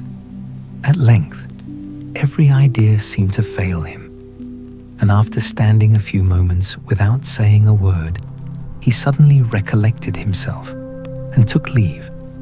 The others then joined her and expressed their admiration of his figure, but Elizabeth heard not a word, and wholly engrossed by her own feelings, followed them in silence. She was overpowered by shame and vexation. Her coming there was the most unfortunate, the most ill-judged thing in the world. How strange must it appear to him! In what a disgraceful light might it not strike so vain a man? It might seem as if she had purposely thrown herself in his way again. Oh, why did she come? Or why did he thus come a day before he was expected? Had they been only 10 minutes sooner, they should have been beyond the reach of his discrimination, for it was plain that he was that moment arrived, that moment alighted from his horse or his carriage. She blushed again and again over the perverseness of the meeting, and his behavior so strikingly altered. What could it mean? That he should even speak to her was amazing, but to speak with such civility, to inquire after her family. Never in her life had she seen his manners so little dignified. Never had he spoken with such gentleness as on this unexpected meeting. What a contrast did it offer to his last address in Rosings Park, when he put his letter into her hand. She knew not what to think, or how to account for it. They had now entered a beautiful walk by the side of the water, and every step was bringing forward a nobler fall of ground, or a finer reach of the woods to which they were approaching. But it was some time before Elizabeth was sensible of any of it, and though she answered mechanically to the repeated appeals of her uncle and aunt, and seemed to direct her eyes to such objects as they pointed out, she distinguished no part of the scene. Her thoughts were all fixed on that one spot of Pemberley House, whichever it might be, where Mr. Darcy then was. She longed to know what at that moment was passing in his mind, in what manner he thought of her, and whether, in defiance of everything, she was still dear to him. Perhaps he had been civil only because he felt himself at ease, yet there had been that in his voice which was not like ease. Whether he had felt more of pain or of pleasure in seeing her, she could not tell, but he certainly had not seen her with composure. At length, however, the remarks of her companions on her absence of mind roused her, and she felt the necessity of appearing more like herself. They entered the woods, and bidding adieu to the river for a while, ascended some of the higher grounds, whence, in spots where the opening of the trees gave the eye power to wander, were many charming views of the valley, the opposite hills, with the long range of woods overspreading many, and occasionally part of the stream. Mr. Gardiner expressed a wish of going round the whole park, but feared it might be beyond a walk. With a triumphant smile, they were told that it was 10 miles round. It settled the matter, and they pursued the accustomed circuit, which brought them again, after some time, in a descent among hanging woods to the edge of the water. and one of its narrowest parts. They crossed it by a simple bridge, in character with the general air of the scene. It was a spot less adorned than any they had yet visited, and the valley, here contracted into a glen, allowed room only for the stream and a narrow walk amidst the rough coppice wood which bordered it. Elizabeth longed to explore its windings, but when they had crossed the bridge and perceived their distance from the house, Mrs. Gardiner, who was not a great walker, could go no farther, and thought only of returning to the carriage as quickly as possible. Her niece was, therefore, obliged to submit, and they took their way towards the house on the opposite side of the river in the nearest direction. But their progress was slow, for Mr. Gardiner, though seldom able to indulge the taste, was very fond of fishing, and was so much engaged in watching the occasional appearance of some trout in the water and talking to the man about them, that he advanced but little. Whilst wandering on in this slow manner, they were again surprised, and Elizabeth's astonishment was quite equal to what it had been at first, by the sight of Mr. Darcy approaching them, and at no great distance. The walk being here less sheltered than on the other side, allowed them to see him before they met. Elizabeth, however astonished, was at least more prepared for an interview than before, and resolved to appear and to speak with calmness, if he really intended to meet them. For a few moments, indeed, she felt that he would probably strike into some other path. The idea lasted, while a turning in the walk concealed him from their view. The turning past, he was immediately before them. With a glance, she saw that he had lost none of his recent civility, and to imitate his politeness, she began as they met to admire the beauty of the place. But she had not got beyond the words delightful and charming when some unlucky recollections obtruded, and she fancied that praise of Pemberley from her might be mischievously construed. Her colour changed, and she said no more. Mrs. Gardiner was standing a little behind, and on her pausing, he asked her if she would do him the honour of introducing him to her friends. This was a stroke of civility for which she was quite unprepared, and she could hardly suppress a smile at his being now seeking the acquaintance of some of those very people against whom his pride had revolted in his offer to herself. What will be his surprise, thought she, when he knows who they are? He takes them now for people of fashion. The introduction, however, was immediately made, and as she named their relationship to herself, she stole a sly look at him to see how he bore it, and was not without the expectation of his decamping as fast as he could from such disgraceful companions. That he was surprised by the connection was evident. He sustained it, however, with fortitude, and so far from going away, turned back with them and entered into conversation with Mr. Gardiner. Elizabeth could not but be pleased, could not but triumph.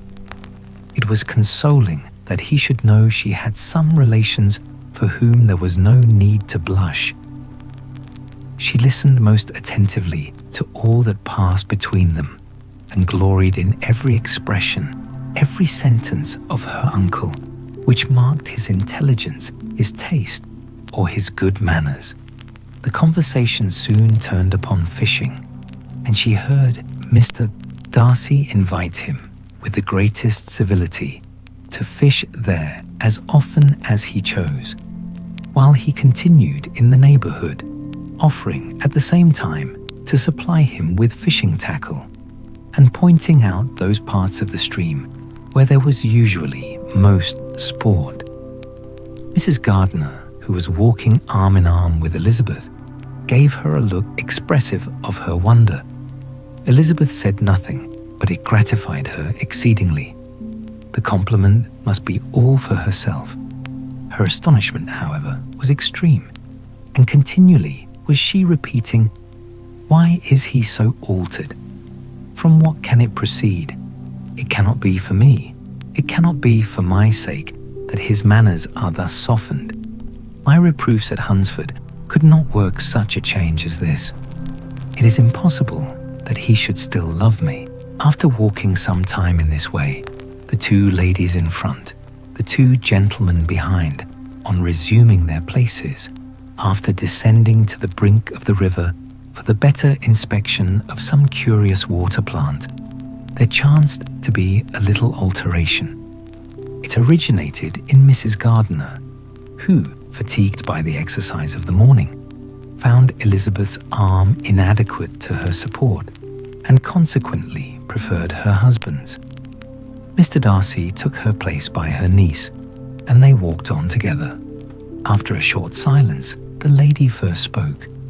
She wished him to know that she had been assured of his absence before she came to the place, and accordingly began by observing that his arrival had been very unexpected, for your housekeeper, she added, informed us that you would certainly not be here till tomorrow, and indeed, before we left Bakewell, we understood that you were not immediately expected in the country. He acknowledged the truth of it all, and said that business with his steward had occasioned his coming forward a few hours before the rest of the party with whom he had been travelling. "They will join me early tomorrow," he continued, "and among them are some who will claim an acquaintance with you, Mr. Bingley and his sisters." Elizabeth answered only by a slight bow. Her thoughts were instantly driven back to the time when Mr. Bingley's name had been last mentioned between them, and if she might judge from his complexion, his mind was not very differently engaged. "There is also one other person in the party," he continued after a pause, "who more particularly wishes to be known to you. Will you allow me, or do I ask too much, to introduce my sister to your acquaintance during your stay at Lambton?" The surprise of such an application was great indeed. It was too great for her to know in what manner she acceded to it. She immediately felt that whatever desire Miss Darcy might have of being acquainted with her must be the work of her brother, and without looking farther, it was satisfactory. It was gratifying to know that his resentment had not made him think really ill of her. They now walked on in silence, each of them deep in thought. Elizabeth was not comfortable, that was impossible, but she was flattered and pleased. His wish of introducing his sister to her was a compliment of the highest kind. They soon outstripped the others, and when they had reached the carriage, Mr. and Mrs. Gardiner were half a quarter of a mile behind. He then asked her to walk into the house, but she declared herself not tired, and they stood together on the lawn. At such a time, much might have been said, and silence was very awkward. She wanted to talk, but there seemed an embargo on every subject. At last, she recollected that she had been travelling, and they talked of Matlock and Dovedale with great perseverance.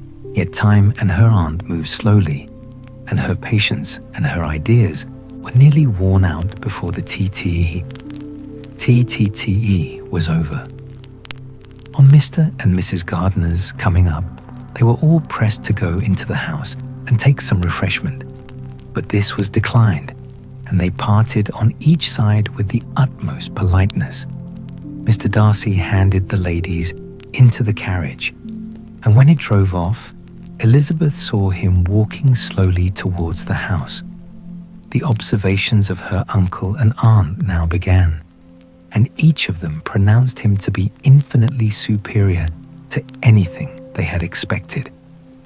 "He is perfectly well behaved, polite and unassuming," said her uncle. "There is something a little stately in him, to be sure," replied her aunt, "but it is confined to his air, and is not unbecoming. I can now say with the housekeeper that though some people may call him proud, I have seen nothing of it. I was never more surprised than by his behavior to us. It was more than civil, it was really attentive, and there was no necessity for such attention. His acquaintance with Elizabeth was very trifling. To be sure, Lizzie, said her aunt, he is not so handsome as Wickham, or rather, he has not Wickham's countenance, for his features are perfectly good. But how came you to tell us that he was so disagreeable?" Elizabeth excused herself as well as she could, said that she had liked him better when they met in Kent than before, and that she had never seen him so pleasant as this morning. "But perhaps he may be a little whimsical in his civilities," replied her uncle. "Your great men often are, and therefore I shall not take him at his word about fishing, as he might change his mind another day and warn me off his grounds." Elizabeth felt that they had entirely mistaken his character, but said nothing. "From what we have seen of him," continued Mrs. Gardiner, "I really should not have thought that he could have behaved in so cruel a way by anybody as he has done by poor Wickham. He has not an ill-natured look. On the contrary, there is something pleasing about his mouth when he speaks, and there is something of dignity in his countenance that would not give one an unfavourable idea of his heart. But to be sure, the good lady who showed us the house did give him a most flaming character.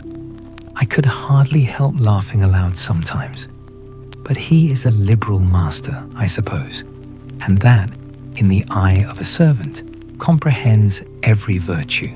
Elizabeth here felt herself called on to say something in vindication of his behaviour to Wickham, and therefore gave them to understand, in as guarded a manner as she could, that by what she had heard from his relations in Kent, his actions were capable of a very different construction, and that his character was by no means so faulty, nor Wickham's so amiable, as they had been considered in Hertfordshire. In confirmation of this, she related the particulars of all the pecuniary transactions in which they had been connected, without actually naming her authority, but stating it to be such as might be relied on. Mrs. Gardiner was surprised and concerned, but as they were now approaching the scene of her former pleasures, every idea gave way to the charm of recollection, and she was too much engaged in pointing out to her husband all the interesting spots in its environs to think of anything else. Fatigued as she had been by the morning's walk, they had no sooner dined than she set off again in quest of her former acquaintance, and the evening was spent in the satisfactions of an intercourse renewed after many years' discontinuance. The occurrences of the day were too full of interest to leave Elizabeth much attention for any of these new friends, and she could do nothing but think, and think with wonder, of Mr. Darcy's civility, and above all, of his wishing her to be acquainted with his sister. Chapter 44. Elizabeth had settled it that Mr. Darcy would bring his sister to visit her the very day after her reaching Pemberley, and was, consequently, resolved not to be out of sight of the inn the whole of that morning. But her conclusion was false, for on the very morning after their own arrival at Lambton, these visitors came. They had been walking about the place with some of their new friends, and were just returned to the inn to dress themselves for dining with the same family, when the sound of a carriage drew them to a window, and they saw a gentleman and lady in a curricle driving up the street. Elizabeth, immediately recognizing the livery, guessed what it meant and imparted no small degree of surprise to her relations by acquainting them with the honor which she expected. Her uncle and aunt were all amazement, and the embarrassment of her manner as she spoke, joined to the circumstance itself, and many of the circumstances of the preceding day, opened to them a new idea on the business. Nothing had ever suggested it before, but they now felt that there was no other way of accounting for such attentions from such a quarter than by supposing a partiality for their niece. While these newly born notions were passing in their heads, the perturbation of Elizabeth's feelings was every moment increasing. She was quite amazed at her own discomposure, but amongst other causes of disquiet, she dreaded lest the partiality of the brother should have said too much in her favor, and more than commonly anxious to please, she naturally suspected that every power of pleasing would fail her. She retreated from the window, fearful of being seen, and as she walked up and down the room, endeavoring to compose herself, saw such looks of inquiring surprise in her uncle and aunt as made everything worse. Miss Darcy and her brother appeared, and this formidable introduction took place. With astonishment did Elizabeth see that her new acquaintance was at least as much embarrassed as herself. Since her being at Lambton, she had heard that Miss Darcy was exceedingly proud, but the observation of a very few minutes convinced her that she was only exceedingly shy. She found it difficult to obtain even a word from her beyond a monosyllable. Miss Darcy was tall and on a larger scale than Elizabeth, and though little more than 16, her figure was formed and her appearance womanly and graceful. She was less handsome than her brother, but there was sense and good humor in her face, and her manners were perfectly unassuming and gentle. Elizabeth, who had expected to find in her as acute and unembarrassed an observer as ever Mr. Darcy had been, was much relieved by discerning such different feelings. They had not been long together before Darcy told her that Bingley was also coming to wait on her, and she had barely time to express her satisfaction and prepare for such a visitor, when Bingley's quick step was heard on the stairs, and in a moment he entered the room. All Elizabeth's anger against him had been long done away, but had she still felt any, it could hardly have stood its ground against the unaffected cordiality with which he expressed himself on seeing her again. He inquired in a friendly though general way after her family, and looked and spoke with the same good-humoured ease that he had ever done. To Mr. and Mrs. Gardiner, he was scarcely a less interesting personage than to herself. They had long wished to see him. The whole party before them, indeed, excited a lively attention.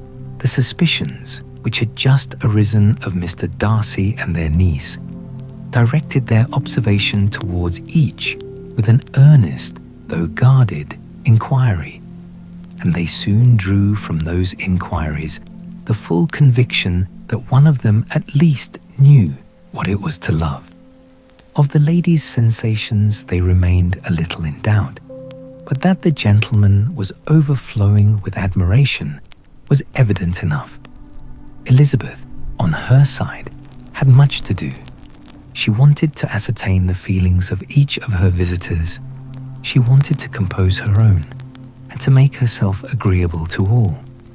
And in the latter object, where she feared most to fail, she was most sure of success, for those to whom she endeavoured to give pleasure were prepossessed in her favour. Bingley was ready, Georgiana was eager and Darcy determined to be pleased. In seeing Bingley, her thoughts naturally flew to her sister. And oh, how ardently did she long to know whether any of his were directed in a like manner. Sometimes she could fancy that he talked less than on former occasions, and once or twice pleased herself with the notion that, as he looked at her, he was trying to trace a resemblance. But though this might be imaginary, she could not be deceived as to his behaviour to Miss Darcy, who had been set up as a rival to Jane. No look appeared on either side that spoke particular regard. Nothing occurred between them that could justify the hopes of his sister. On this point, she was soon satisfied, and 2 or 3 little circumstances occurred ere they parted, which, in her anxious interpretation, denoted a recollection of Jane, not untinctured by tenderness, and a wish of saying more that might lead to the mention of her. Had he dared, he observed to her, at a moment when the others were talking together, and in a tone which had something of real regret, that it was a very long time since he had had the pleasure of seeing her, and before she could reply, he added, "It is above 8 months. We have not met since the 26th of November, when we were all dancing together at Netherfield." Elizabeth was pleased to find his memory so exact, and he afterwards took occasion to ask her, when unattended to by any of the rest, whether all her sisters were at Longbourn. There was not much in the question, nor in the preceding remark, but there was a look and a manner which gave them meaning. It was not often that she could turn her eyes on Mr. Darcy himself, but whenever she did catch a glimpse, she saw an expression of general complacence, and in all that he said, she heard an accent so far removed from hauteur or disdain of his companions, as convinced her that the improvement of manners which she had yesterday witnessed, however temporary its existence might prove, had at least outlived one day. When she saw him thus seeking the acquaintance and courting the good opinion of people with whom any intercourse a few months ago would have been a disgrace, when she saw him thus civil, not only to herself, but to the very relations whom he had openly disdained, and recollected their last lively scene in Hunsford Parsonage, the difference, the change was so great and struck so forcibly on her mind that she could hardly restrain her astonishment from being visible. Never, even in the company of his dear friends at Netherfield, or his dignified relations at Rosings, had she seen him so desirous to please, so free from self-consequence or unbending reserve, as now, when no importance could result from the success of his endeavours, and when even the acquaintance of those to whom his attentions were addressed would draw down the ridicule and censure of the ladies both of Netherfield and Rosings. Their visitors stayed with them above half an hour, and when they arose to depart, Mr. Darcy called on his sister to join him in expressing their wish of seeing Mr. and Mrs. Gardiner and Miss Bennet to dinner at Pemberley before they left the country. Miss Darcy, though with a diffidence which marked her little in the habit of giving invitations, readily obeyed. Mrs. Gardiner looked at her niece, desirous of knowing how she, whom the invitation most concerned, felt disposed as to its acceptance, but Elizabeth had turned away her head, presuming, however, that this studied avoidance spoke rather a momentary embarrassment than any dislike of the proposal, and seeing in her husband, who was fond of society, a perfect willingness to accept it, she ventured to engage for her attendance, and the day after the next was fixed on. Bingley expressed great pleasure in the certainty of seeing Elizabeth again, having still a great deal to say to her, and many inquiries to make after all their Hertfordshire friends. Elizabeth, construing all this into a wish of hearing her speak of her sister, was pleased, and on this account, as well as some others, found herself, when their visitors left them, capable of considering the last half hour with some satisfaction, though while it was passing, the enjoyment of it had been little.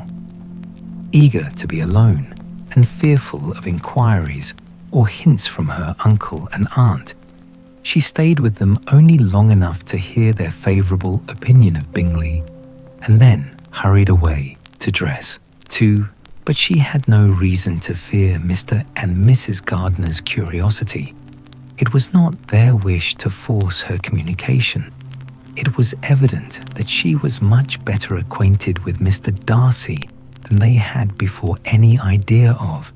It was evident that he was very much in love with her. They saw much to interest, but nothing to justify inquiry. Of Mr. Darcy it was now a matter of anxiety to think well, and as far as their acquaintance reached, there was no fault to find. They could not be untouched by his politeness, and had they drawn his character from their own feelings and his servant's report, without any reference to any other account, the circle in Hertfordshire to which he was known would not have recognized it for Mr. Darcy. There was now an interest, however, in believing the housekeeper, and they soon became sensible that the authority of a servant who had known him since he was 4 years old, and whose own manners indicated respectability, was not to be hastily rejected. Neither had anything occurred in the intelligence of their Lambton friends that could materially lessen its weight. They had nothing to accuse him of, but pride. Pride he probably had, and if not, it would certainly be imputed by the inhabitants of a small market town where the family did not visit. It was acknowledged, however, that he was a liberal man and did much good among the poor. With respect to Wickham, the travellers soon found that he was not held there in much estimation. For though the chief of his concerns with the son of his patron were imperfectly understood, it was yet a well-known fact that on his quitting Derbyshire, he had left many debts behind him, which Mr. Darcy afterwards discharged. As for Elizabeth, her thoughts were at Pemberley this evening more than the last, and the evening, though as it passed it seemed long, was not long enough to determine her feelings towards one in that mansion, and she lay awake 2 whole hours endeavouring to make them out. She certainly did not hate him. No, hatred had vanished long ago, and she had almost as long been ashamed of ever feeling a dislike against him that could be so called. The respect created by the conviction of his valuable qualities, though at first unwillingly admitted, had for some time ceased to be repugnant to her feelings, and it was now heightened into somewhat of a friendlier nature by the testimony so highly in his favour, and bringing forward his disposition in so amiable a light which yesterday had produced. But above all, above respect and esteem, there was a motive within her of goodwill which could not be overlooked. It was gratitude. Gratitude not merely for having once loved her, but for loving her still well enough to forgive all the petulance and acrimony of her manner in rejecting him, and all the unjust accusations accompanying her rejection. He who, she had been persuaded, would avoid her as his greatest enemy, seemed, on this accidental meeting, most eager to preserve the acquaintance, and without any indelicate display of regard or any peculiarity of manner, where their two selves only were concerned, was soliciting the good opinion of her friends and bent on making her known to his sister. Such a change in a man of so much pride excited not only astonishment, but gratitude. For to love, ardent love, it must be attributed, and as such, its impression on her was of a sort to be encouraged, as by no means unpleasing, though it could not be exactly defined. She respected, she esteemed, she was grateful to him. She felt a real interest in his welfare, and she only wanted to know how far she wished that welfare to depend upon herself, and how far it would be for the happiness of both that she should employ the power which her fancy told her she still possessed of bringing on the renewal of his addresses. It had been settled in the evening between the aunt and niece that such a striking civility as Miss Darcy's, in coming to them on the very day of her arrival at Pemberley, for she had reached it only to a late breakfast, ought to be imitated, though it could not be equalled, by some exertion of politeness on their side, and consequently that it would be highly expedient to wait on her at Pemberley the following morning. They were, therefore, to go. Elizabeth was pleased, though when she asked herself the reason, she had very little to say in reply. Mr. Gardiner left them soon after breakfast. The fishing scheme had been renewed the day before, and a positive engagement made of his meeting some of the gentlemen at Pemberley by noon. Chapter 45. Convinced as Elizabeth now was that Miss Bingley's dislike of her had originated in jealousy, she could not help feeling how very unwelcome her appearance at Pemberley must be to her, and was curious to know with how much civility on that lady's side the acquaintance would now be renewed. On reaching the house, they were shown through the hall into the saloon, whose northern aspect rendered it delightful for summer.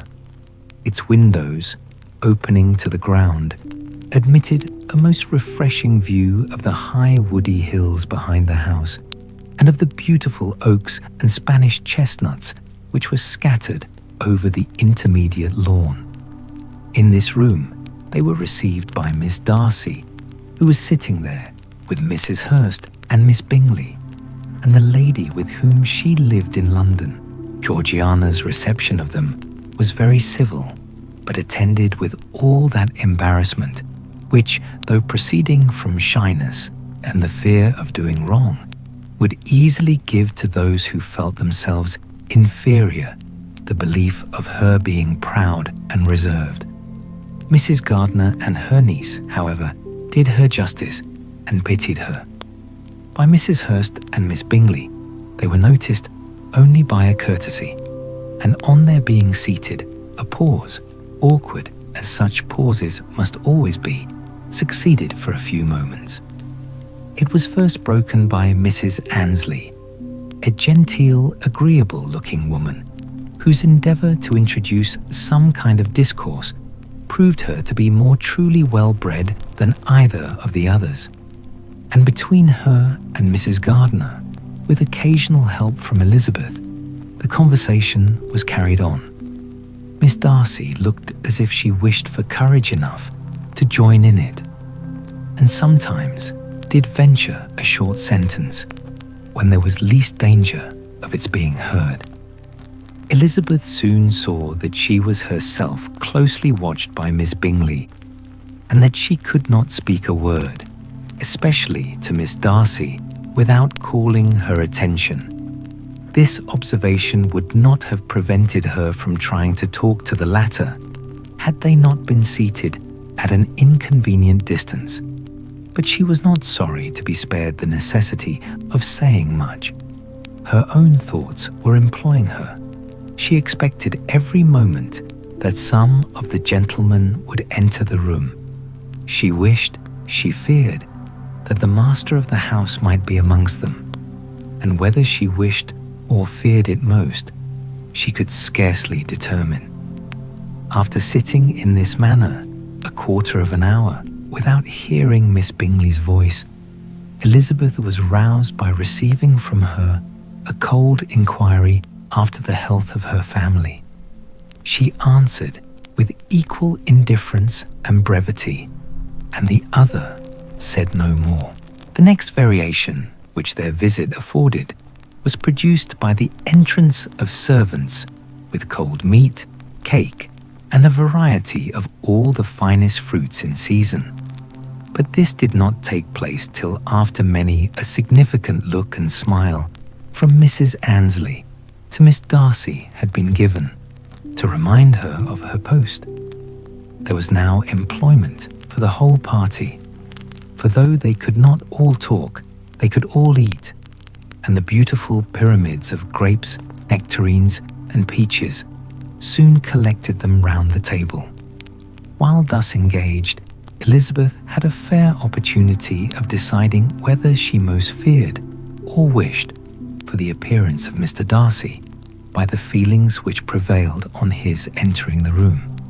And then, though but a moment before she had believed her wishes to predominate, she began to regret that he came. He had been some time with Mr.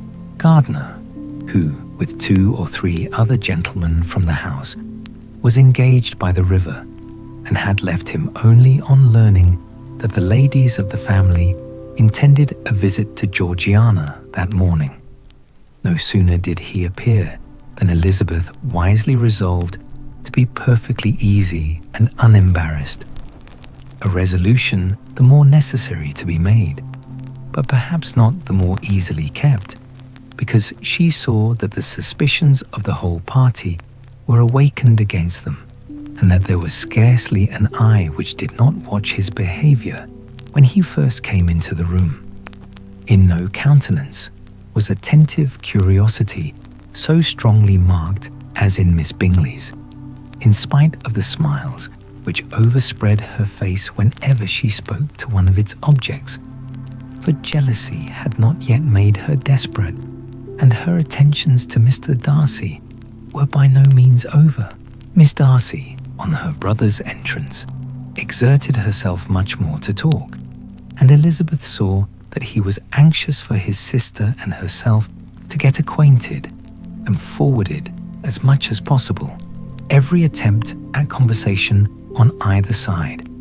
Miss Bingley saw all this likewise, and, in the imprudence of anger, took the first opportunity of saying with sneering civility, "Pray, Miss Eliza, are not the Shire militia removed from Meryton?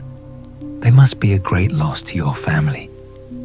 In Darcy's presence, she dared not mention Wickham's name, but Elizabeth instantly comprehended that he was uppermost in her thoughts, and the various recollections connected with him gave her a moment's distress, but exerting herself vigorously to repel the ill-natured attack, she presently answered the question in a tolerably disengaged tone. While she spoke, an involuntary glance showed her Darcy with a heightened complexion, earnestly looking at her, and his sister overcome with confusion and unable to lift up her eyes.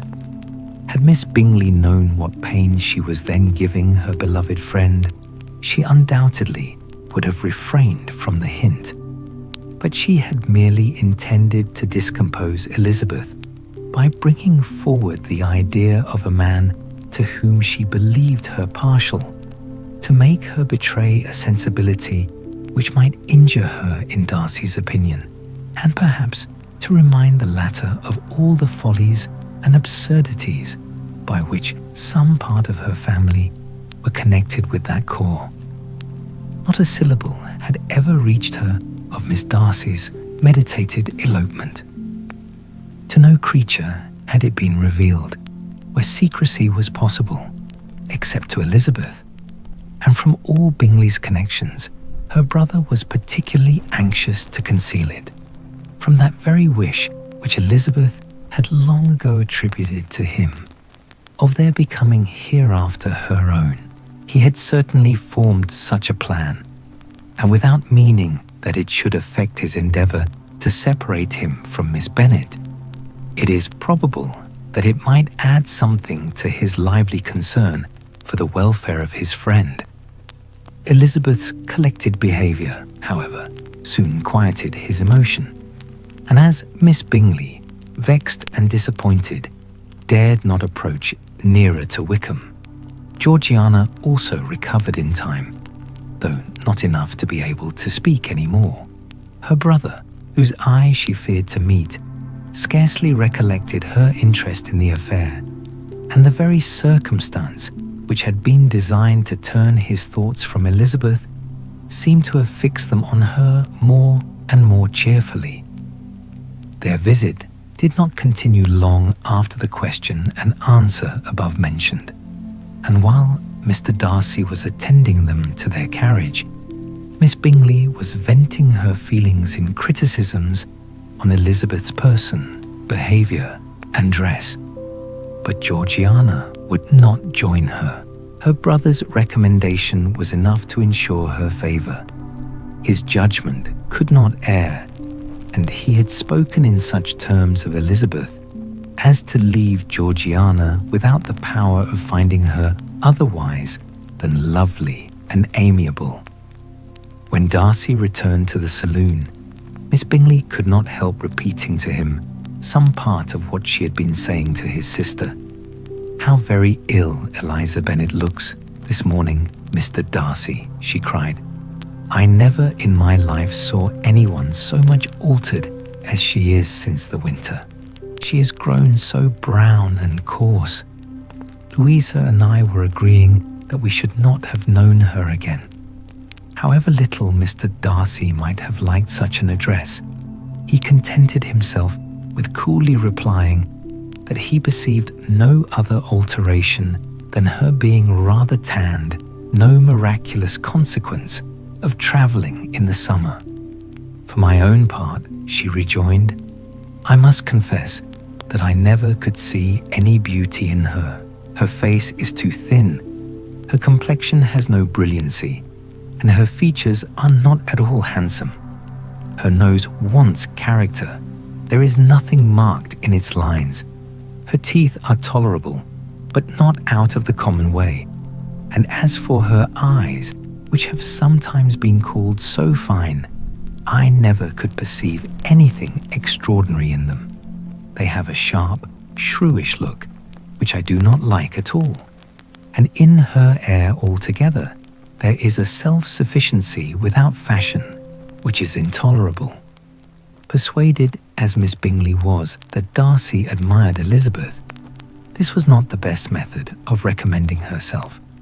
But angry people are not always wise, and in seeing him at last look somewhat nettled, she had all the success she expected.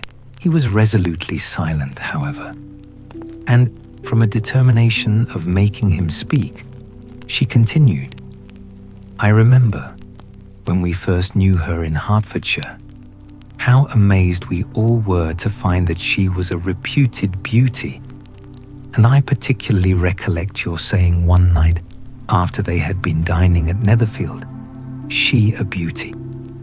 I should as soon call her mother a wit, but afterwards she seemed to improve on you, and I believe you thought her rather pretty at one time." "Yes," replied Darcy, who could contain himself no longer, "but that was only when I first knew her, for it is many months since I have considered her as one of the handsomest women of my acquaintance." He then went away, and Miss Bingley was left to all the satisfaction of having forced him to say what gave no one any pain but herself. Mrs. Gardiner and Elizabeth talked of all that had occurred during their visit as they returned, except what had particularly interested them both. The looks and behaviour of everybody they had seen were discussed, except of the person who had mostly engaged their attention. They talked of his sister, his friends, his house, his fruit, of everything but himself. Yet Elizabeth was longing to know what Mrs. Gardiner thought of him, and Mrs. Gardiner would have been highly gratified by her niece's beginning the subject. Chapter 46. Elizabeth had been a good deal disappointed in not finding a letter from Jane on their first arrival at Lambton, and this disappointment had been renewed on each of the mornings that had now been spent there. But on the third, her repining was over, and her sister justified by the receipt of 2 letters from her at once, on one of which was marked that it had been missent elsewhere. Elizabeth was not surprised at it, as Jane had written the direction remarkably ill. They had just been preparing to walk as the letters came in, and her uncle and aunt, leaving her to enjoy them in quiet, set off by themselves. The one missent must be first attended to. It had been written 5 days ago. The beginning contained an account of all their little parties and engagements, with such news as the country afforded. But the latter half, which was dated a day later and written in evident agitation, gave more important intelligence. It was to this effect: "Since writing the above, dearest Lizzie, something has occurred of a most unexpected and serious nature, but I am afraid of alarming you. Be assured that we are all well. What I have to say relates to poor Lydia. An express came at 12 last night, just as we were all gone to bed, from Colonel Forster, to inform us that she was gone off to Scotland with one of his officers, to own the truth, with Wickham. Imagine our surprise. To Kitty, however, it does not seem so wholly unexpected. I am very, very sorry. So imprudent a match on both sides. But I am willing to hope the best, and that his character has been misunderstood. Thoughtless and indiscreet, I can easily believe him. But this step, and let us rejoice over it, marks nothing bad at heart. His choice is disinterested at least, for he must know my father can give her nothing. Our poor mother is sadly grieved.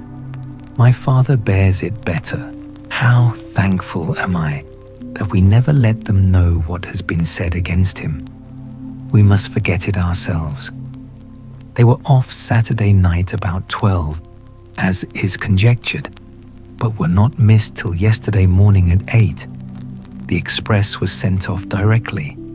My dear Lizzie, they must have passed within 10 miles of us. Colonel Forster gives us reason to expect him here soon. Lydia left a few lines for his wife, informing her of their intention. I must conclude, for I cannot be long from my poor mother. I'm afraid you will not be able to make it out, but I hardly know what I have written.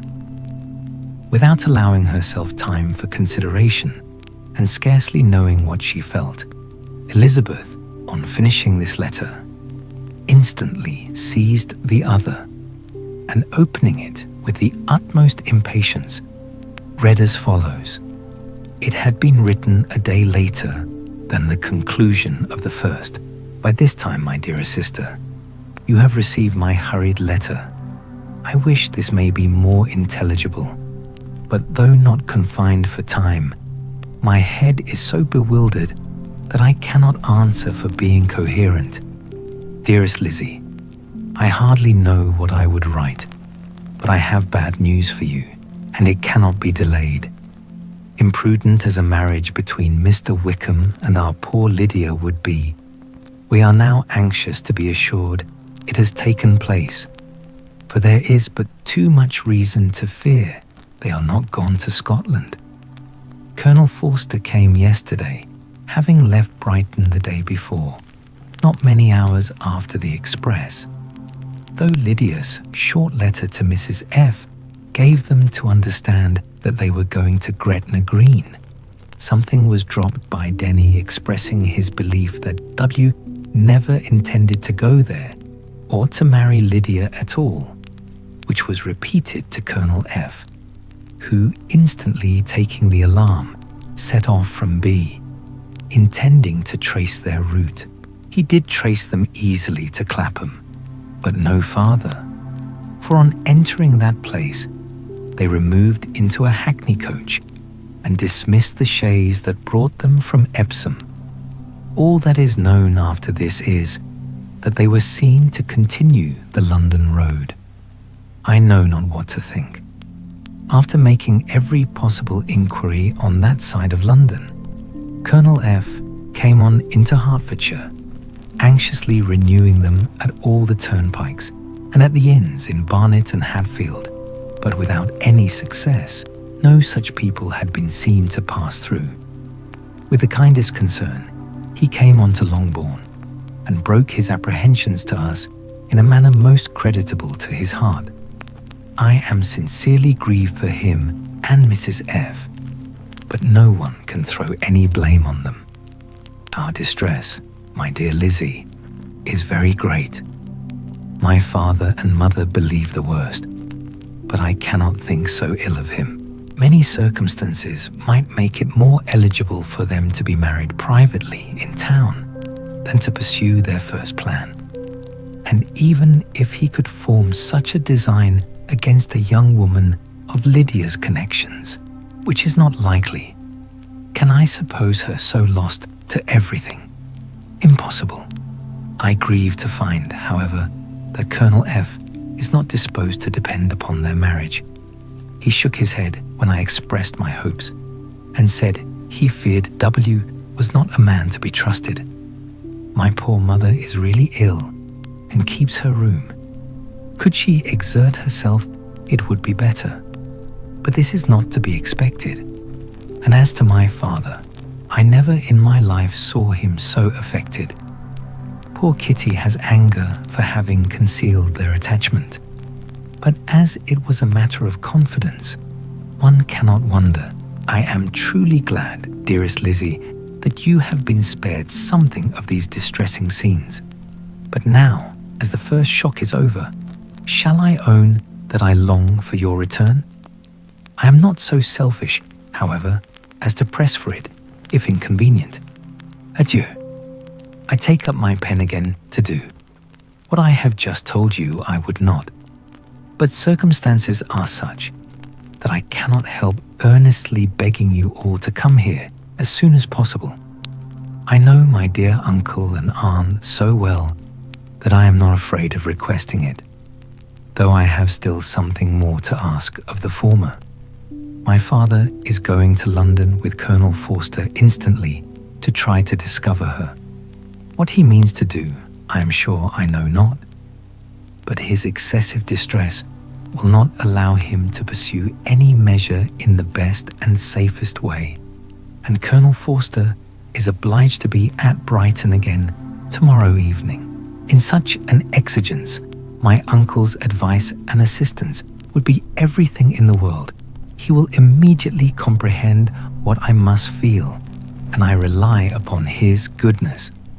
Oh, where is my uncle? Cried Elizabeth, darting from her seat as she finished the letter, in eagerness to follow him without losing a moment of the time so precious.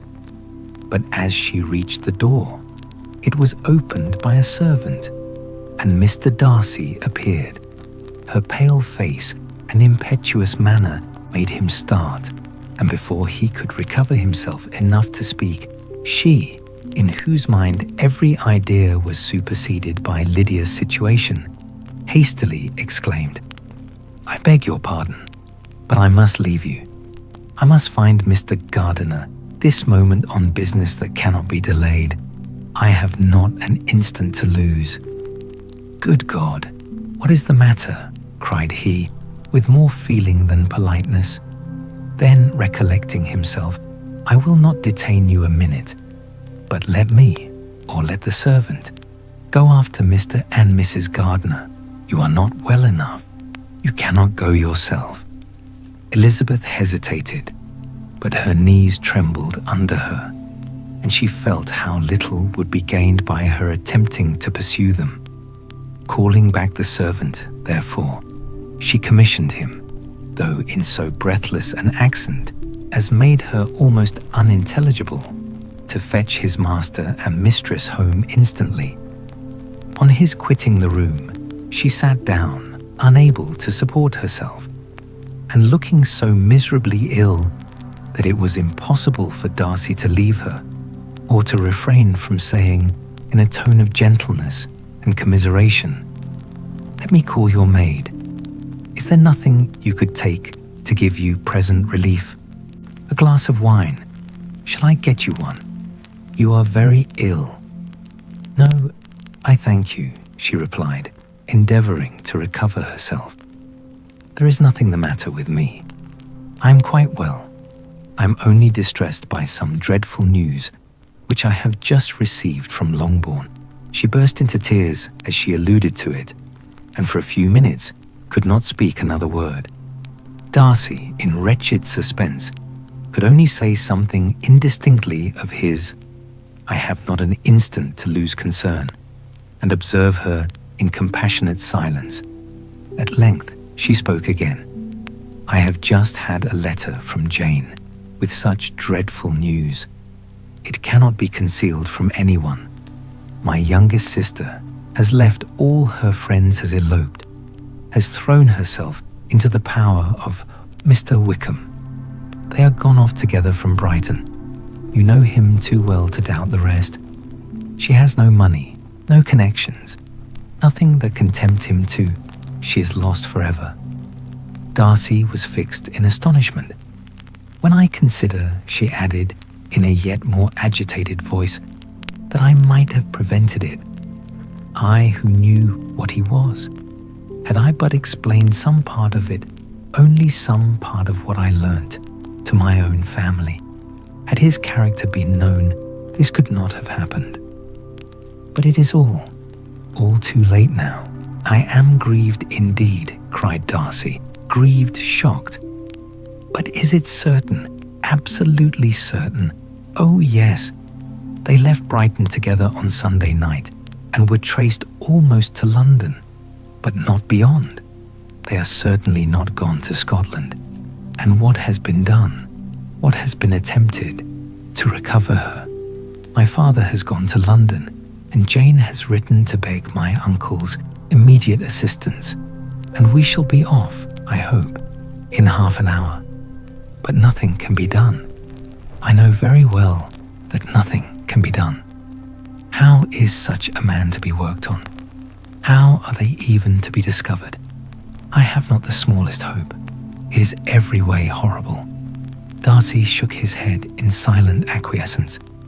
When my eyes were opened to his real character, oh, had I known what I ought, what I dared to do.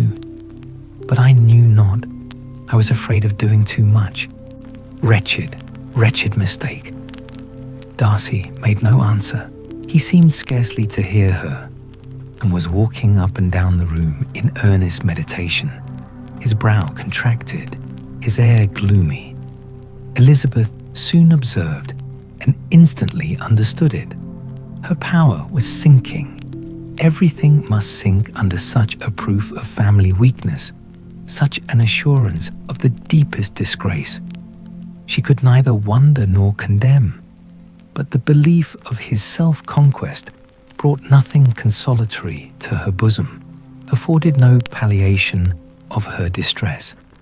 It was, on the contrary, exactly calculated to make her understand her own wishes, and never had she so honestly felt that she could have loved him as now, when all love must be vain. But self, though it would intrude, could not engross her.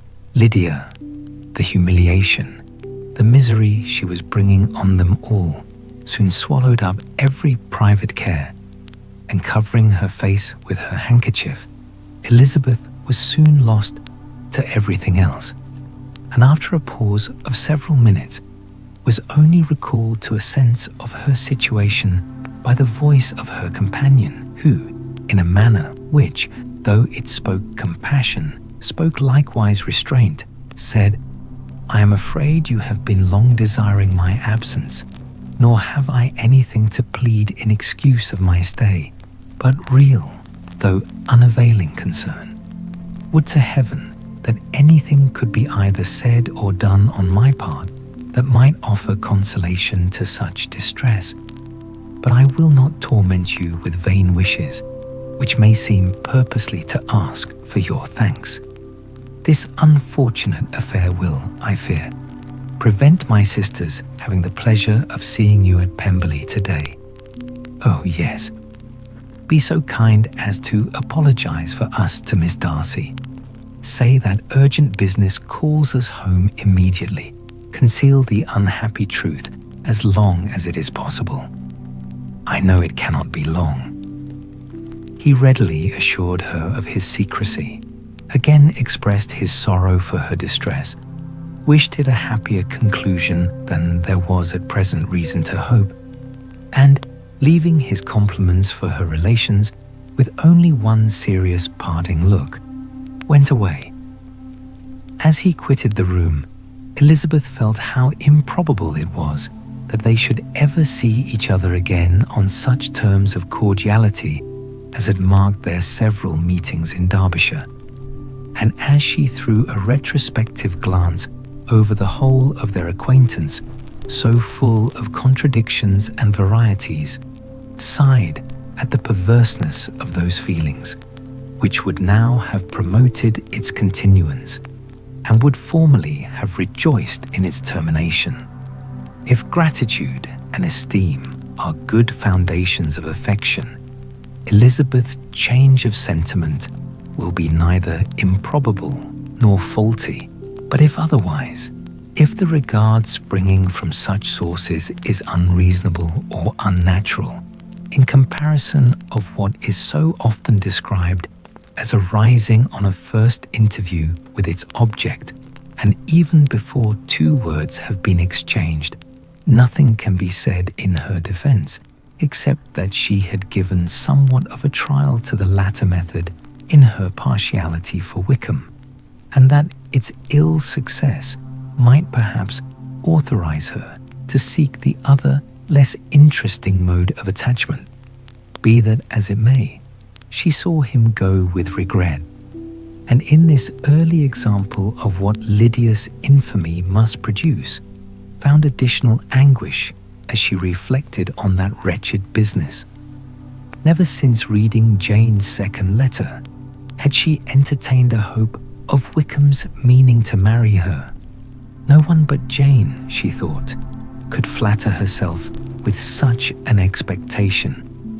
Surprise was the least of all her feelings on this development, while the contents of the first letter remained on her mind. She was all surprise, all astonishment, that Wickham should marry a girl whom it was impossible he could marry for money, and how Lydia could ever have attached him had appeared incomprehensible. But now it was all too natural. For such an attachment as this, she might have sufficient charms, and though she did not suppose Lydia to be deliberately engaging in an elopement without the intention of marriage, she had no difficulty in believing that neither her virtue nor her understanding would preserve her from falling an easy prey. She had never perceived, while the regiment was in Hertfordshire, that Lydia had any partiality for him, but she was convinced that Lydia had wanted only encouragement to attach herself to anybody. Sometimes one officer, sometimes another, had been her favourite, as their attentions raised them in her opinion. Her affections had been continually fluctuating, but never without an object, the mischief of neglect and mistaken indulgence towards such a girl. How acutely did she now feel it? She was wild to be at home to hear, to see, to be upon the spot to share with Jane in the cares that must now fall wholly upon her.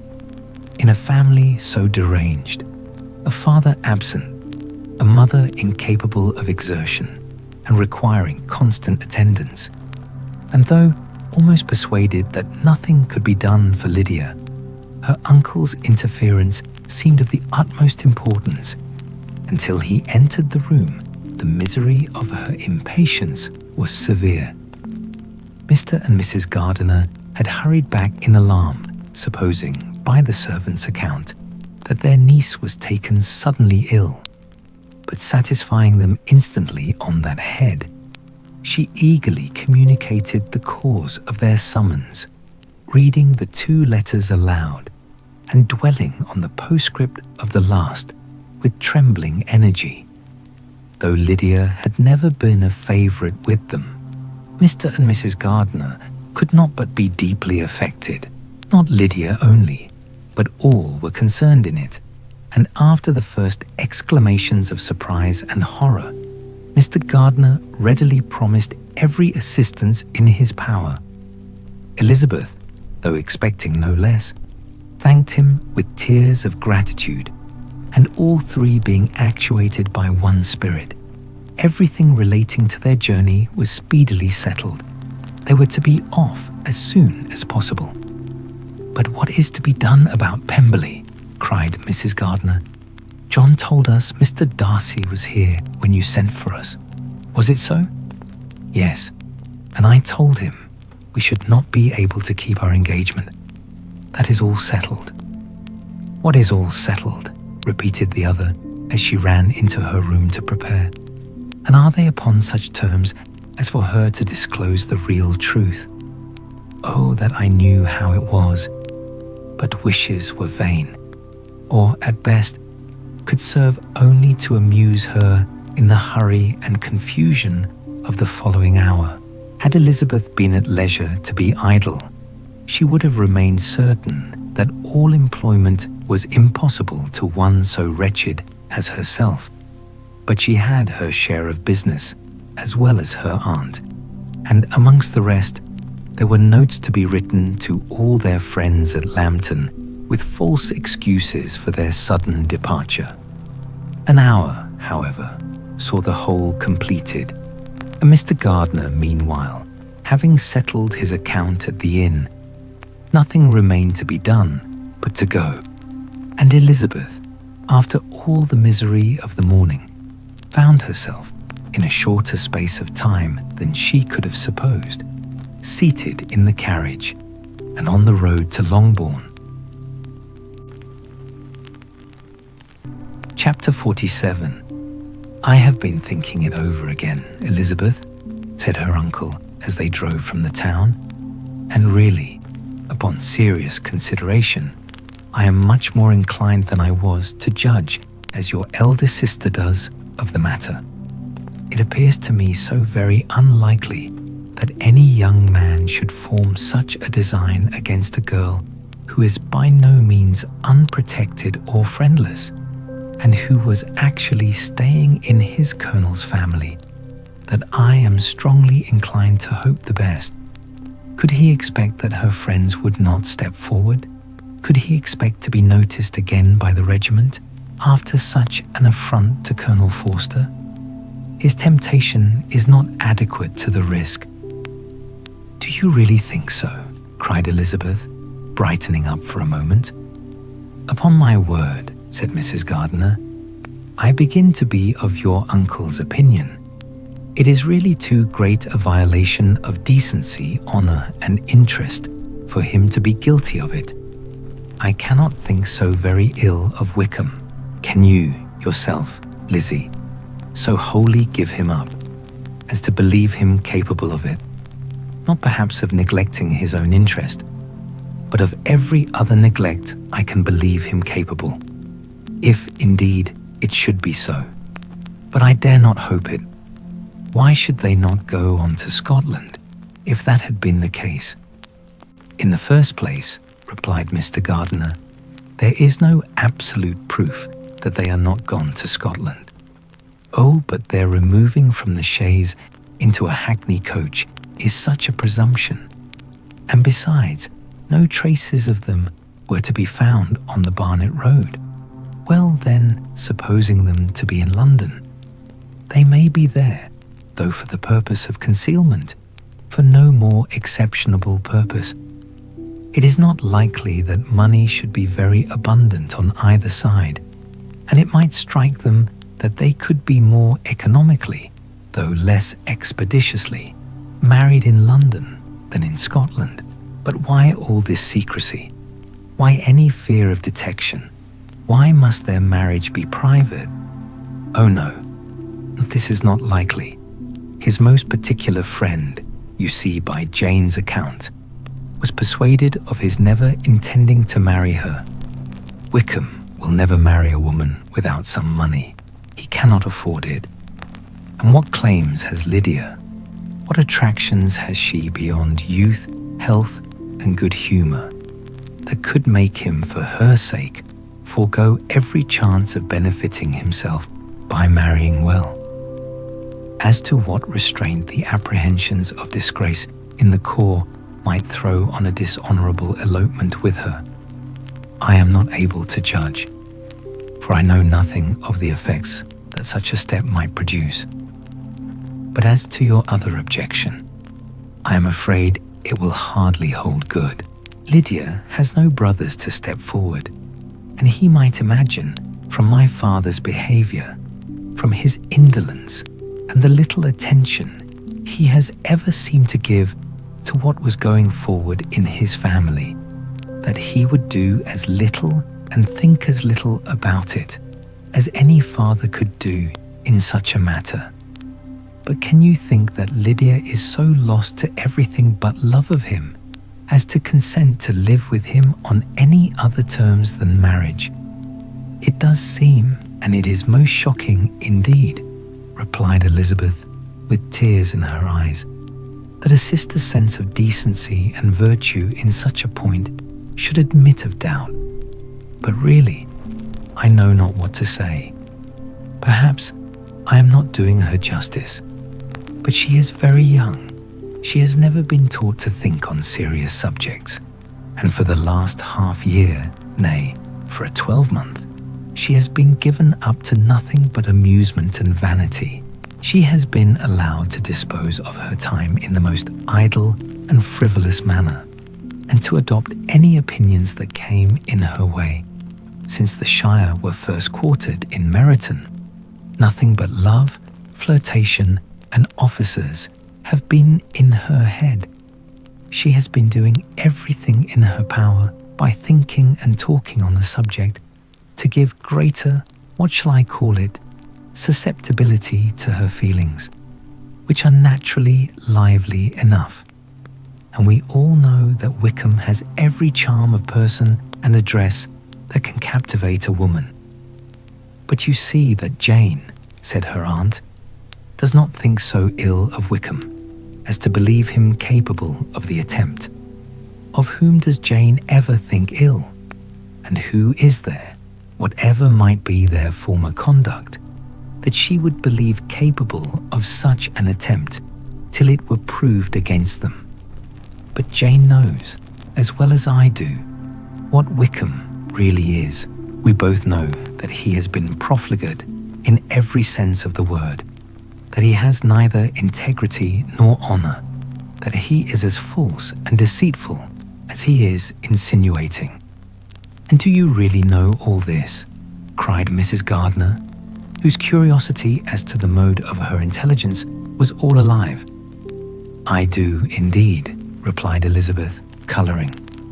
I told you the other day of his infamous behaviour to Mr. Darcy, and you yourself, when last at Longbourn, heard in what manner he spoke of the man who had behaved with such forbearance and liberality towards him. And there are other circumstances which I am not at liberty, which it is not worthwhile to relate. But his lies about the whole Pemberley family are endless. From what he said of Miss Darcy, I was thoroughly prepared to see a proud, reserved, disagreeable girl. Yet he knew to the contrary himself. He must know that she was as amiable and unpretending as we have found her. But does Lydia know nothing of this? Can she be ignorant of what you and Jane seem so well to understand? Oh yes, that is the worst of all. Till I was in Kent and saw so much both of Mr. Darcy and his relation Colonel Fitzwilliam, I was ignorant of the truth myself, and when I returned home, the Shire was to leave Meryton in a week or fortnight's time. As that was the case, neither Jane, to whom I related the whole, nor I, thought it necessary to make our knowledge public. For of what use could it apparently be to anyone that the good opinion which all the neighbourhood had of him should then be overthrown? And even when it was settled that Lydia should go with Mrs. Forster, the necessity of opening her eyes to his character never occurred to me. That she could be in any danger from the deception never entered my head. That such a consequence as this should ensue, you may easily believe was far enough from my thoughts. When they all removed to Brighton, therefore, you had no reason, I suppose, to believe them fond of each other. Not the slightest. I can remember no symptom of affection on either side, and had anything of the kind been perceptible, you must be aware that ours is not a family on which it could be thrown away. When first he entered the corps, she was ready enough to admire him, but so we all were. Every girl in or near Meryton was out of her senses about him for the first 2 months, but he never distinguished her by any particular attention, and consequently, after a moderate period of extravagant and wild admiration, her fancy for him gave way, and others of the regiment, who treated her with more distinction, again became her favourites. It may be easily believed that however little of novelty could be added to their fears, hopes, and conjectures on this interesting subject by its repeated discussion, no other could detain them from it long. During the whole of the journey, from Elizabeth's thoughts, it was never absent. Fixed there by the keenest of all anguish, self-reproach, she could find no interval of ease or forgetfulness. They travelled as expeditiously as possible, and sleeping one night on the road, reached Longbourn by dinner-time the next day. It was a comfort to Elizabeth to consider that Jane could not have been wearied by long expectations. The little gardeners, attracted by the sight of a chaise, were standing on the steps of the house as they entered the paddock, and when the carriage drove up to the door, the joyful surprise that lighted up their faces and displayed itself over their whole bodies in a variety of capers and frisks was the first pleasing earnest of their welcome.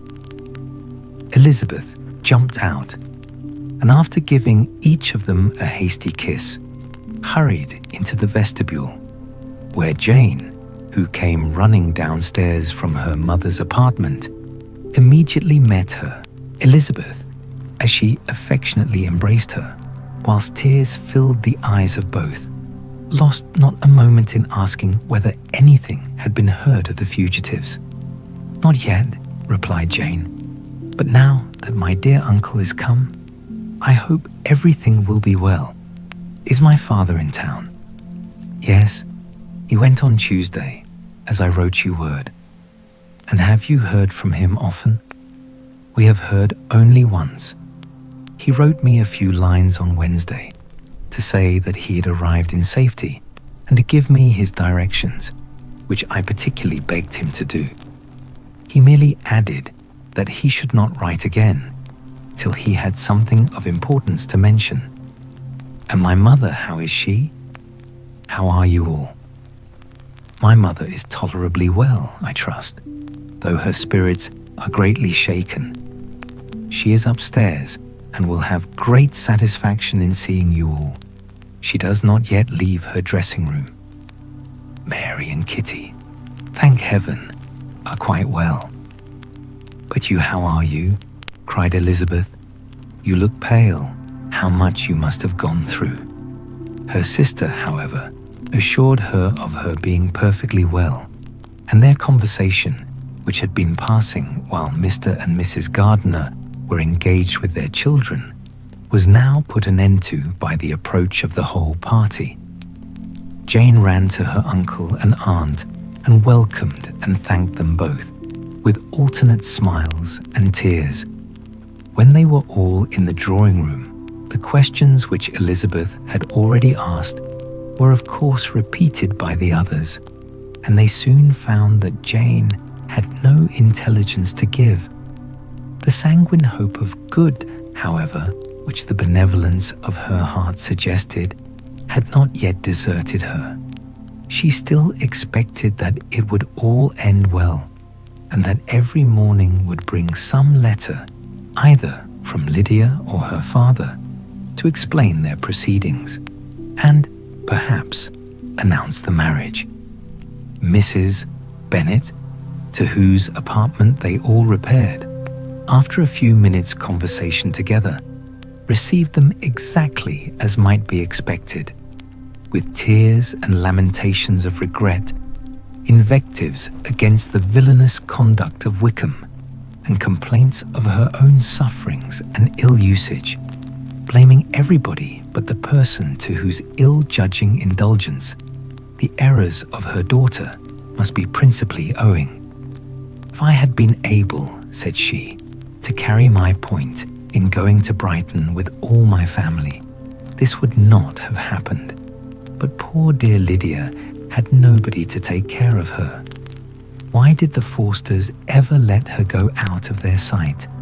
I'm sure there was some great neglect or other on their side, for she is not the kind of girl to do such a thing if she had been well looked after. I always thought they were very unfit to have the charge of her, but I was overruled, as I always am. Poor dear child. And now, here's Mr. Bennet gone away, and I know he will fight Wickham wherever he meets him, and then he will be killed. And what is to become of us all? The Collinses will turn us out before he is cold in his grave. And if you are not kind to us, brother, I do not know what we shall do." They all exclaimed against such terrific ideas, and Mr. Gardiner, after general assurances of his affection for her and all her family, told her that he meant to be in London the very next day, and would assist Mr. Bennet in every endeavour for recovering Lydia. "Do not give way to useless alarm," added he. "Though it is right to be prepared for the worst, there is no occasion to look on it as certain. It is not quite a week since they left Brighton. In a few days more, we may gain some news of them. Until we know that they are not married and have no design of marrying, do not let us give the matter over as lost. As soon as I get to town, I shall go to my brother and make him come home with me to Gracechurch Street, and then we may consult together as to what is to be done." "Oh, my dear brother," replied Mrs. Bennet, "that is exactly what I could most wish for. And now do, when you get to town, find them out, wherever they may be, and if they are not married already, make them marry. And as for wedding clothes, do not let them wait for that, but tell Lydia she shall have as much money as she chooses to buy them after they are married. And above all things, keep Mr. Bennet from fighting. Tell him what a dreadful state I am now that I am frightened out of my wits, and have such tremblings, such flutterings all over me, such spasms in my side, and pains in my head, and such beatings at my heart, that I can get no rest by night nor by day. And tell my dear Lydia not to give any directions about her clothes till she has seen me, for she does not know which are the best warehouses. Oh, brother, how kind you are. I know you will contrive it all." But Mr. Gardiner, though he assured her again of his earnest endeavours in the cause, could not avoid recommending moderation to her, as well in her hopes as her fears, and after talking with her in this manner till dinner was on table. They left her to vent all her feelings on the housekeeper, who attended in the absence of her daughters. Though her brother and sister were persuaded that there was no real occasion for such a seclusion from the family, they did not attempt to oppose it, for they knew that she had not prudence enough to hold her tongue before the servants, while they waited at table, and judged it better that one only of the household, and the one whom they could most trust, should comprehend all her fears and solicitude on the subject. In the dining room, they were soon joined by Mary and Kitty, who had been too busily engaged in their separate apartments to make their appearance before. One came from her books, and the other from her toilette.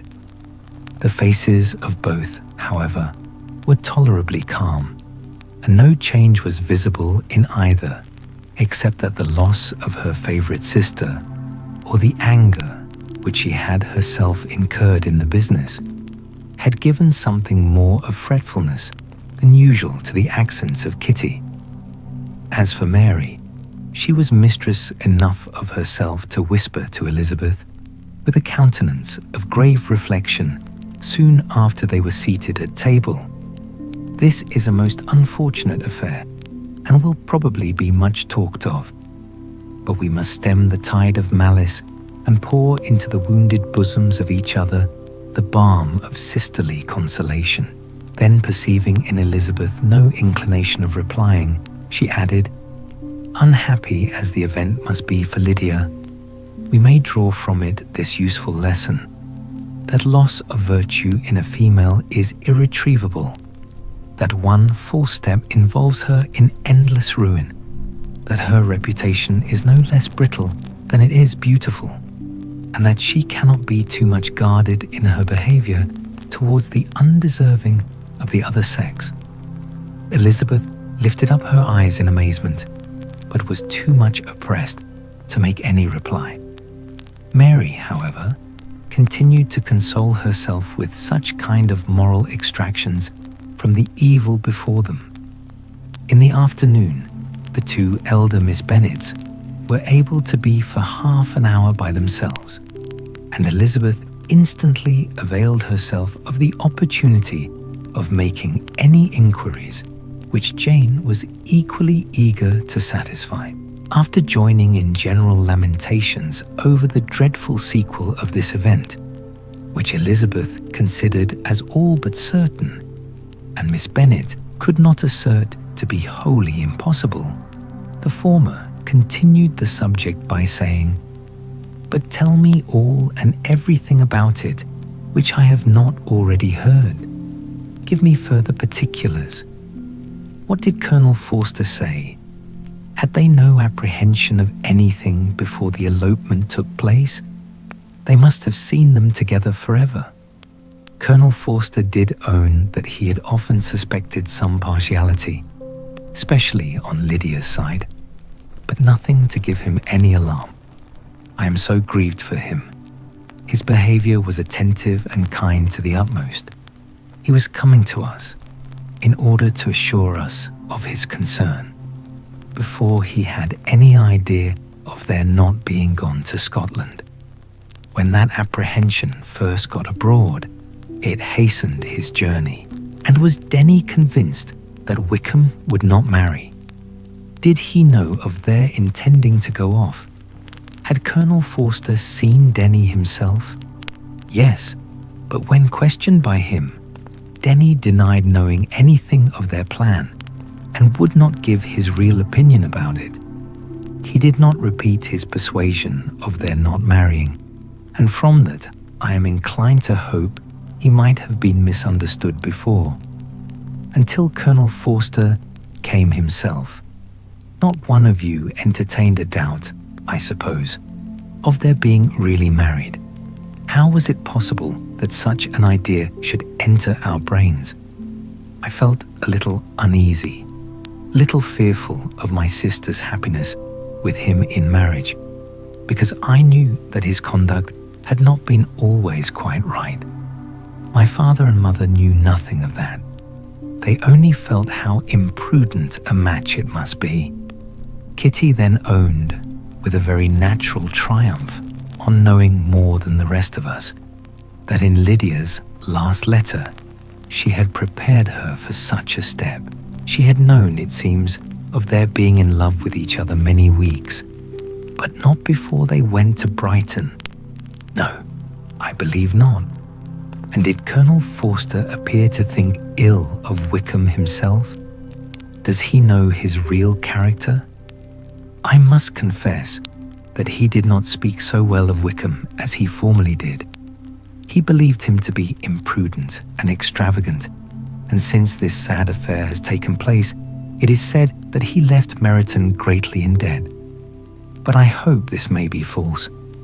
Oh, Jane, had we been less secret, had we told what we knew of him, this could not have happened. Perhaps it would have been better, replied her sister, but to expose the former faults of any person without knowing what their present feelings were seemed unjustifiable. We acted with the best intentions. Could Colonel Forster repeat the particulars of Lydia's note to his wife? He brought it with him for us to see. Jane then took it from her pocketbook and gave it to Elizabeth. These were the contents. My dear Harriet, you will laugh when you know where I am gone, and I cannot help laughing myself at your surprise tomorrow morning, as soon as I am missed. I am going to Gretna Green, and if you cannot guess with who, I shall think you a simpleton, for there is but one man in the world I love, and he is an angel. I should never be happy without him, so think it no harm to be off. You need not send them word at Longbourn of my going, if you do not like it, for it will make the surprise the greater when I write to them, and sign my name Lydia Wickham. What a good joke it will be. I can hardly write for laughing. Pray make my excuses to Pratt for not keeping my engagement and dancing with him tonight. Tell him I hope he will excuse me when he knows all, and tell him I will dance with him at the next ball we meet with great pleasure. I shall send for my clothes when I get to Longbourn, but I wish you would tell Sally to mend a great slit in my worked muslin gown before they are packed up. Goodbye. Give my love to Colonel Forster. I hope you will drink to our good journey. Oh, thoughtless, thoughtless Lydia, cried Elizabeth when she had finished it. What a letter is this, to be written at such a moment. But at least it shows that she was serious in the object of her journey. Whatever he might afterwards persuade her to, it was not on her side a scheme of infamy. My poor father, how he must have felt it. I never saw anyone so shocked. He could not speak a word for full 10 minutes. My mother was taken ill immediately, and the whole house in such confusion. Oh, Jane, cried Elizabeth, was there a servant belonging to it who did not know the whole story before the end of the day? I do not know. I hope there was. But to be guarded at such a time is very difficult. My mother was in hysterics, and though I endeavored to give her every assistance in my power, I'm afraid I did not do so much as I might have done. But the horror of what might possibly happen almost took from me my faculties. Your attendance upon her has been too much for you. You do not look well. Oh, that I had been with you. You have had every care and anxiety upon yourself alone. Mary and Kitty have been very kind, and would have shared in every fatigue, I am sure, but I did not think it right for either of them. Kitty is slight and delicate, and Mary studies so much that her hours of repose should not be broken in on. My Aunt Phillips came to Longbourn on Tuesday, after my father went away, and was so good as to stay till Thursday with me. She was of great use and comfort to us all, and Lady Lucas has been very kind. She walked here on Wednesday morning to condole with us and offered her services or any of her daughters if they could be of use to us. She had better have stayed at home, cried Elizabeth. Perhaps she meant well, but under such a misfortune as this, one cannot see too little of one's neighbours. Assistance is impossible, condolence insufferable. Let them triumph over us at a distance and be satisfied. She then proceeded to inquire into the measures which her father had intended to pursue while in town for the recovery of his daughter. He meant, I believe, replied Jane, to go to Epsom, the place where they last changed horses, see the postilions, and try if anything could be made out from them. His principal object must be to discover the number of the hackney coach which took them from Clapham. It had come with a fare from London, and as he thought the circumstance of a gentleman and ladies removing from one carriage into another might be remarked, he meant to make inquiries at Clapham if he could anyhow discover at what house the coachman had before set down his fare. He determined to make inquiries there, and hoped it might not be impossible to find out the stand and number of the coach. I do not know of any other designs that he had formed, but he was in such a hurry to be gone, and his spirits so greatly discomposed, that I had difficulty in finding out even so much as this. Chapter 48. The whole party were in hopes of a letter from Mr. Bennet the next morning, but the post came in without bringing a single line from him. His family knew him to be, on all common occasions, a most negligent and dilatory correspondent, but at such a time they had hoped for exertion. They were forced to conclude that he had no pleasing intelligence to send, but even of that they would have been glad to be certain. Mr. Gardiner had waited only for the letters before he set off. When he was gone, they were certain at least of receiving constant information of what was going on, and their uncle promised at parting to prevail on Mr. Bennet to return to Longbourn as soon as he could, to the great consolation of his sister, who considered it as the only security for her husband's not being killed in a duel. Mrs. Gardiner and the children were to remain in Hertfordshire a few days longer, as the former thought her presence might be serviceable to her nieces. She shared in their attendance on Mrs. Bennet, and was a great comfort to them in their hours of freedom. Their other aunt also visited them frequently, and always, as she said, with the design of cheering and heartening them up, though, as she never came without reporting some fresh instance of Wickham's extravagance or irregularity. She seldom went away without leaving them more dispirited than she found them. All Meryton seemed striving to blacken the man who, but 3 months before, had been almost an angel of light. He was declared to be in debt to every tradesman in the place, and his intrigues, all honoured with the title of seduction, had been extended into every tradesman's family. Everybody declared that he was the wickedest young man in the world, and everybody began to find out that they had always distrusted the appearance of his goodness.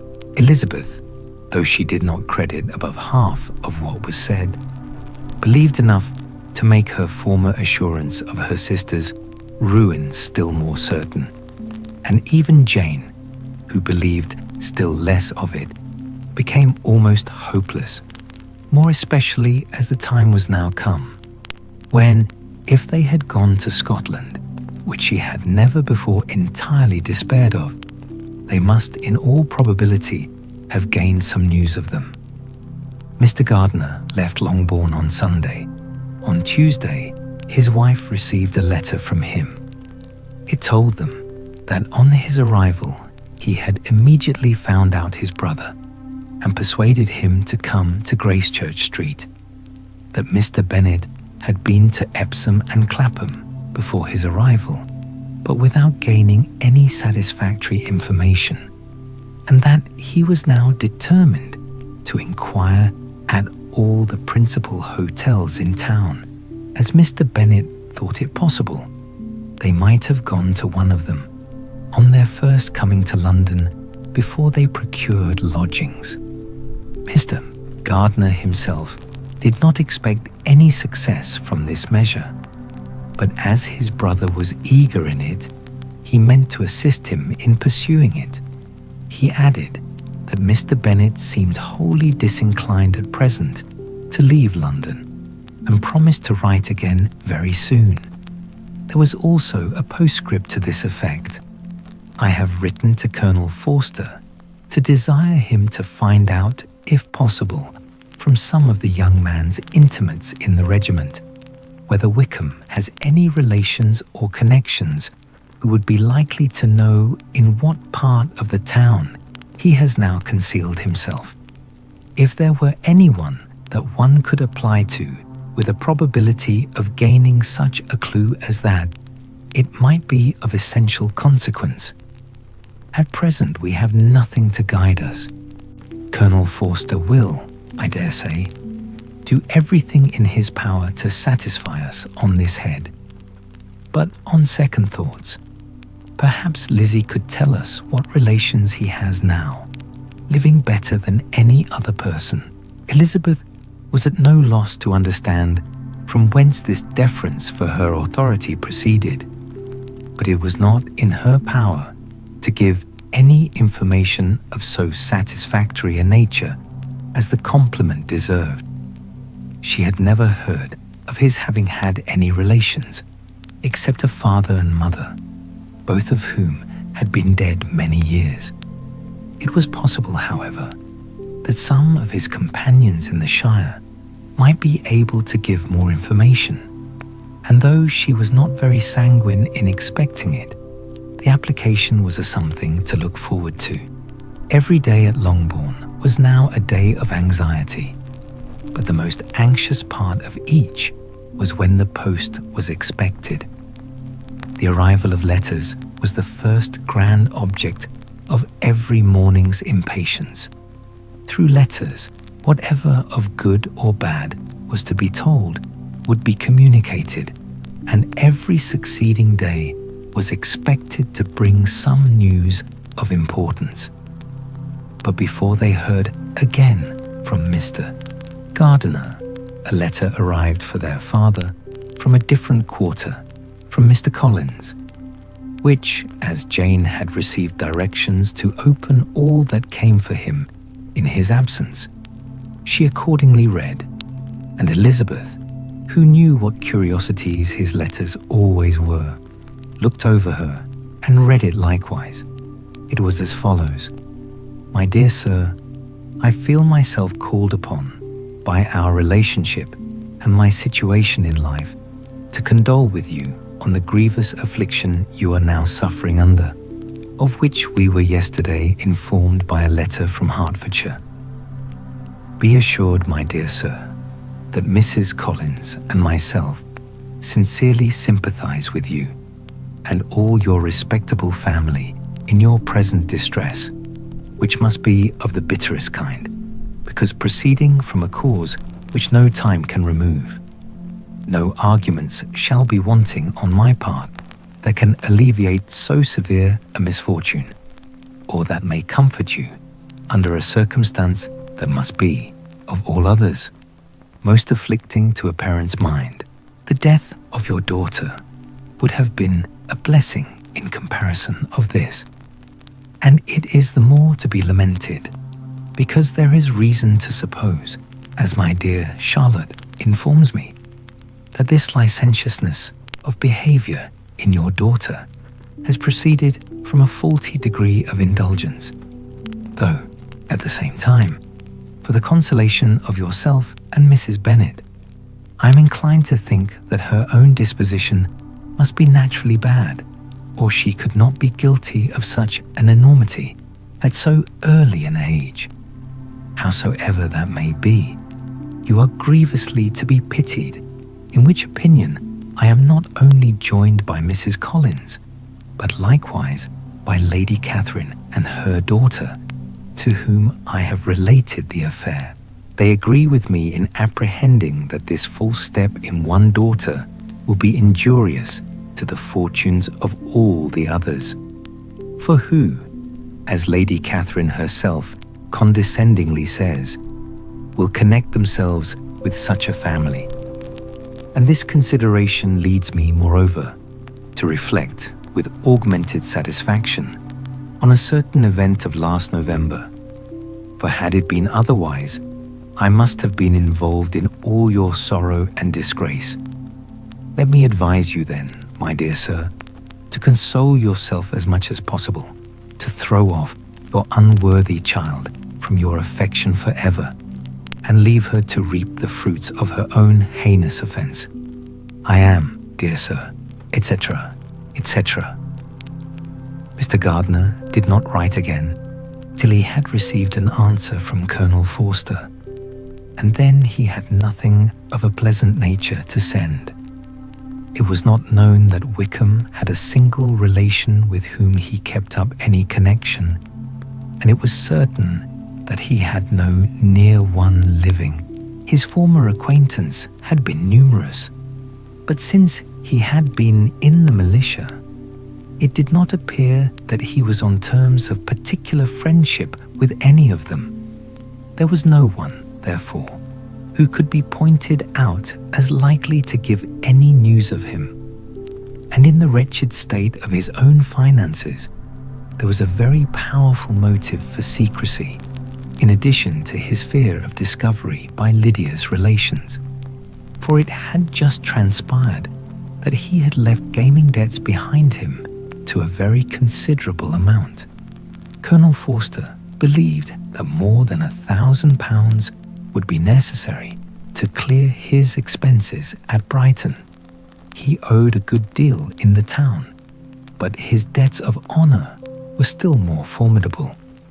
Mr. Gardiner did not attempt to conceal these particulars from the Longbourn family.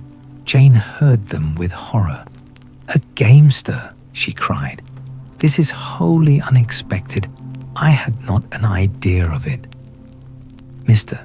Gardiner added in his letter that they might expect to see their father at home on the following day, which was Saturday. Rendered spiritless by the ill success of all their endeavours, he had yielded to his brother-in-law's entreaty that he would return to his family and leave it to him to do whatever occasion might suggest to be advisable for continuing their pursuit. When Mrs. Bennet was told of this, she did not express so much satisfaction as her children expected, considering what her anxiety for his life had been before. "What? Is he coming home, and without poor Lydia?" she cried. "Sure he will not leave London before he has found them. Who is to fight Wickham and make him marry her if he comes away?" As Mrs. Gardiner began to wish to be at home, it was settled that she and her children should go to London at the same time that Mr. Bennet came from it. The coach, therefore, took them the first stage of their journey and brought its master back to Longbourn. Mrs. Gardiner went away in all the perplexity about Elizabeth and her Derbyshire friend that had attended her from that part of the world. His name had never been voluntarily mentioned before them by her niece, and the kind of half-expectation which Mrs. Gardiner had formed of their being followed by a letter from him had ended in nothing. Elizabeth had received none since her return that could come from Pemberley. The present unhappy state of the family rendered any other excuse for the lowness of her spirits unnecessary. Nothing, therefore, could be fairly conjectured from that, though Elizabeth, who was by this time tolerably well acquainted with her own feelings, was perfectly aware that had she known nothing of Darcy, she could have borne the dread of Lydia's infamy somewhat better. It would have spared her, she thought, one sleepless night out of 2. When Mr. Bennet arrived, he had all the appearance of his usual philosophic composure. He said as little as he had ever been in the habit of saying, made no mention of the business that had taken him away, and it was some time before his daughters had courage to speak of it. It was not till the afternoon, when he joined them at tea, that Elizabeth ventured to introduce the subject, and then, on her briefly expressing her sorrow for what he must have endured, he replied, "Say nothing of that. Who should suffer but myself? It has been my own doing, and I ought to feel it." "You must not be too severe upon yourself," replied Elizabeth. "You may well warn me against such an evil. Human nature is so prone to fall into it. No, Lizzie, let me once in my life feel how much I have been to blame. I'm not afraid of being overpowered by the impression. It will pass away soon enough. Do you suppose them to be in London? Yes. Where else can they be so well concealed? And Lydia used to want to go to London, added Kitty. She is happy then, said her father dryly, and her residence there will probably be of some duration. Then, after a short silence, he continued, "Lizzie, I bear you no ill will for being justified in your advice to me last May, which, considering the event, shows some greatness of mind." They were interrupted by Miss Bennet, who came to fetch her mother's tea. "This is a parade," cried he, "which does one good. It gives such an elegance to misfortune. Another day I will do the same. I will sit in my library, in my nightcap and powdering gown, and give as much trouble as I can, or perhaps I may defer it till Kitty runs away." "I am not going to run away, Papa," said Kitty fretfully. "If I should ever go to Brighton, I would behave better than Lydia." "You go to Brighton? I would not trust you so near it as Eastbourne, for £50. No, Kitty, I have at least learned to be cautious, and you will feel the effects of it. No officer is ever to enter my house again, nor even to pass through the village. Balls will be absolutely prohibited unless you stand up with one of your sisters, and you are never to stir out of doors till you can prove that you have spent 10 minutes of every day in a rational manner." Kitty, who took all these threats in a serious light, began to cry. "Well, well," said he, "do not make yourself unhappy. If you are a good girl for the next 10 years, I will take you to review at the end of them." Chapter 49. 2 days after Mr. Bennet's return, as Jane and Elizabeth were walking together in the shrubbery behind the house, they saw the housekeeper coming towards them, and concluding that she came to call them to their mother, went forward to meet her. But instead of the expected summons, when they approached her, she said to Miss Bennet, "I beg your pardon, madam, for interrupting you, but I was in hopes you might have got some good news from town, so I took the liberty of coming to ask." "What do you mean, Hill? We have heard nothing from town." "Dear madam," cried Mrs. Hill, in great astonishment, "don't you know there is an express come for master from Mr. Gardiner? He has been here this half hour, and master has had a letter." Away ran the girls, too eager to get in to have time for speech. They ran through the vestibule into the breakfast room. From thence to the library, their father was in neither, and they were on the point of seeking him upstairs with their mother, when they were met by the butler, who said, "If you are looking for my master, ma'am, he is walking towards the little copse."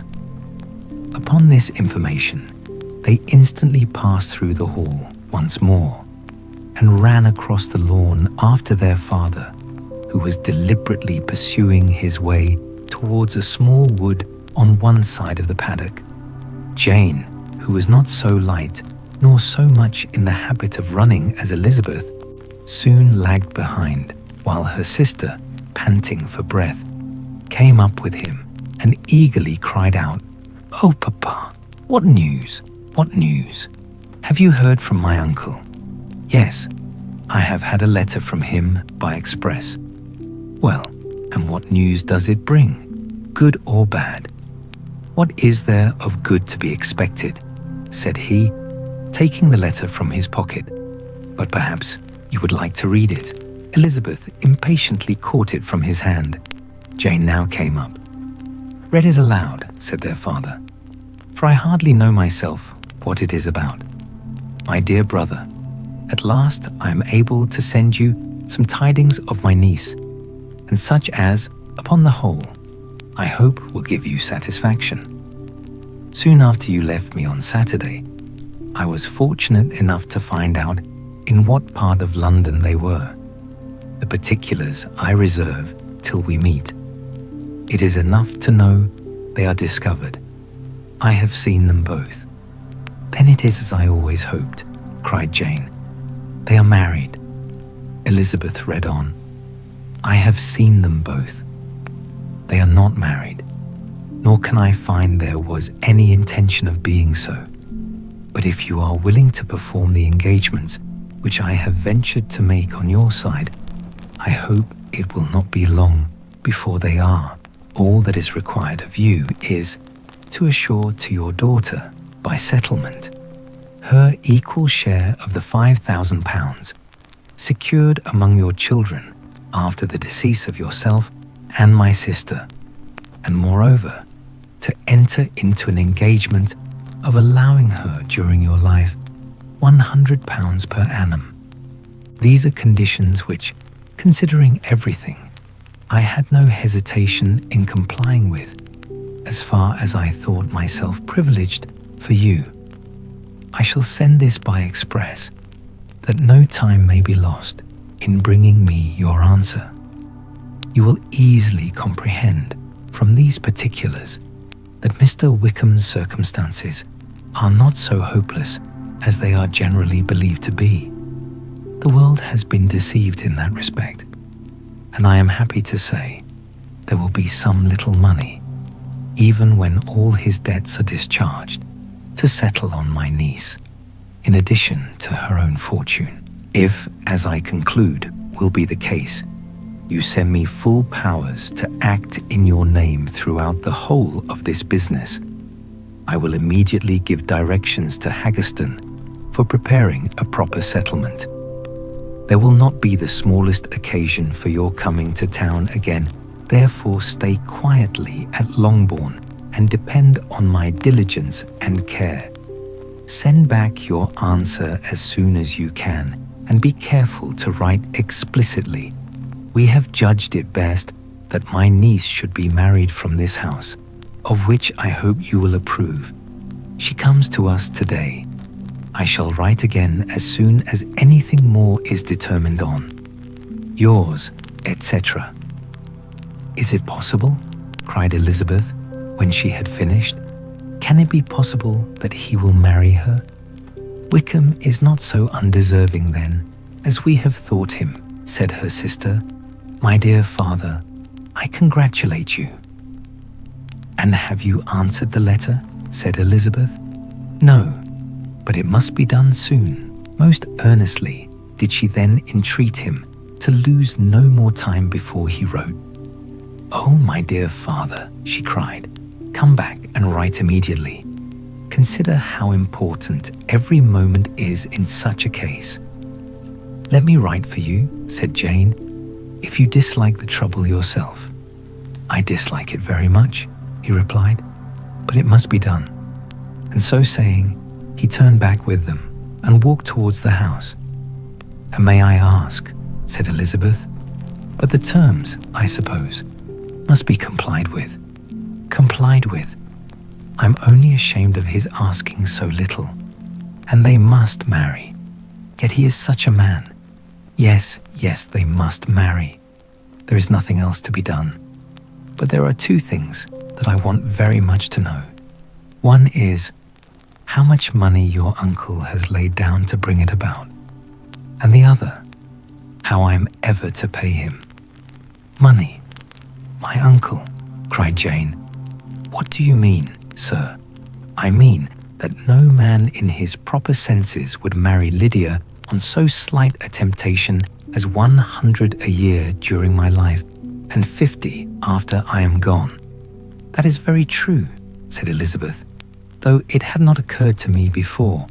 His debts to be discharged and something still to remain. Oh, it must be my uncle's doings. Generous, good man. I am afraid he has distressed himself. A small sum could not do all this." "No," said her father. "Wickham's a fool if he takes her with a farthing less than £10,000. I should be sorry to think so ill of him in the very beginning of our relationship. £10,000. Heaven forbid. How is half such a sum to be repaid?" Mr. Bennet made no answer, and each of them, deep in thought, continued silent till they reached the house. Their father then went to the library to write, and the girls walked into the breakfast room. "And they are really to be married," cried Elizabeth, as soon as they were by themselves. "How strange this is! And for this we are to be thankful, that they should marry, small as is their chance of happiness, and wretched as is his character. We are forced to rejoice. Oh, Lydia!" "I comfort myself with thinking," replied Jane, "that he certainly would not marry Lydia if he had not a real regard for her, though our kind uncle has done something towards clearing him. I cannot believe that £10,000, or anything like it, has been advanced. He has children of his own, and may have more. How could he spare half £10,000? If we are ever able to learn what Wickham's debts have been," said Elizabeth, "and how much is settled on his side, on our sister, we shall exactly know what Mr. Gardiner has done for them, because Wickham has not sixpence of his own. The kindness of my uncle and aunt can never be requited. Their taking her home and affording her their personal protection and countenance is such a sacrifice to her advantage as years of gratitude cannot enough acknowledge. By this time, she is actually with them. If such goodness does not make her miserable now, she will never deserve to be happy. What a meeting for her when she first sees my aunt. We must endeavour to forget all that has passed on either side," said Jane. "I hope and trust they will yet be happy. His consenting to marry her is a proof, I will believe, that he has come to a right way of thinking. Their mutual affection will steady them, and I flatter myself they will settle so quietly and live in so rational a manner as may in time make their past imprudence forgotten." "Their conduct has been such," replied Elizabeth, "as neither you nor I nor anybody can ever forget. It is useless to talk of it."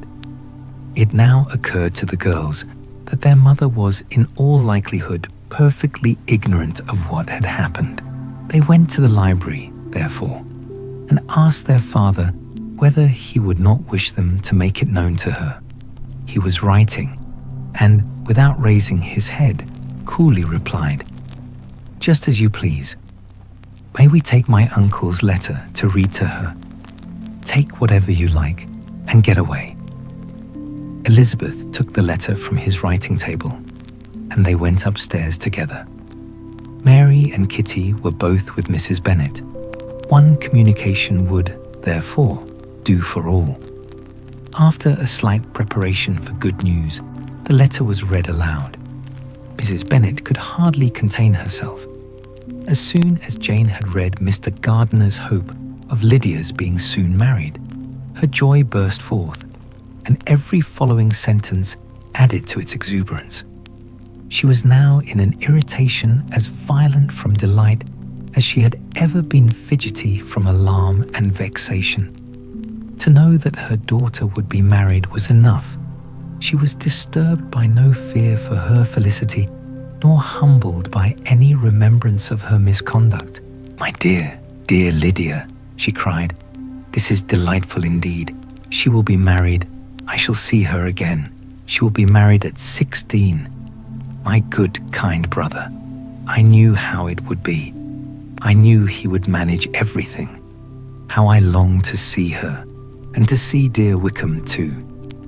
But the clothes, the wedding clothes, I will write to my sister Gardiner about them directly. Lizzie, my dear, run down to your father and ask him how much he will give her. Stay, I will go myself. Ring the bell, Kitty, for Hill. I will put on my things in a moment. My dear, dear Lydia, how merry we shall be together when we meet." Her eldest daughter endeavoured to give some relief to the violence of these transports by leading her thoughts to the obligations which Mr. Gardiner's behaviour laid them all under. "For we must attribute this happy conclusion," she added, "in a great measure to his kindness. We are persuaded that he has pledged himself to assist Mr. Wickham with money." "Well," cried her mother, "it is all very right. Who should do it but her own uncle? If he had not had a family of his own, I and my children must have had all his money, you know, and it is the first time we have ever had anything from him except a few presents. Well, I'm so happy. In a short time, I shall have a daughter married. Mrs. Wickham, how well it sounds, and she was only 16 last June. My dear Jane, I am in such a flutter that I am sure I can't write, so I will dictate, and you write for me.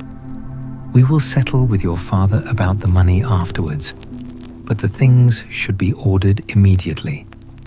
She was then proceeding to all the particulars of calico, muslin, and cambric, and would shortly have dictated some very plentiful orders had not Jane, though with some difficulty, persuaded her to wait till her father was at leisure to be consulted.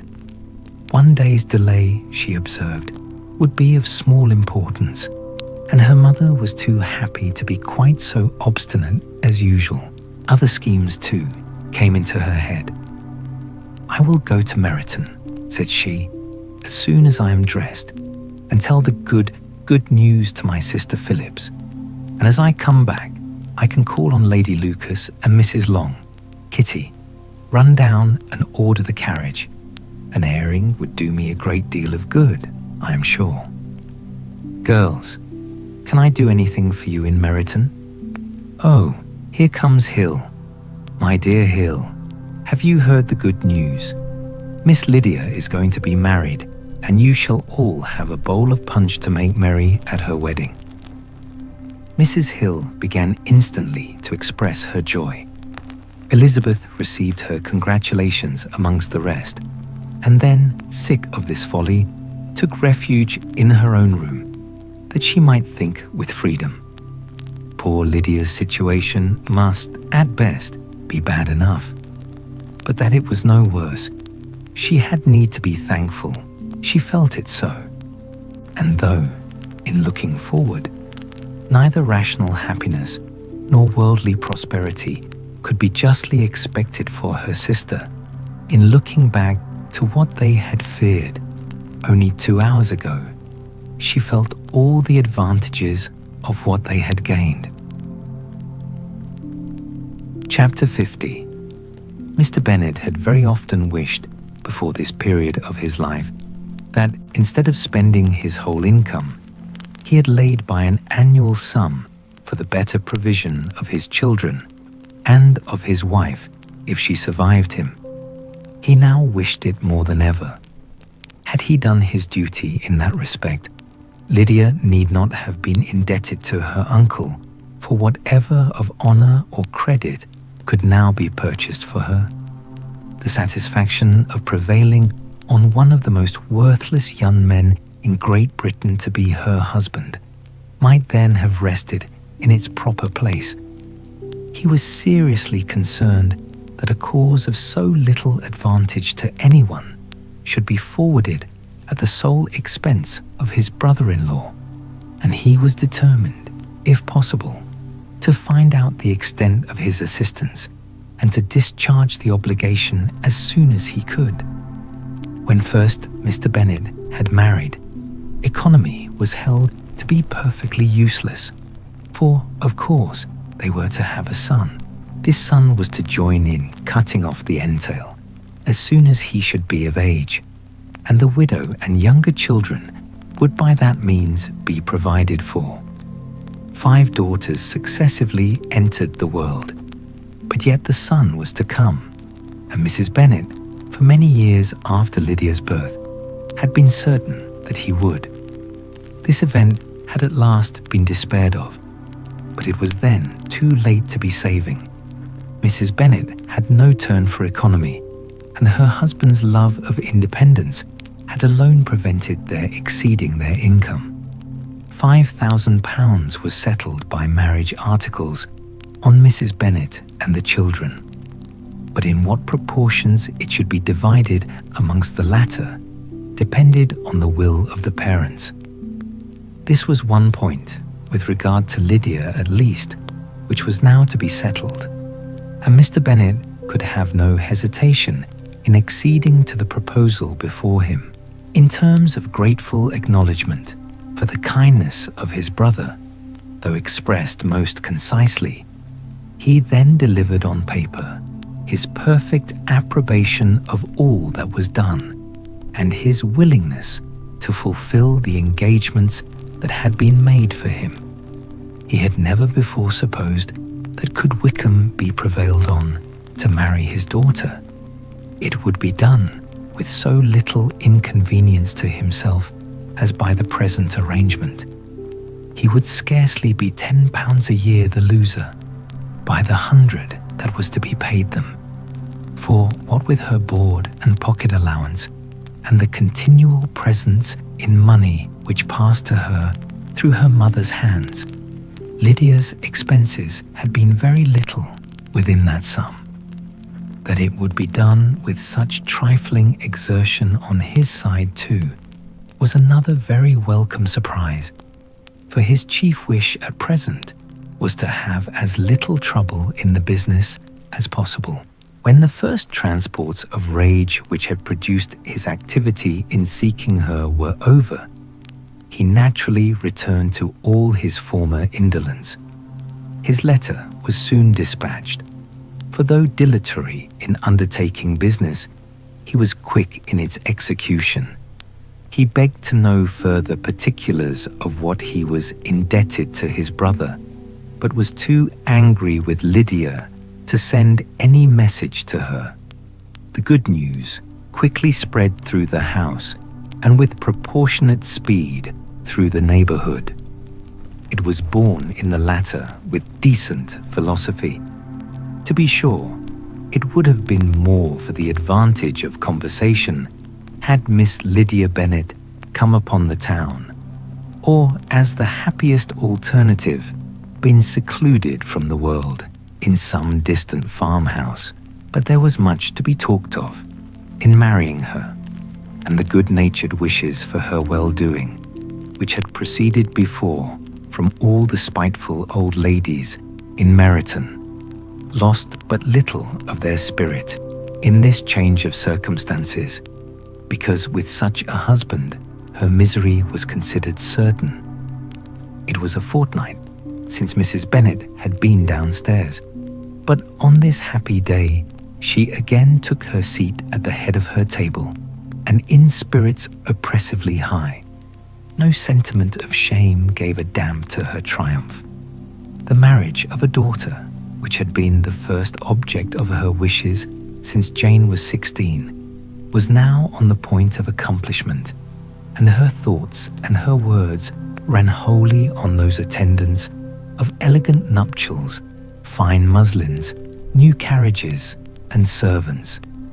She was busily searching through the neighbourhood for a proper situation for her daughter, and without knowing or considering what their income might be, rejected many as deficient in size and importance. Hay Park might do, said she, if the Gouldings would quit it, or the great house at Stoke if the drawing-room were larger, but Ashworth is too far off. I could not bear to have her 10 miles from me, and as for Purvis Lodge, the attics are dreadful.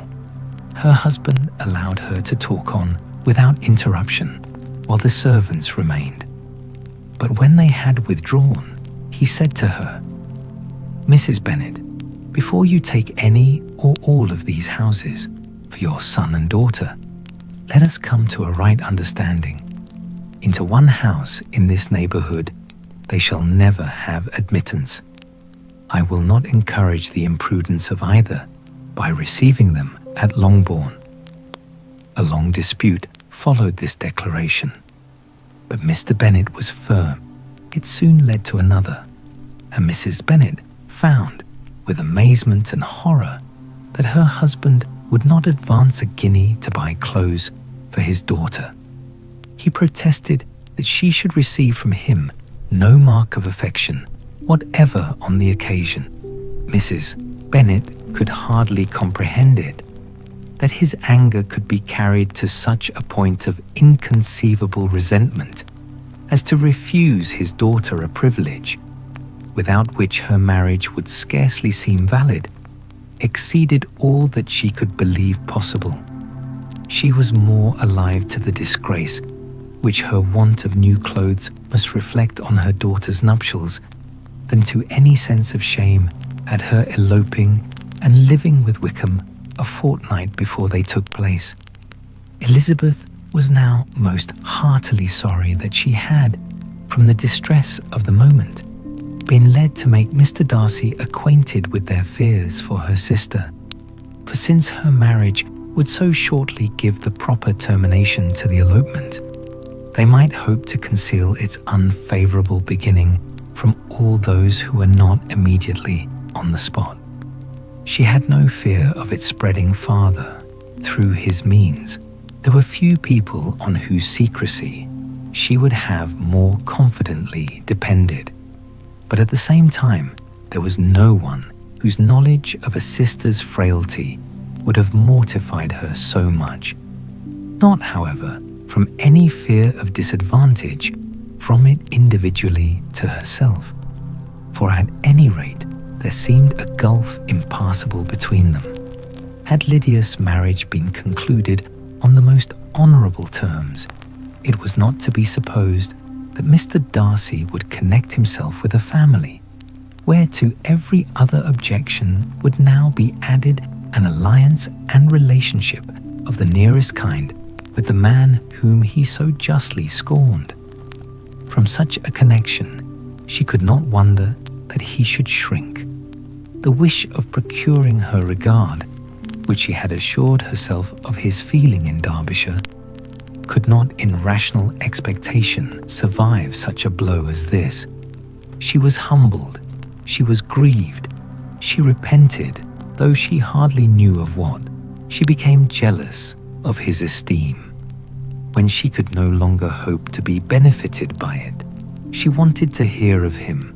When there seemed the least chance of gaining intelligence, she was convinced that she could have been happy with him.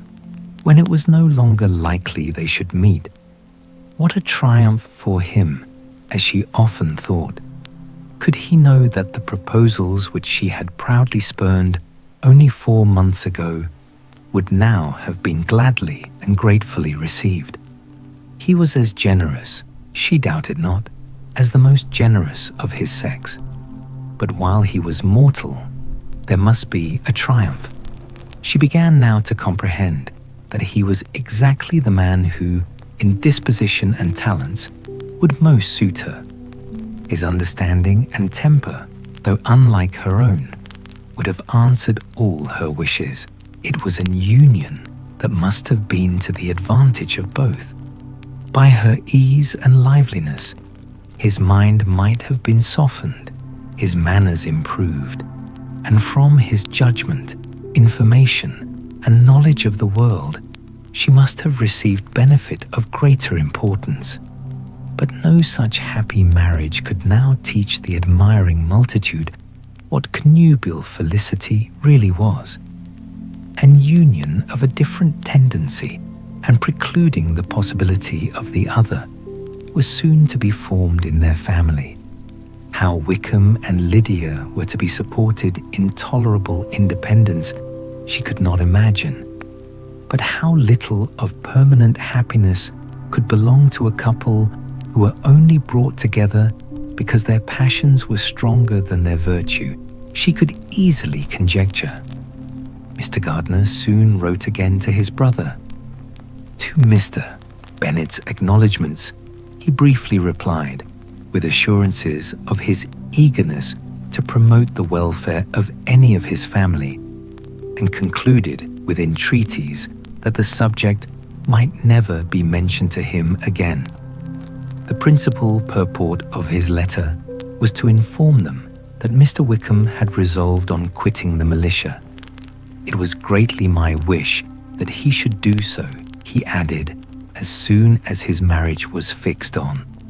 And I think you will agree with me in considering a removal from that corps as highly advisable, both on his account and my niece's. It is Mr. Wickham's intention to go into the regulars, and among his former friends, there are still some who are able and willing to assist him in the army. He has the promise of an ensigncy in General's regiment, now quartered in the north. It is an advantage to have it so far from this part of the kingdom. He promises fairly, and I hope among different people, where they may each have a character to preserve, they will both be more prudent.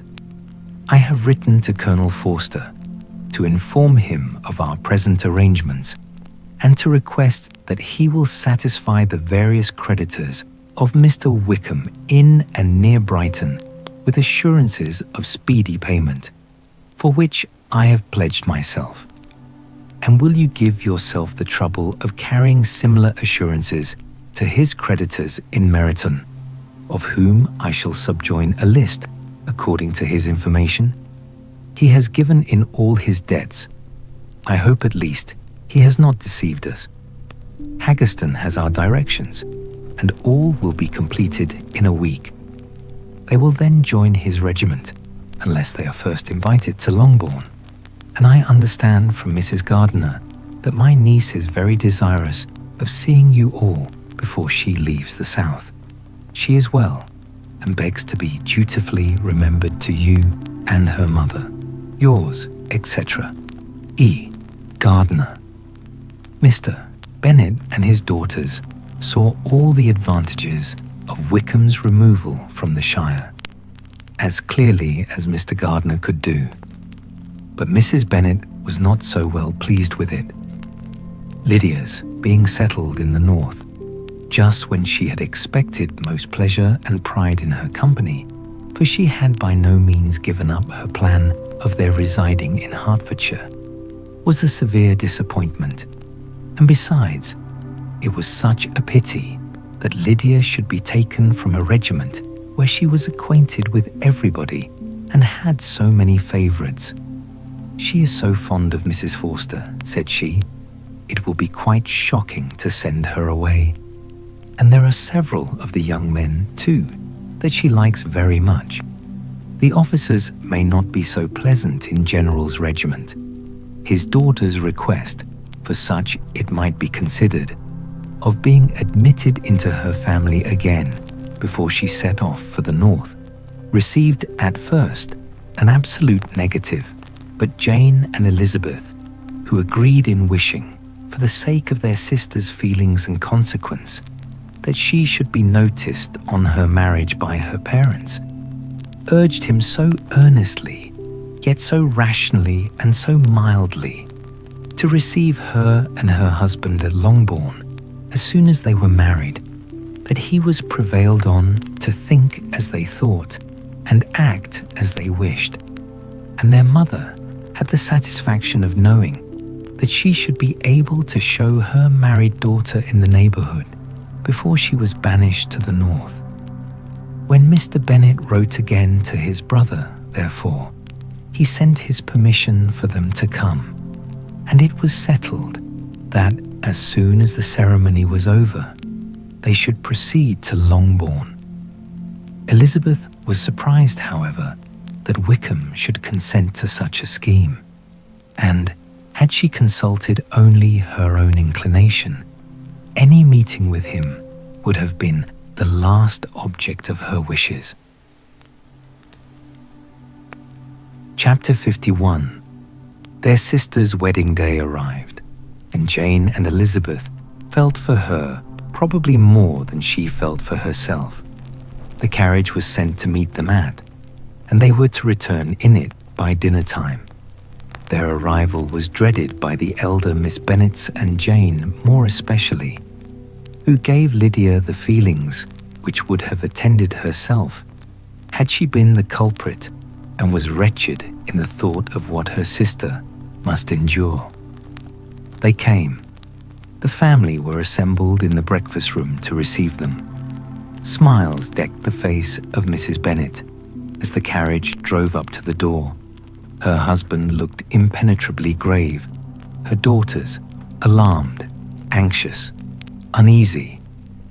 Lydia's voice was heard in the vestibule.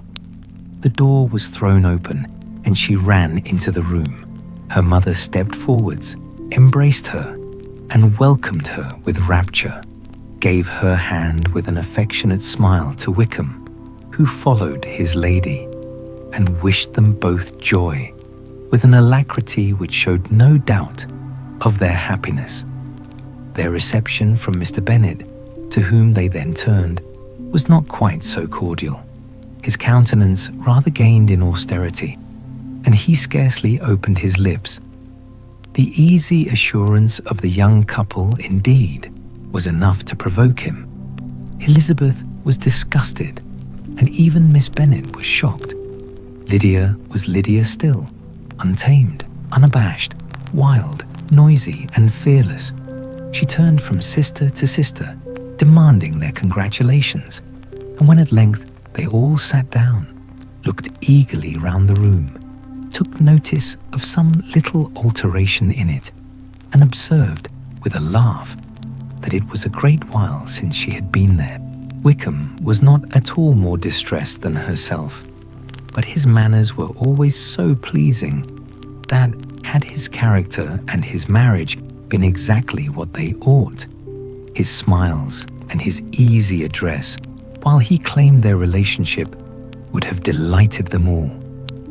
Elizabeth had not before believed him quite equal to such assurance, but she sat down, resolving within herself to draw no limits in future to the impudence of an impudent man.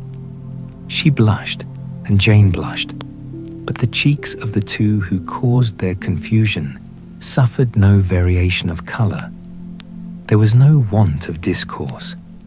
The bride and her mother could neither of them talk fast enough, and Wickham, who happened to sit near Elizabeth, began inquiring after his acquaintance in that neighbourhood with a good-humoured ease, which she felt very unable to equal in her replies.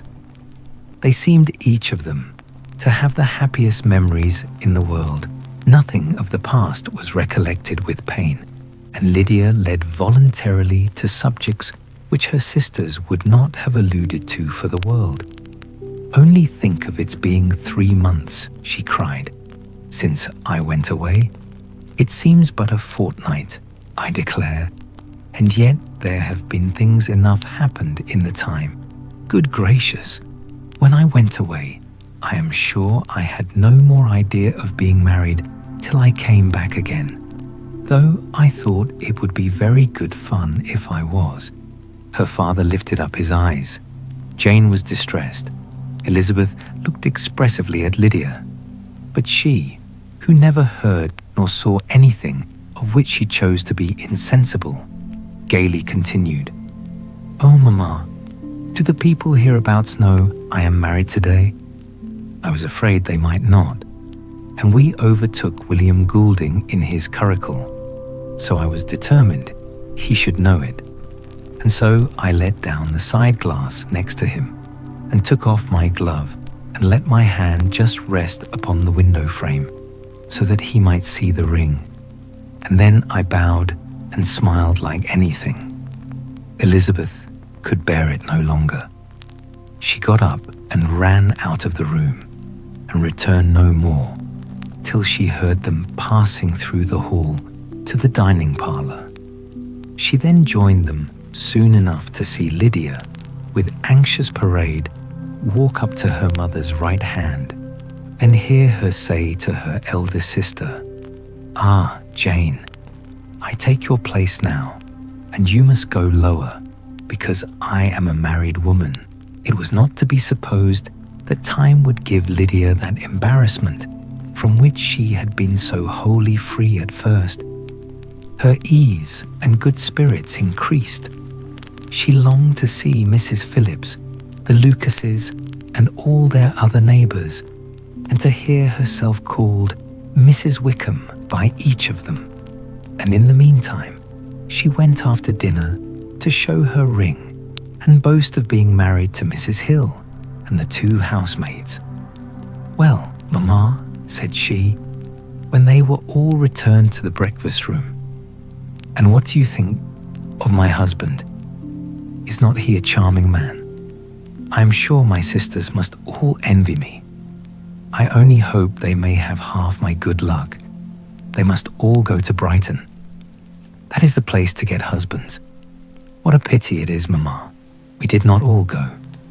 "Very true, and if I had my will, we should.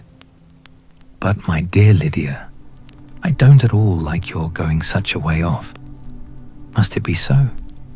Oh, Lord, yes, there is nothing in that. I shall like it of all things. You and Papa and my sisters must come down and see us. We shall be at Newcastle all the winter, and I dare say there will be some balls, and I will take care to get good partners for them all." "I should like it beyond anything," said her mother. "And then when you go away, you may leave one or two of my sisters behind you, and I dare say I shall get husbands for them before the winter is over." "I thank you for my share of the favour," said Elizabeth, "but I do not particularly like your way of getting husbands." Their visitors were not to remain above 10 days with them. Mr. Wickham had received his commission before he left London, and he was to join his regiment at the end of a fortnight. No one but Mrs. Bennet regretted that their stay would be so short, and she made the most of the time by visiting about with her daughter and having very frequent parties at home. These parties were acceptable to all. To avoid a family circle was even more desirable to such as did think than such as did not.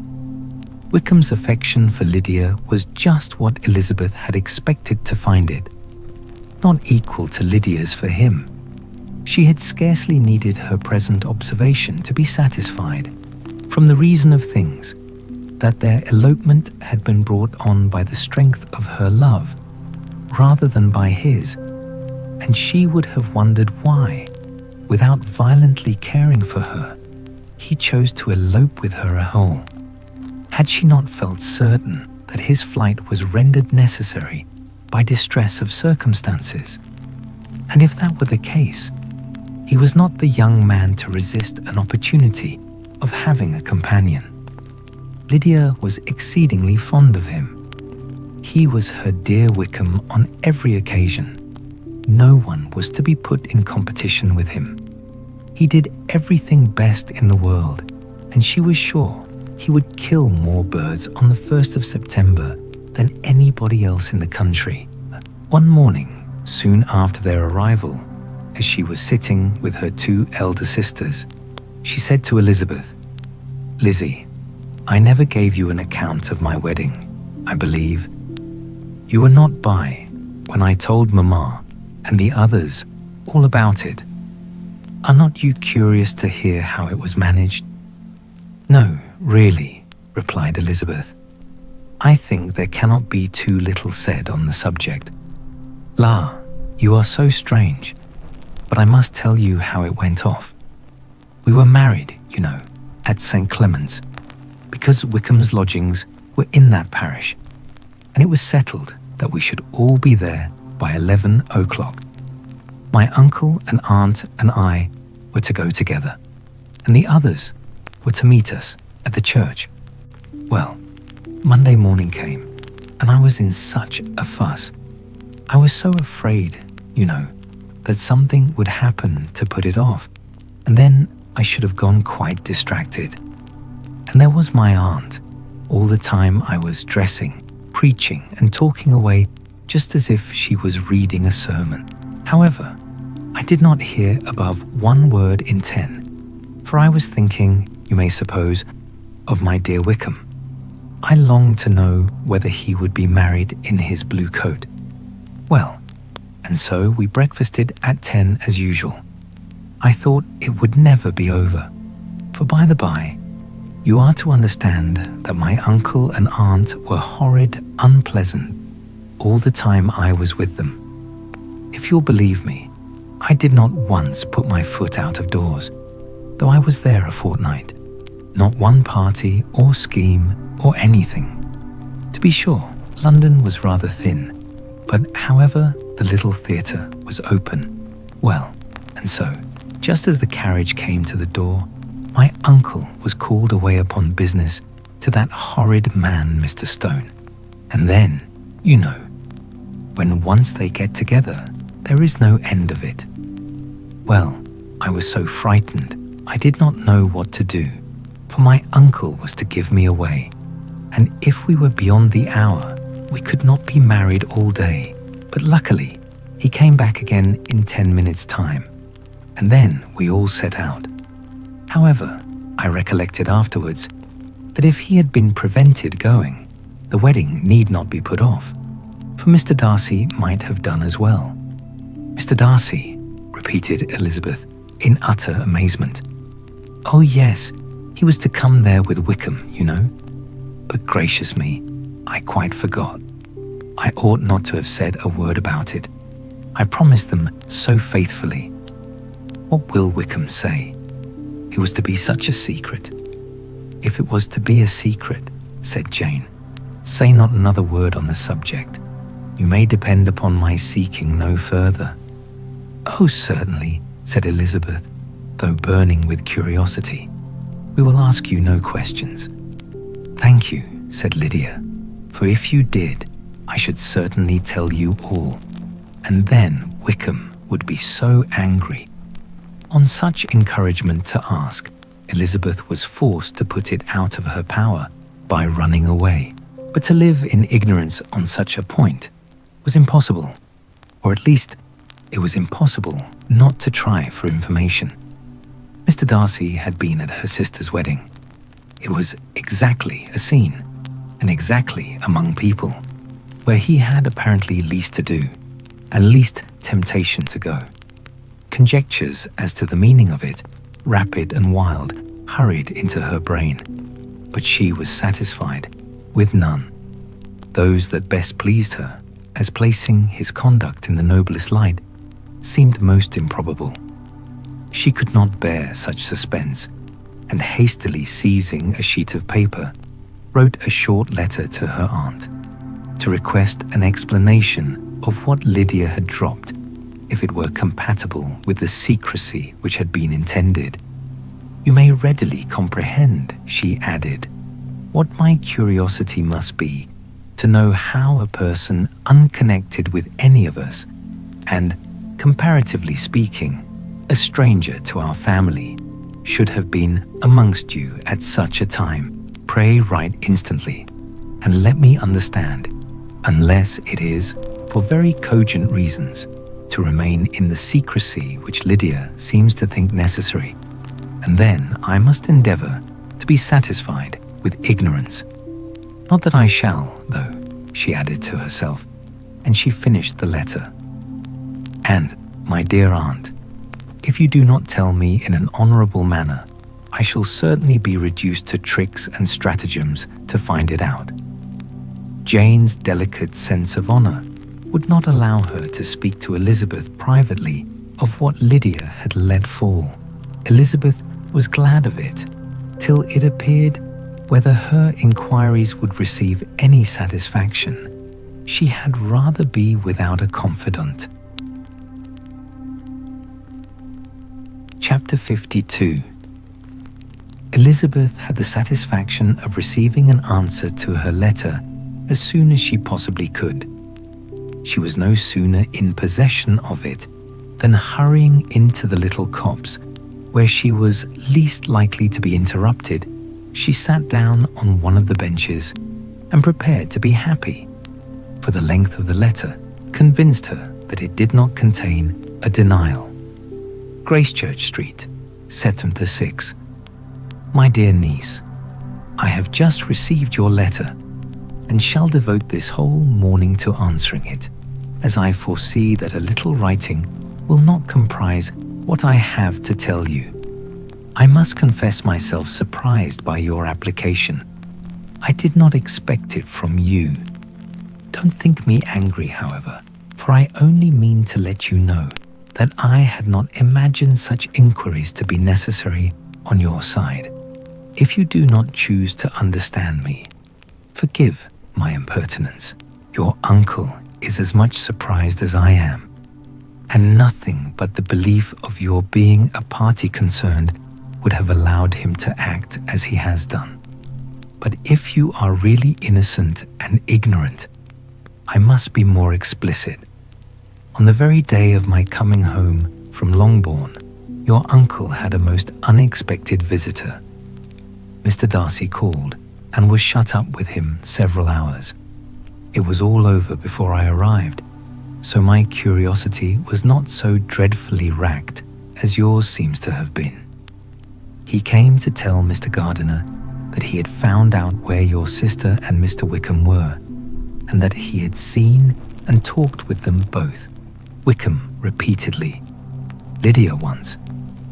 From what I can collect, he left Derbyshire only one day after ourselves, and came to town with the resolution of hunting for them. The motive professed was his conviction of its being owing to himself, that Wickham's worthlessness had not been so well known as to make it impossible for any young woman of character to love or confide in him. He generously imputed the whole to his mistaken pride, and confessed that he had before thought it beneath him to lay his private actions open to the world. His character was to speak for itself. He called it, therefore, his duty to step forward and endeavour to remedy an evil which had been brought on by himself. If he had another motive, I am sure it would never disgrace him.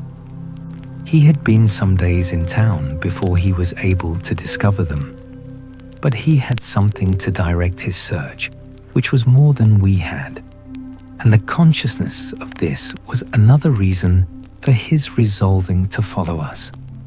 There is a lady, it seems, a Mrs. Young, who was some time ago governess to Miss Darcy, and was dismissed from her charge on some cause of disapprobation, though he did not say what.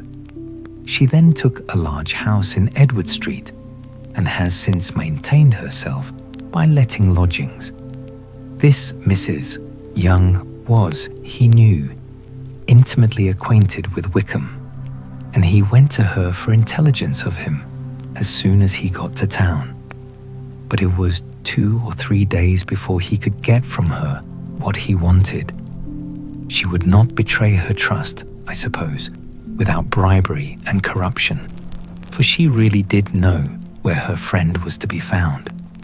Wickham, indeed, had gone to her on their first arrival in London, and had she been able to receive them into her house, they would have taken up their abode with her. At length, however, our kind friend procured the wished-for direction. They were in street. He saw Wickham, and afterwards insisted on seeing Lydia. His first object with her, he acknowledged, had been to persuade her to quit her present disgraceful situation and return to her friends as soon as they could be prevailed on to receive her, offering his assistance as far as it would go. But he found Lydia absolutely resolved on remaining where she was. She cared for none of her friends. She wanted no help of his. She would not hear of leaving Wickham. She was sure they should be married some time or other, and it did not much signify when. Since such were her feelings, it only remained, he thought, to secure and expedite a marriage, which in his very first conversation with Wickham, he easily learnt had never been his design.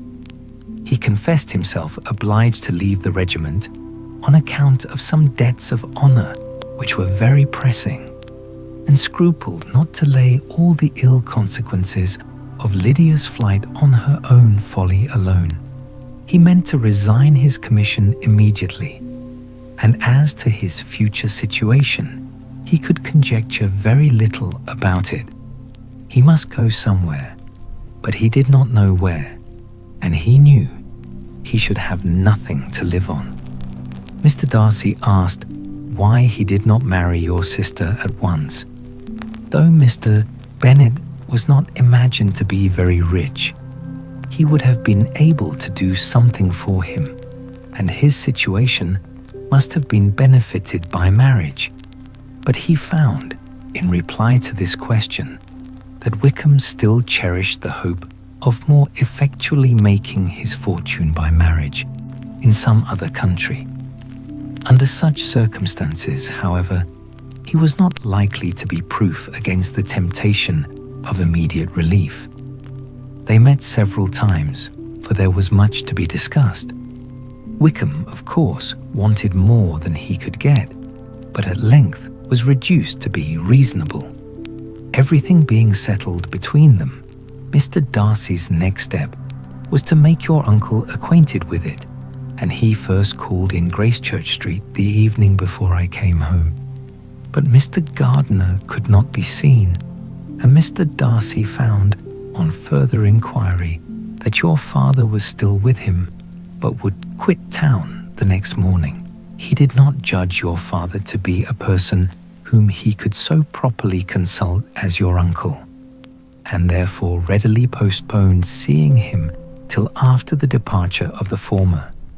He did not leave his name. Until the next day it was only known that a gentleman had called on business. On Saturday he came again.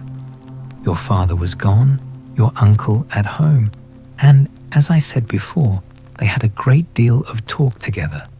They met again on Sunday, and then I saw him too. It was not all settled before Monday. As soon as it was, the express was sent off to Longbourn. But our visitor was very obstinate. I fancy, Lizzie, that obstinacy is the real defect of his character after all.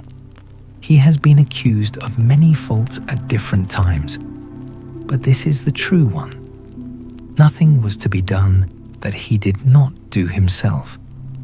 Though I am sure, and I do not speak it to be thanked, therefore say nothing about it, your uncle would most readily have settled the whole. They battled it together for a long time, which was more than either the gentleman or lady concerned in it deserved. But at last, your uncle was forced to yield, and instead of being allowed to be of use to his niece, was forced to put up with only having the probable credit of it, which went sorely against the grain. And I really believe your letter this morning gave him great pleasure, because it required an explanation that would rob him of his borrowed feathers, and give the praise where it was due. But Lizzie, this must go no further than yourself, or Jane at most. You know pretty well, I suppose, what has been done for the young people. His debts are to be paid, amounting, I believe, to considerably more than £1,000, another 1,000 in addition to her own settled upon her, and his commission purchased. The reason why all this was to be done by him alone was such as I have given above. It was owing to him, to his reserve and want of proper consideration, that Wickham's character had been so misunderstood, and consequently that he had been received and noticed as he was. Perhaps there was some truth in this, though I doubt whether his reserve or anybody's reserve can be answerable for the event. But in spite of all this fine talking, my dear Lizzie, you may rest perfectly assured that your uncle would never have yielded if we had not given him credit for another interest in the affair. When all this was resolved on, he returned again to his friends, who were still staying at Pemberley, but it was agreed that he should be in London once more when the wedding took place, and all money matters were then to receive the last finish. I believe I have now told you everything. It is a relation which you tell me is to give you great surprise. I hope at least it will not afford you any displeasure. Lydia came to us, and Wickham had constant admission to the house.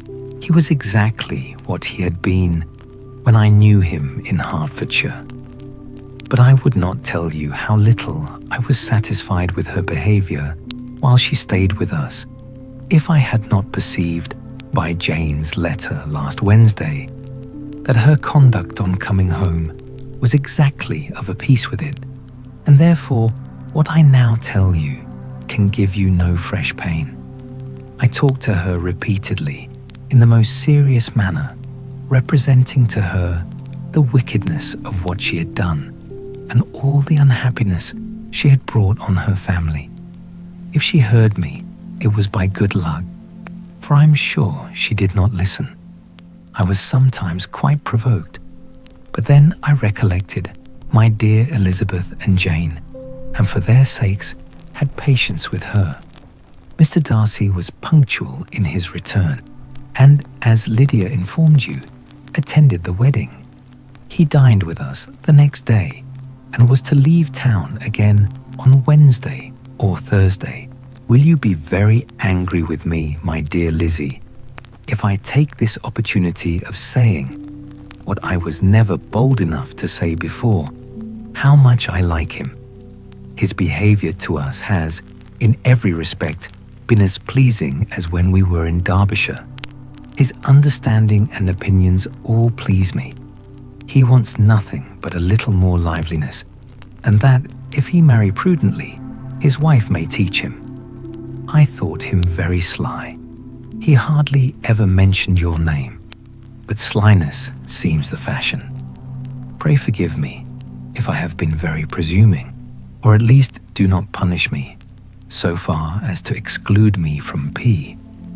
I shall never be quite happy till I have been all round the park. A low phaeton with a nice little pair of ponies would be the very thing, but I must write no more. The children have been wanting me this half hour. Yours, very sincerely, Monsieur Gardiner. The contents of this letter threw Elizabeth into a flutter of spirits, in which it was difficult to determine whether pleasure or pain bore the greatest share.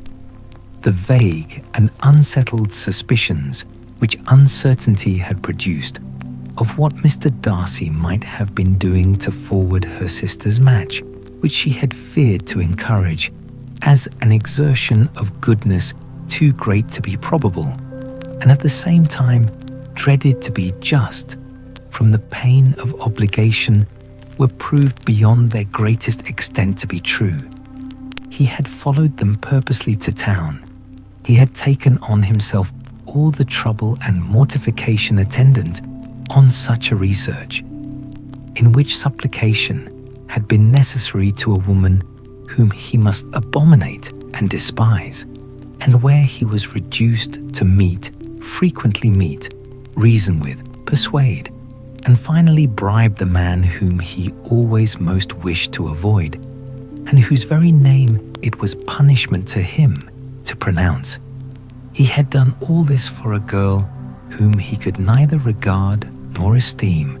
Her heart did whisper that he had done it for her, but it was a hope shortly checked by other considerations, and she soon felt that even her vanity was insufficient when required to depend on his affection for her, for a woman who had already refused him, as able to overcome a sentiment so natural as abhorrence against relationship with Wickham. Brother-in-law of Wickham, every kind of pride must revolt from the connection.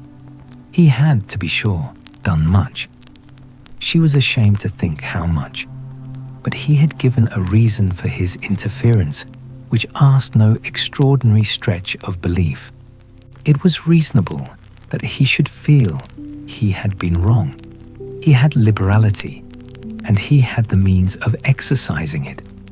And though she would not place herself as his principal inducement, she could perhaps believe that remaining partiality for her might assist his endeavors in a cause where her peace of mind must be materially concerned. It was painful, exceedingly painful, to know that they were under obligations to a person who could never receive a return. They owed the restoration of Lydia, her character, everything to him. Oh, how heartily did she grieve over every ungracious sensation she had ever encouraged, every saucy speech she had ever directed towards him. For herself, she was humbled, but she was proud of him, proud that in a cause of compassion and honor, he had been able to get the better of himself. She read over her aunt's commendation of him again and again. It was hardly enough, but it pleased her. She was even sensible of some pleasure, though mixed with regret, on finding how steadfastly both she and her uncle had been persuaded that affection and confidence subsisted between Mr. Darcy and herself. She was roused from her seat and her reflections by someone's approach, and before she could strike into another path, she was overtaken by Wickham. "I am afraid I interrupt your solitary ramble, my dear sister," said he as he joined her. "You certainly do," she replied with a smile, "but it does not follow that the interruption must be unwelcome. I should be sorry, indeed, if it were. We were always good friends, and now we are better. True.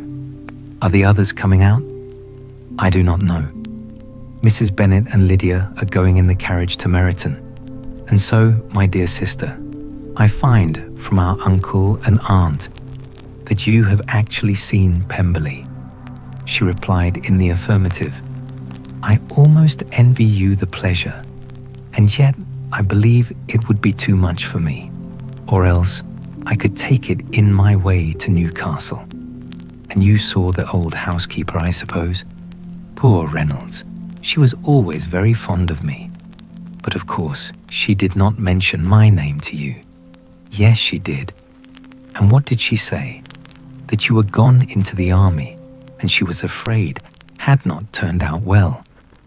At such a distance as that, you know, things are strangely misrepresented." "Certainly," he replied, biting his lips. Elizabeth hoped she had silenced him, but he soon afterwards said, "I was surprised to see Darcy in town last month. We passed each other several times. I wonder what he can be doing there." "Perhaps preparing for his marriage with Mr. Bourg," said Elizabeth. "It must be something particular to take him there at this time of year." "Undoubtedly. Did you see him while you were at Lambton? I thought I understood from the gardeners that you had." "Yes, He introduced us to his sister. And do you like her? Very much. I have heard, indeed, that she is uncommonly improved within this year or two. When I last saw her, she was not very promising. I am very glad you liked her. I hope she will turn out well. I dare say she will. She has got over the most trying age. Did you go by the village of Kimpton? I do not recollect that we did. I mention it because it is the living which I ought to have had. A most delightful place, excellent parsonage house. It would have suited me in every respect. How should you have liked making sermons? Exceedingly well. I should have considered it as part of my duty, and the exertion would soon have been nothing. One ought not to repine, but to be sure, it would have been such a thing for me. The quiet, the retirement of such a life would have answered all my ideas of happiness, but it was not to be. Did you ever hear Darcy mention the circumstance when you were in Kent? I have heard from authority, which I thought as good, that it was left you conditionally only, and at the will of the present patron. You have. Yes, there was something in that. I told you so from the first, you may remember. I did hear, too, that there was a time when sermon-making was not so palatable to you as it seems to be at present, that you actually declared your resolution of never taking orders, and that the business had been compromised accordingly. You did, and it was not wholly without foundation. You may remember what I told you on that point when first we talked of it.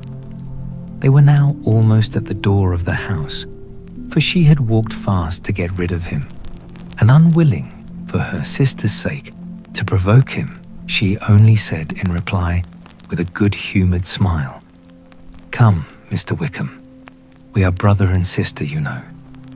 Do not let us quarrel about the past. In future, I hope we shall be always of one mind."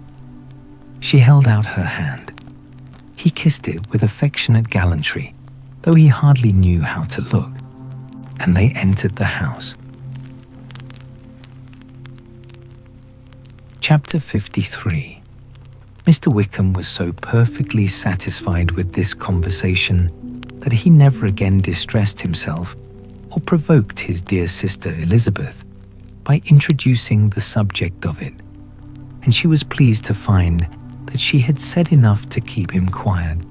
The day of his and Lydia's departure soon came, and Mrs. Bennet was forced to submit to a separation, which, as her husband by no means entered into her scheme of their all going to Newcastle, was likely to continue at least a 12-month.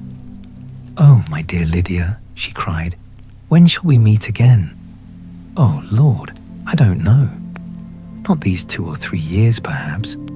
Write to me very often, my dear, as often as I can. But you know married women have never much time for writing. My sisters may write to me. They will have nothing else to do." Mr. Wickham's adieus were much more affectionate than his wife's. He smiled, looked handsome, and said many pretty things. "He is as fine a fellow," said Mr. Bennet, as soon as they were out of the house, "as ever I saw. He simpers and smirks and makes love to us all. I am prodigiously proud of him. I defy even Sir William Lucas himself to produce a more valuable son-in-law." The loss of her daughter made Mrs. Bennet very dull for several days. "I often think," said she, "that there is nothing so bad as parting with one's friends. One seems so forlorn without them. This is the consequence, you see, madam, of marrying a daughter," said Elizabeth. "It must make you better satisfied that your other 4 are single. It is no such thing. Lydia does not leave me because she is married, but only because her husband's regiment happens to be so far off. If that had been nearer, she would not have gone so soon." But the spiritless condition which this event threw her into was shortly relieved, and her mind opened again to the agitation of hope by an article of news which then began to be in circulation. The housekeeper at Netherfield had received orders to prepare for the arrival of her master, who was coming down in a day or two, to shoot there for several weeks. Mrs. Bennet was quite in the fidgets. She looked at Jane and smiled and shook her head by turns. Well, and so Mr. Bingley is coming down, sister, for Mrs. Phillips first brought her the news. Well, so much the better. Not that I care about it, though. He is nothing to us, you know, and I'm sure I never want to see him again. But, however, he is very welcome to come to Netherfield, if he likes it. And who knows what may happen. But that is nothing to us. You know, sister, we agreed long ago never to mention a word about it. And so, it is quite certain he is coming? You may depend on it, replied the other. For Mrs. Nichols was in Meryton last night. I saw her passing by, and went out myself on purpose to know the truth of it. And she told me that it was certainly true. He comes down on Thursday, at the latest, very likely on Wednesday. She was going to the butcher's, she told me, on purpose to order in some meat on Wednesday, and she has got 3 couple of ducks just fit to be killed. Miss Bennet had not been able to hear of his coming without changing colour. It was many months since she had mentioned his name to Elizabeth, but now, as soon as they were alone together, she said, I saw you look at me today, Lizzie, when my aunt told us of the present report, and I know I appeared distressed. But don't imagine it was from any silly cause. I was only confused for the moment, because I felt that I should be looked at. I do assure you that the news does not affect me either with pleasure or pain. I am glad of one thing, that he comes alone, because we shall see the less of him. Not that I am afraid of myself, but I dread other people's remarks. Elizabeth did not know what to make of it. Had she not seen him in Derbyshire, she might have supposed him capable of coming there with no other view than what was acknowledged. But she still thought him partial to Jane, and she wavered as to the greater probability of his coming there with his friend's permission, or being bold enough to come without it. Yet it is hard, she sometimes thought, that this poor man cannot come to a house which he has legally hired without raising all this speculation. I will leave him to himself. In spite of what her sister declared and really believed to be her feelings, in the expectation of his arrival, Elizabeth could easily perceive that her spirits were affected by it. They were more disturbed, more unequal than she had often seen them. The subject which had been so warmly canvassed between their parents about a 12-month ago was now brought forward again. As soon as ever Mr. Bingley comes, my dear, said Mrs. Bennet, you will wait on him, of course. No, you forced me into visiting him last year and promised, if I went to see him, he should marry one of my daughters. But it ended in nothing, and I will not be sent on a fool's errand again. His wife represented to him how absolutely necessary such an attention would be from all the neighbouring gentlemen on his returning to Netherfield. "'Tis an etiquette I despise," said he.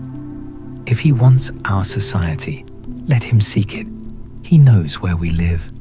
I will not spend my hours in running after my neighbours every time they go away and come back again.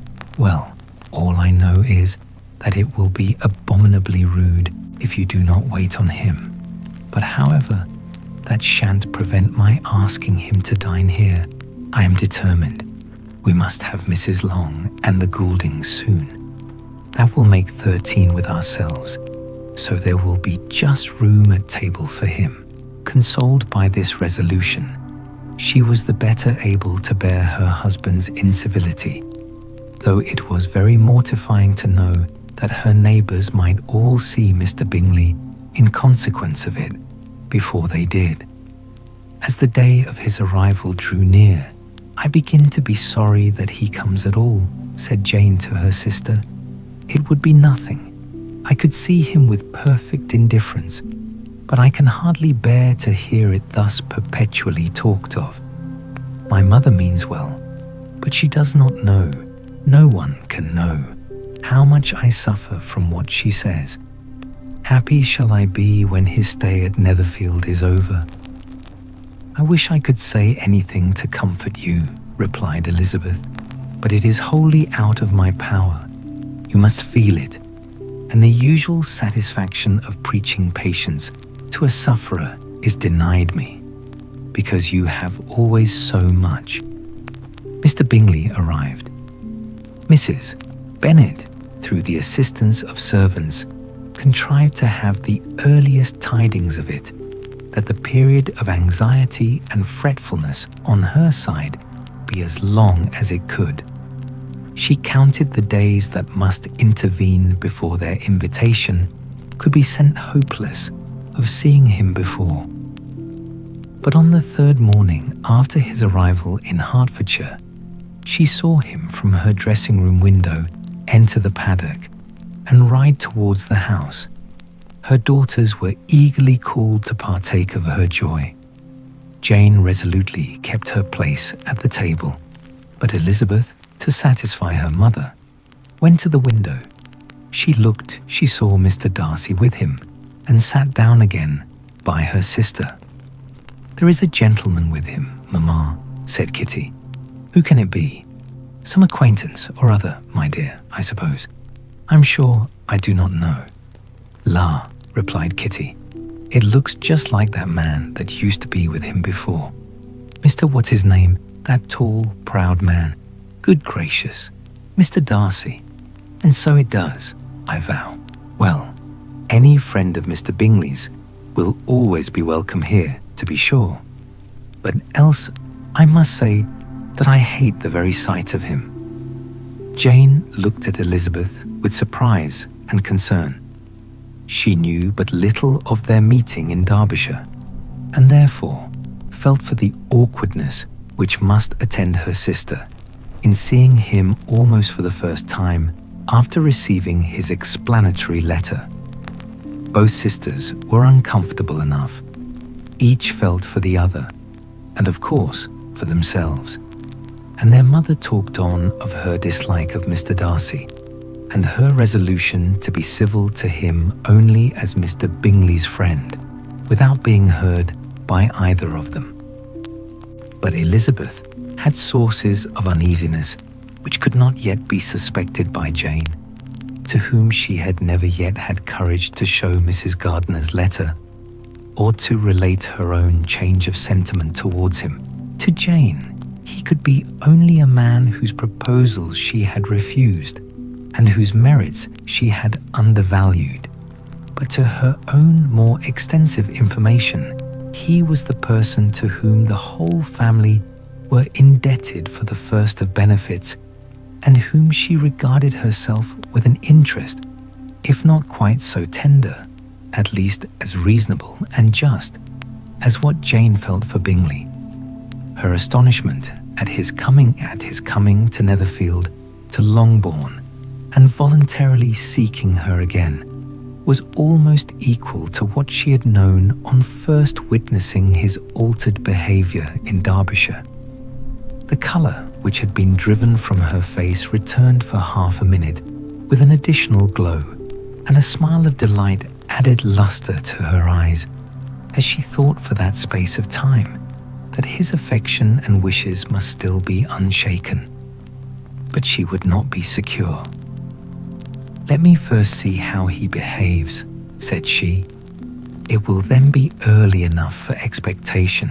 She sat intently at work, striving to be composed, and without daring to lift up her eyes till anxious curiosity carried them to the face of her sister as the servant was approaching the door. Jane looked a little paler than usual, but more sedate than Elizabeth had expected. On the gentleman's appearing, her colour increased, yet she received them with tolerable ease and with a propriety of behaviour equally free from any symptom of resentment or any unnecessary complacence. Elizabeth said as little to either as civility would allow, and sat down again to her work with an eagerness which it did not often command. She had ventured only one glance at Darcy. He looked serious as usual, and, she thought, more as he had been used to look in Hertfordshire than as she had seen him at Pemberley. But perhaps he could not in her mother's presence be what he was before her uncle and aunt. It was a painful, but not an improbable, conjecture. Bingley she had likewise seen for an instant, and in that short period saw him looking both pleased and embarrassed. He was received by Mrs. Bennet with a degree of civility which made her two daughters ashamed, especially when contrasted with the cold and ceremonious politeness of her courtesy and address of his friend. Elizabeth, particularly, who knew that her mother owed to the latter the preservation of her favourite daughter from irremediable infamy, was hurt and distressed to a most painful degree by a distinction so ill applied. Darcy, after inquiring of her how Mr. and Mrs. Gardiner did her, question which she could not answer without confusion, said scarcely anything. He was not seated by her. Perhaps that was the reason of his silence, but it had not been so in Derbyshire. There he had talked to her friends when he could not to herself, but now several minutes elapsed without bringing the sound of his voice, and when occasionally unable to resist the impulse of curiosity, she raised her eyes to his face. She as often found him looking at Jane as at herself, and frequently on no object but the ground. More thoughtfulness and less anxiety to please than when they last met were plainly expressed. She was disappointed and angry with herself for being so. "Could I expect it to be otherwise?" said she. "Yet why did he come?" She was in no humour for conversation with anyone but himself, and to him she had hardly courage to speak. She inquired after his sister, but could do no more. "It is a long time, Mr. Bingley, since you went away," said Mrs. Bennet. He readily agreed to it. "I began to be afraid you would never come back again. People did say you meant to quit the place entirely at Michaelmas. But however, I hope it is not true. A great many changes have happened in the neighbourhood since you went away. Miss Lucas is married and settled, and one of my own daughters. I suppose you have heard of it. Indeed, you must have seen it in the papers. It was in the Times and the Courier, I know, though it was not put in as it ought to be. It was only said lately, George Wickham, Esquire, to Miss Lydia Bennet, without there being a syllable said of her father or the place where she lived, or anything. It was my brother Gardiner's drawing up too, and I wonder how he came to make such an awkward business of it. Did you see it?" Bingley replied that he did, and made his congratulations.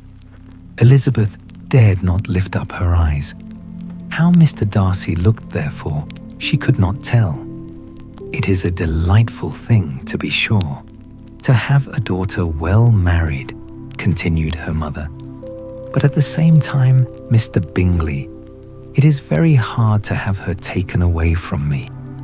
They are gone down to Newcastle, a place quite northward it seems, and there they are to stay. I do not know how long. His regiment is there. For I suppose you have heard of his leaving the Shire, and of his being gone into the regulars. Thank heaven, He has some friends, though, perhaps not so many as he deserves. Elizabeth, who knew this to be levelled at Mr. Darcy, was in such misery of shame that she could hardly keep her seat.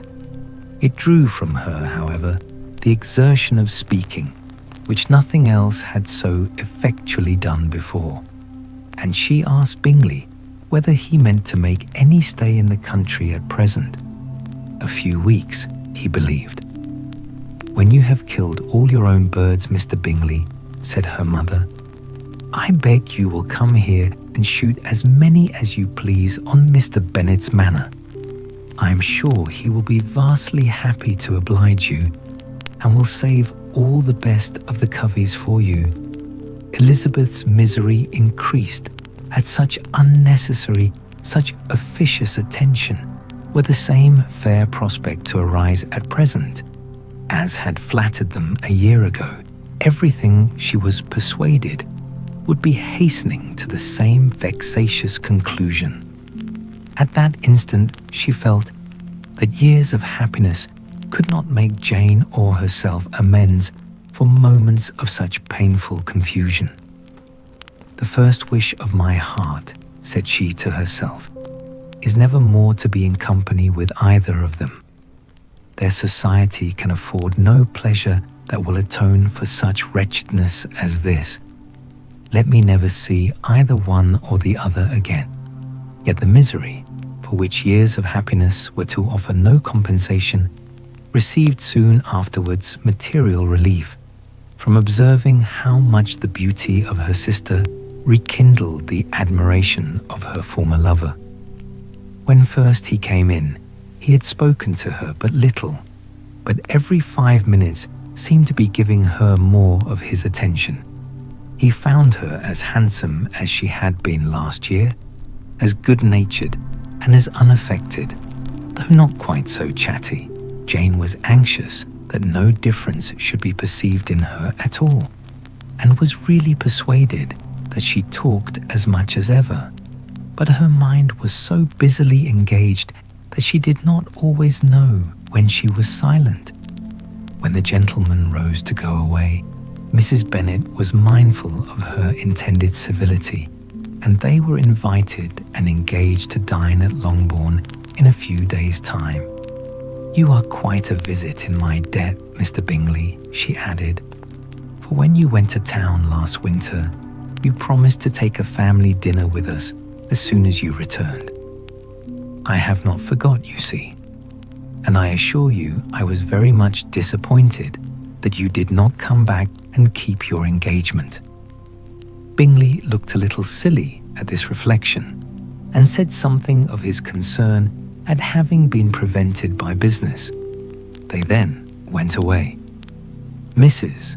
Bennet had been strongly inclined to ask them to stay and dine there that day, but though she always kept a very good table, she did not think anything less than 2 courses could be good enough for a man on whom she had such anxious designs, or satisfy the appetite and pride of one who had 10,000 a year.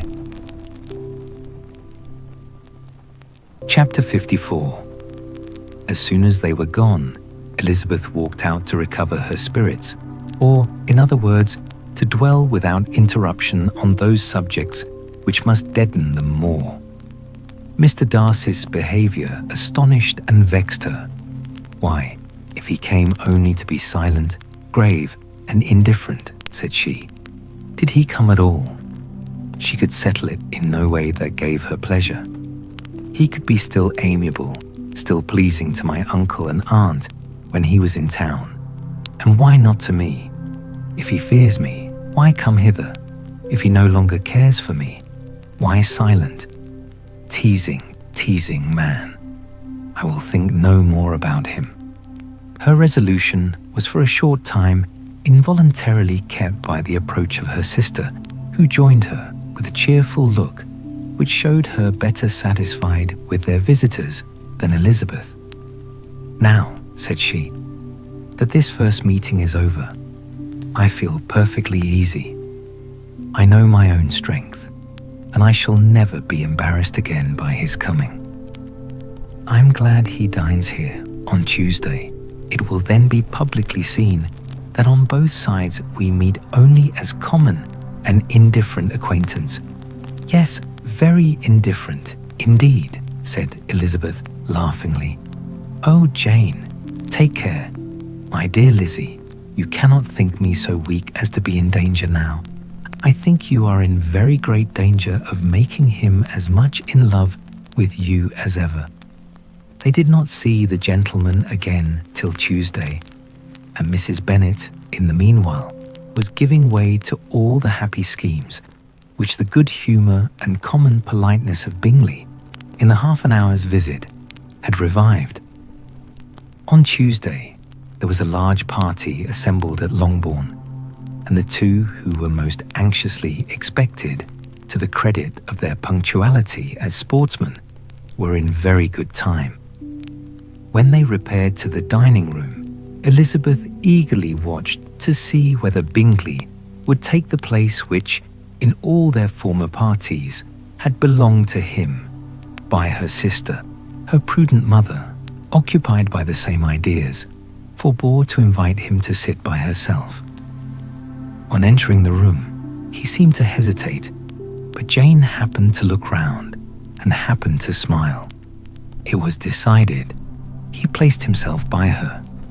Elizabeth, with a triumphant sensation, looked towards his friend.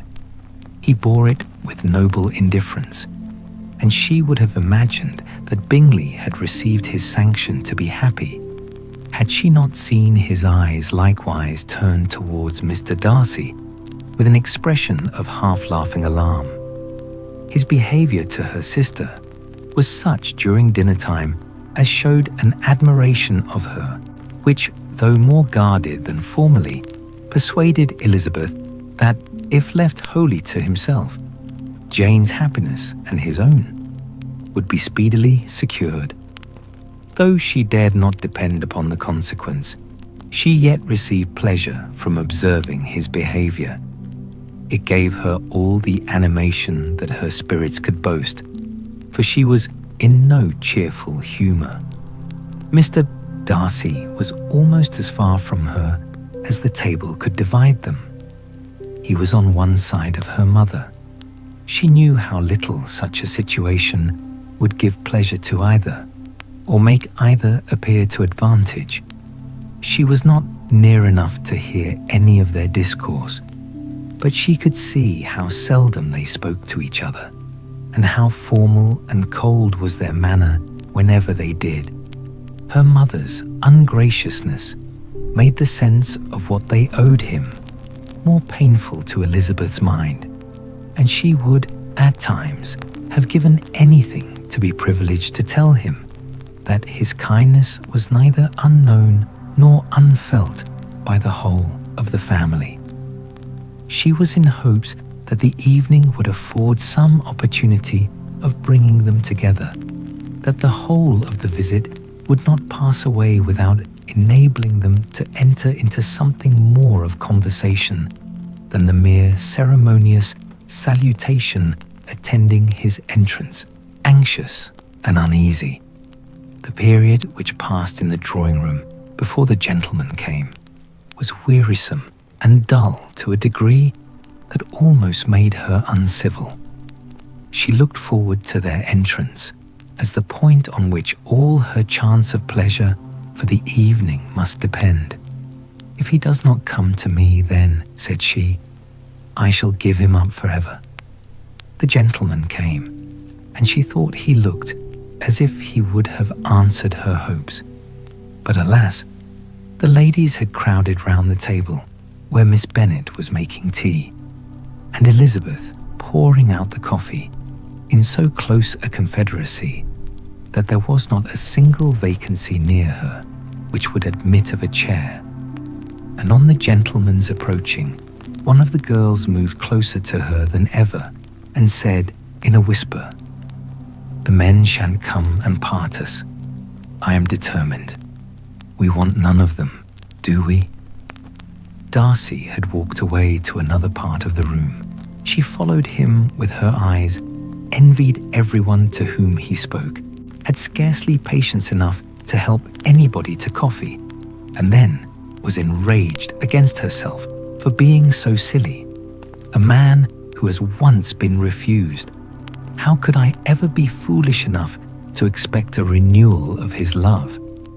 Is there one among the sex who would not protest against such a weakness as a second proposal to the same woman? There is no indignity so abhorrent to their feelings. She was a little revived, however, by his bringing back his coffee cup himself, and she seized the opportunity of saying, "Is your sister at Pemberley still?" "Yes, she will remain there till Christmas." "And quite alone? Have all her friends left her?" "Mrs. Annesley is with her. The others have been gone on to Scarborough these 3 weeks." She could think of nothing more to say, but if he wished to converse with her, he might have better success. He stood by her, however, for some minutes, in silence, and at last, on the young ladies whispering to Elizabeth again, he walked away. When the tea things were removed and the card tables placed, the ladies all rose, and Elizabeth was then hoping to be soon joined by him when all her views were overthrown by seeing him fall a victim to her mother's rapacity for whist players, and in a few moments after, seated with the rest of the party. She now lost every expectation of pleasure. They were confined for the evening at different tables, and she had nothing to hope but that his eyes were so often turned towards her side of the room as to make him play as unsuccessfully as herself. Mrs. Bennet had designed to keep the 2 Netherfield gentlemen to supper, but their carriage was unluckily ordered before any of the others, and she had no opportunity of detaining them. "Well, girls," said she, as soon as they were left to themselves, "what say you to the day? I think everything has passed off uncommonly well, I assure you. The dinner was as well dressed as any I ever saw. The venison was roasted to a turn, and everybody said they never saw so fat a haunch. The soup was 50 times better than what we had at the Lucases last week, and even Mr. Darcy acknowledged that the partridges were remarkably well done, and I suppose he has 2 or 3 French cooks at least. And my dear Jane, I never saw you look in greater beauty.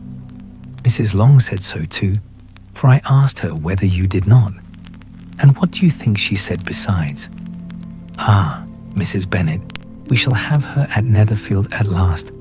She did indeed. I do think Mrs. Long is as good a creature as ever lived, and her nieces are very pretty behaved girls, and not at all handsome. I like them prodigiously. Mrs. Long and her nieces. Mrs. Bennet, in short, was in very great spirits. She had seen enough of Bingley's behaviour to Jane to be convinced that she would get him at last, and her expectations of advantage to her family when in a happy humour were so far beyond reason that she was quite disappointed at not seeing him there again the next day to make his proposals. "It has been a very agreeable day," said Miss Bennet to Elizabeth. "The party seemed so well selected, so suitable one with the other. I hope we may often meet again." Elizabeth smiled. "Lizzie, you must not do so. You must not suspect me. It mortifies me. I assure you that I have now learned to enjoy his conversation as an agreeable and sensible young man, without having a wish beyond it. I am perfectly satisfied from what his manners now are, that he never had any design of engaging my affection. It is only that he is blessed with greater sweetness of address and a stronger desire of generally pleasing than any other man." "You are very cruel," said her sister. "You will not let me smile, and are provoking me to it every moment.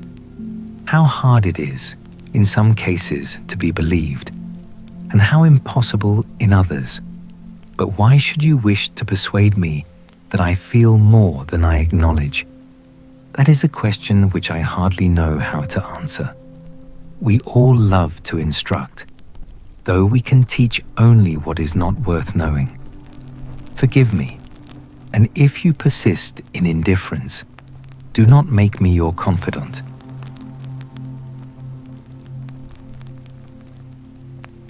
Chapter 55. A few days after this visit, Mr. Bingley called again, and alone. His friend had left him that morning for London, but was to return home in 10 days' time. He sat with them above an hour, and was in remarkably good spirits. Mrs. Bennet invited him to dine with them, but with many expressions of concern, he confessed himself engaged elsewhere. "Next time you call," said she, "I hope we shall be more lucky. He should be particularly happy at any time, etc., etc." And if she would give him leave, would take an early opportunity of waiting on them. "Can you come tomorrow?" Yes, he had no engagement at all for tomorrow, and her invitation was accepted with alacrity. He came, and in such very good time that the ladies were none of them dressed. In ran Mrs. Bennet to her daughter's room, in her dressing gown, and with her hair half finished, crying out, "My dear Jane, make haste and hurry down. He is come, Mr. Bingley is come. He is, indeed. Make haste, make haste. Here, Sarah, come to Miss Bennet this moment, and help her on with her gown. Never mind Miss Lizzie's hair. We will be down as soon as we can," said Jane. "But I dare say Kitty is forwarder than either of us, for she went upstairs half an hour ago. Oh, hang Kitty! What has she to do with it?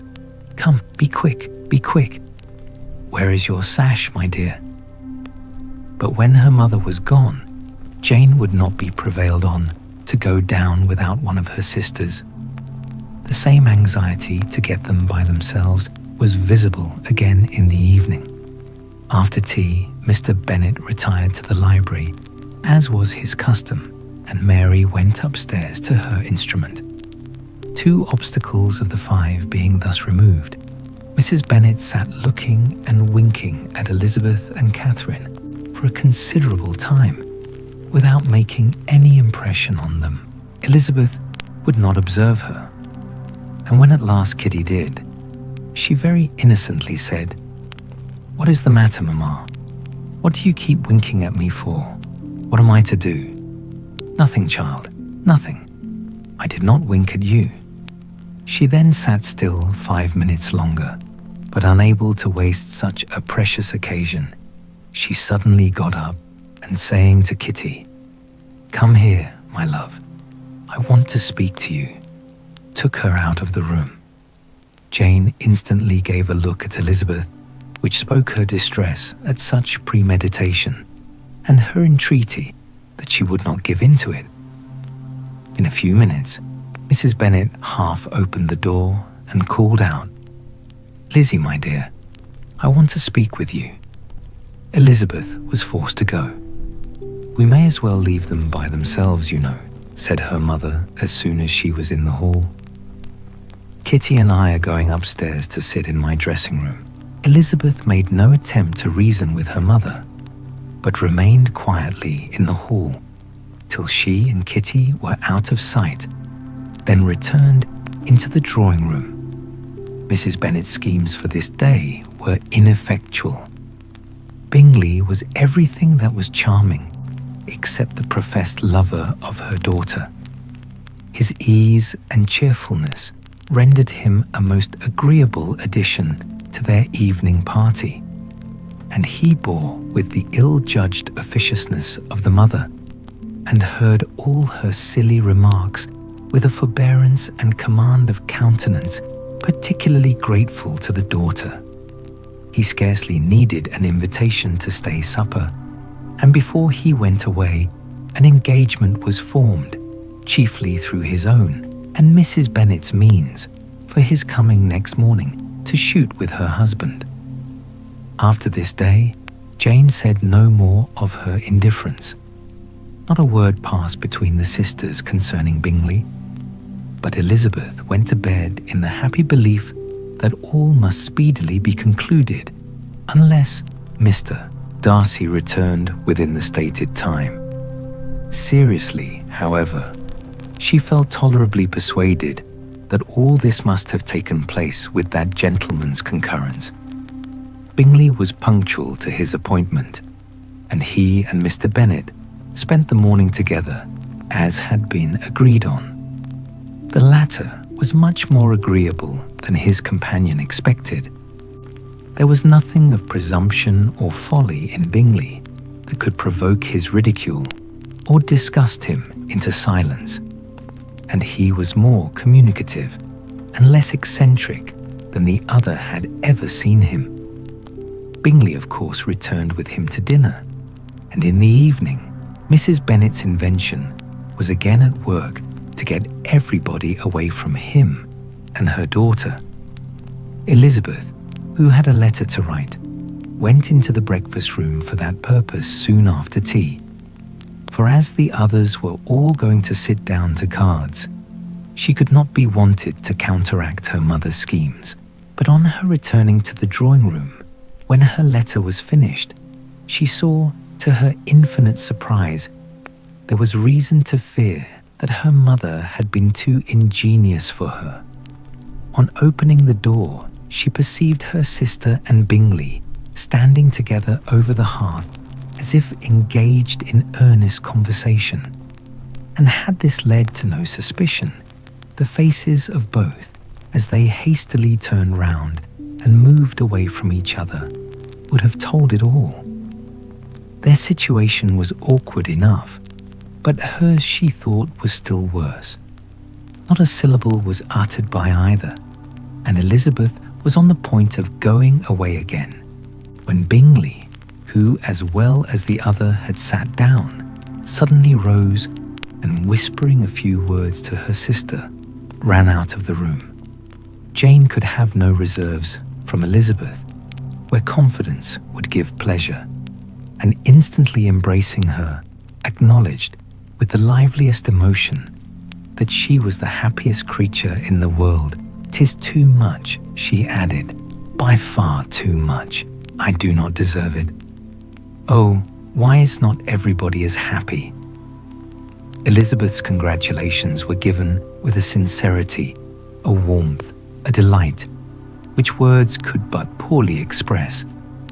Every sentence of kindness was a fresh source of happiness to Jane, but she would not allow herself to stay with her sister or say half that remained to be said for the present. "I must go instantly to my mother," she cried. I would not on any account trifle with her affectionate solicitude, or allow her to hear it from anyone but myself. He is gone to my father already. Oh, Lizzie, to know that what I have to relate will give such pleasure to all my dear family. How shall I bear so much happiness?" She then hastened away to her mother, who had purposely broken up the card party and was sitting upstairs with Kitty. Elizabeth, who was left by herself, now smiled at the rapidity and ease with which an affair was finally settled that had given them so many previous months of suspense and vexation. "And this," said she, "is the end of all his friend's anxious circumspection, of all his sister's falsehood and contrivance, the happiest, wisest, and most reasonable end." In a few minutes she was joined by Bingley, whose conference with her father had been short and to the purpose. "Where is your sister?" said he hastily as he opened the door. "With my mother upstairs. She will be down in a moment, I dare say." He then shut the door, and coming up to her, claimed the good wishes and affection of a sister. Elizabeth honestly and heartily expressed her delight in the prospect of their relationship. They shook hands with great cordiality, and then, till her sister came down, she had to listen to all he had to say of his own happiness and of Jane's perfections. And in spite of his being a lover, Elizabeth really believed all his expectations of felicity to be rationally founded, because they had for basis the excellent understanding and super excellent disposition of Jane, and a general similarity of feeling and taste between her and himself. It was an evening of no common delight to them all. The satisfaction of Miss Bennet's mind gave such a glow of sweet animation to her face as made her look handsomer than ever. Kitty simpered and smiled, and hoped her turn was coming soon. Mrs. Bennet could not give her consent, or speak her approbation in terms warm enough to satisfy her feelings, though she talked to Bingley of nothing else for half an hour. And when Mr. Bennet joined them at supper, his voice and manner plainly showed how really happy he was. Not a word, however, passed his lips in allusion to it, till their visitor took his leave for the night. But as soon as he was gone, he turned to his daughter and said, "Jane, I congratulate you. You will be a very happy woman." Jane went to him instantly, kissed him, and thanked him for his goodness. "You are a good girl," he replied, "and I have great pleasure in thinking you will be so happily settled. I have not a doubt of your doing very well together. Your tempers are by no means unlike. You are each of you so complying that nothing will ever be resolved on, so easy that every servant will cheat you, and so generous that you will always exceed your income. I hope not so. Imprudence or thoughtlessness in money matters would be unpardonable in me. Exceed their income." "My dear Mr. Bennet," cried his wife, "what are you talking of? Why, he has 4,000 or 5,000 a year, and very likely more." Then addressing her daughter, "Oh, my dear Jane, I am so happy. I am sure I shan't get a wink of sleep all night. I knew how it would be. I always said it must be so at last. I was sure you could not be so beautiful for nothing. I remember, as soon as ever I saw him, when he first came into Hertfordshire last year, I thought how likely it was that you should come together. Oh, he is the handsomest young man that ever was seen. Wickham, Lydia were all forgotten. Jane was beyond competition her favourite child. At that moment, she cared for no other. Her younger sisters soon began to make interest with her for objects of happiness, which she might in future be able to dispense. Mary petitioned for the use of the library at Netherfield, and Kitty begged very hard for a few balls there every winter. Bingley, from this time, was of course a daily visitor at Longbourn, coming frequently before breakfast and always remaining till after supper, unless when some barbarous neighbour, who could not be enough detested, had given him an invitation to dinner, which he thought himself obliged to accept. Elizabeth had now but little time for conversation with her sister, for while he was present, Jane had no attention to bestow on anyone else, but she found herself considerably useful to both of them in those hours of separation that must sometimes occur. In the absence of Jane, he always attached himself to Elizabeth for the pleasure of talking of her, and when Bingley was gone, Jane constantly sought the same means of relief. "He has made me so happy," said she one evening, "by telling me that he was totally ignorant of my being in town last spring. I had not believed it possible." "I suspected as much," replied Elizabeth, "but how did he account for it? It must have been his sister's doing. They were certainly no friends to his acquaintance with me, which I cannot wonder at, since he might have chosen so much more advantageously in many respects. But when they see, as I trust they will, that their brother is happy with me, they will learn to be contented, and we shall be on good terms again, though we can never be what we once were to each other." "That is the most unforgiving speech," said Elizabeth, "that I ever heard you utter." "Good girl, it would vex me, indeed, to see you again the dupe of Miss Bingley's pretended regard. Would you believe it, Lizzie, that when he went to town last November, he really loved me, and nothing but a persuasion of my being indifferent would have prevented his coming down again. He made a little mistake, to be sure, but it is to the credit of his modesty. This naturally introduced a panegyric from Jane on his diffidence, and the little value he put on his own good qualities. Elizabeth was pleased to find that he had not betrayed the interference of his friend, for though Jane had the most generous and forgiving heart in the world, she knew it was a circumstance which must prejudice her against him. "I am certainly the most fortunate creature that ever existed," cried Jane. "Oh, Lizzie, why am I thus singled from my family and blessed above them all?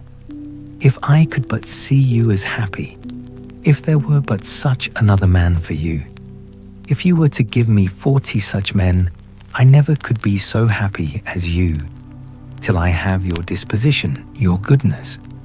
I never can have your happiness. No, let me shift for myself, and perhaps if I have very good luck, I may meet with another Mr. Collins in time." The situation of affairs in the Longbourn family could not be long a secret. Mrs. Bennet was privileged to whisper it to Mrs. Phillips, and she ventured, without any permission, to do the same by all her neighbours in Meryton. The Bennets were speedily pronounced to be the luckiest family in the world, though only a few weeks before, when Lydia had first run away, they had been generally proved to be marked out for misfortune. Chapter 56.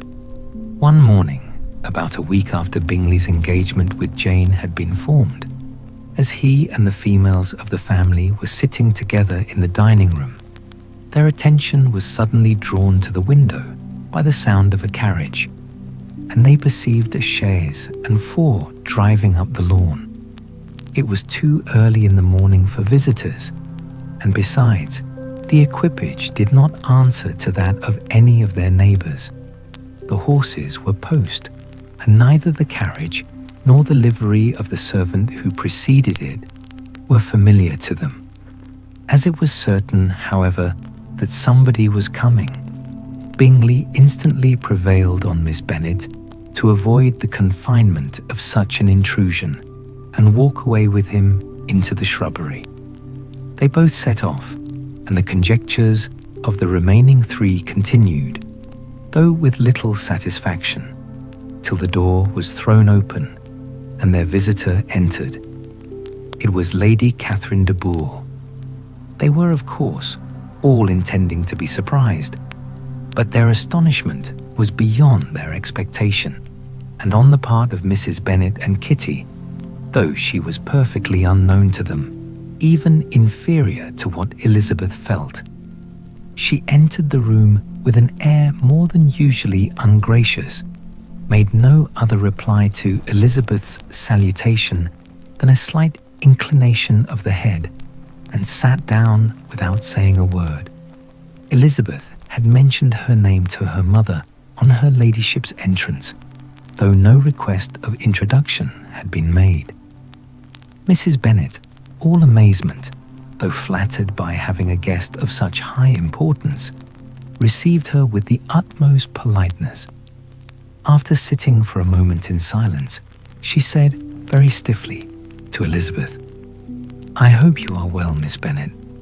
That lady, I suppose, is your mother?" Elizabeth replied very concisely that she was, "And that, I suppose, is one of your sisters." "Yes, madam," said Mrs. Bennet, delighted to speak to a Lady Catherine. "She is my youngest girl but one. My youngest of all is lately married, and my eldest is somewhere about the ground, walking with a young man who, I believe, will soon become a part of the family." "You have a very small park here," returned Lady Catherine, after a short silence. "It is nothing in comparison of Rosings, my lady, I dare say. But I assure you, it is much larger than Sir William Lucas's. This must be a most inconvenient sitting room for the evening in summer. The windows are full west." Mrs. Bennet assured her that they never sat there after dinner, and then added, "May I take the liberty of asking your ladyship whether you left Mr. and Mrs. Collins well?" "Yes, very well. I saw them the night before last." Elizabeth now expected that she would produce a letter for her from Charlotte, as it seemed the only probable motive for her calling. But no letter appeared, and she was completely puzzled. Mrs. Bennet, with great civility, begged her ladyship to take some refreshment, but Lady Catherine very resolutely and not very politely declined eating anything, and then, rising up, said to Elizabeth, "Miss Bennet, there seemed to be a prettyish kind of a little wilderness on one side of your lawn. I should be glad to take a turn in it, if you will favour me with your company." "Go, my dear," cried her mother, "and show her ladyship about the different walks. I think she will be pleased with the hermitage." Elizabeth obeyed, and running into her own room for her parasol, attended her noble guest downstairs. As they passed through the hall, Lady Catherine opened the doors into the dining parlour and drawing room, and pronouncing them, after a short survey, to be decent-looking rooms, walked on. Her carriage remained at the door, and Elizabeth saw that her waiting woman was in it. They proceeded in silence along the gravel walk that led to the copse. Elizabeth was determined to make no effort for conversation with a woman who was now more than usually insolent and disagreeable. "How could I ever think her like her nephew?" said she, as she looked in her face. As soon as they entered the copse, Lady Catherine began in the following manner. "You can be at no loss, Miss Bennet, to understand the reason of my journey hither. Your own heart, your own conscience, must tell you why I come." Elizabeth looked with unaffected astonishment. "Indeed, you are mistaken, madam. I have not been at all able to account for the honour of seeing you here." "Miss Bennet," replied her ladyship in an angry tone, "you ought to know that I am not to be trifled with, but however insincere you may choose to be, you shall not find me so. My character has ever been celebrated for its sincerity and frankness, and in a cause of such moment as this, I shall certainly not depart from it. A report of a most alarming nature reached me 2 days ago. I was told that not only your sister was on the point of being most advantageously married, but that Miss Elizabeth Bennet would, in all likelihood, be soon afterwards united to my nephew, my own nephew, Mr. Darcy. Though I know it must be a scandalous falsehood, though I would not injure him so much as to suppose the truth of it possible, I instantly resolved on setting off for this place, that I might make my sentiments known to you." "If you believed it impossible to be true," said Elizabeth, colouring with astonishment and disdain, "I wonder you took the trouble of coming so far. What could your ladyship propose by it? At once to insist upon having such a report universally contradicted." "Your coming to Longbourn to see me and my family," said Elizabeth coolly, "will be rather a confirmation of it, if indeed such a report is in existence. If, Do you then pretend to be ignorant of it? Has it not been industriously circulated by yourselves? Do you not know that such a report is spread abroad? I never heard that it was. And can you likewise declare that there is no foundation for it? I do not pretend to possess equal frankness with your ladyship. You may ask questions which I shall not choose to answer. This is not to be borne. Miss Bennet, I insist on being satisfied. Has my nephew made you an offer of marriage? Your ladyship has declared it to be impossible.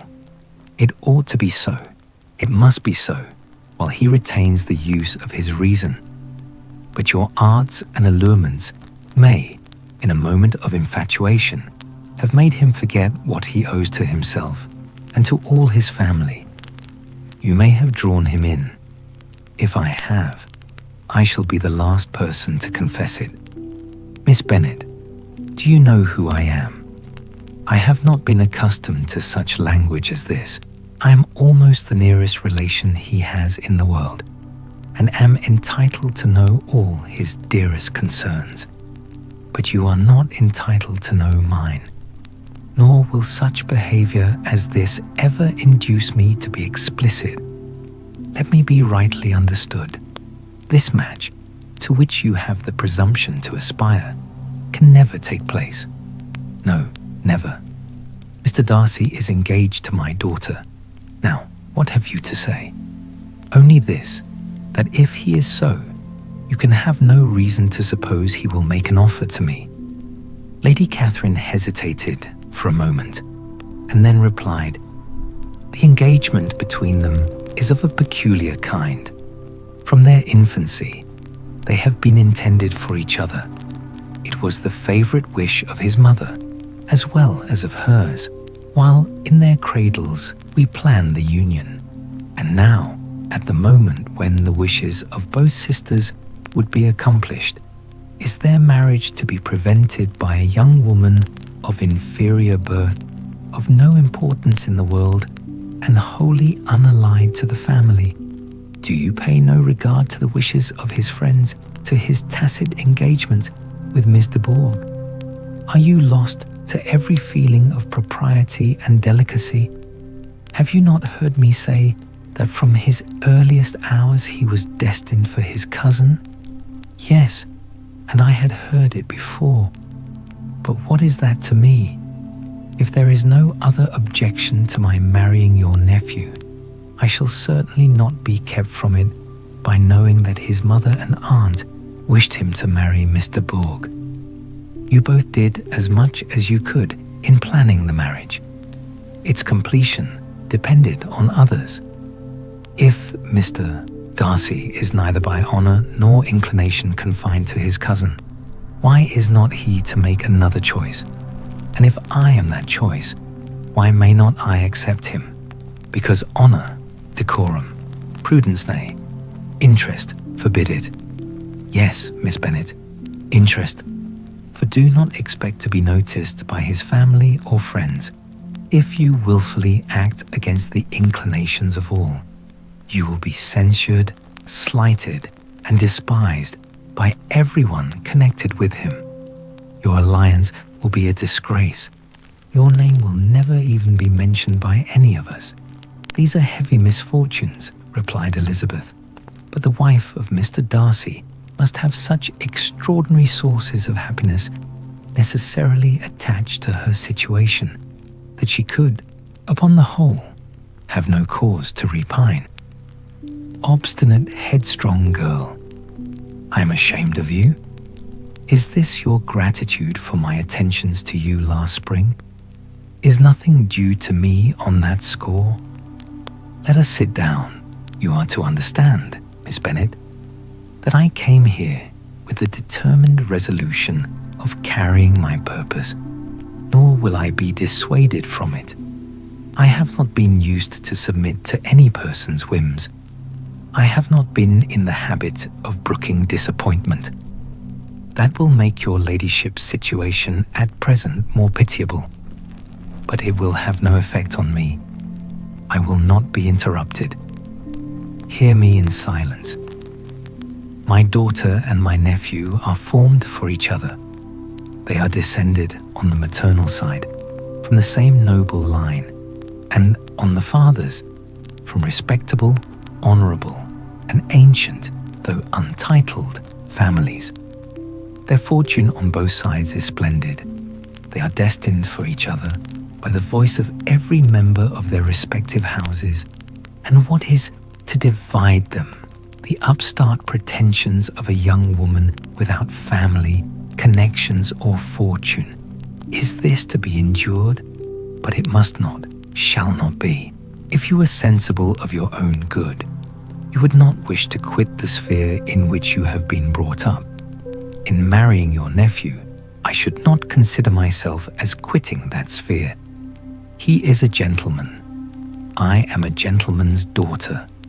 So far, we are equal. True, you are a gentleman's daughter. But what was your mother? Who are your uncles and aunts? Do not imagine me ignorant of their condition. Whatever my connections may be, said Elizabeth, if your nephew does not object to them, they can be nothing to you. Tell me, once for all, are you engaged to him?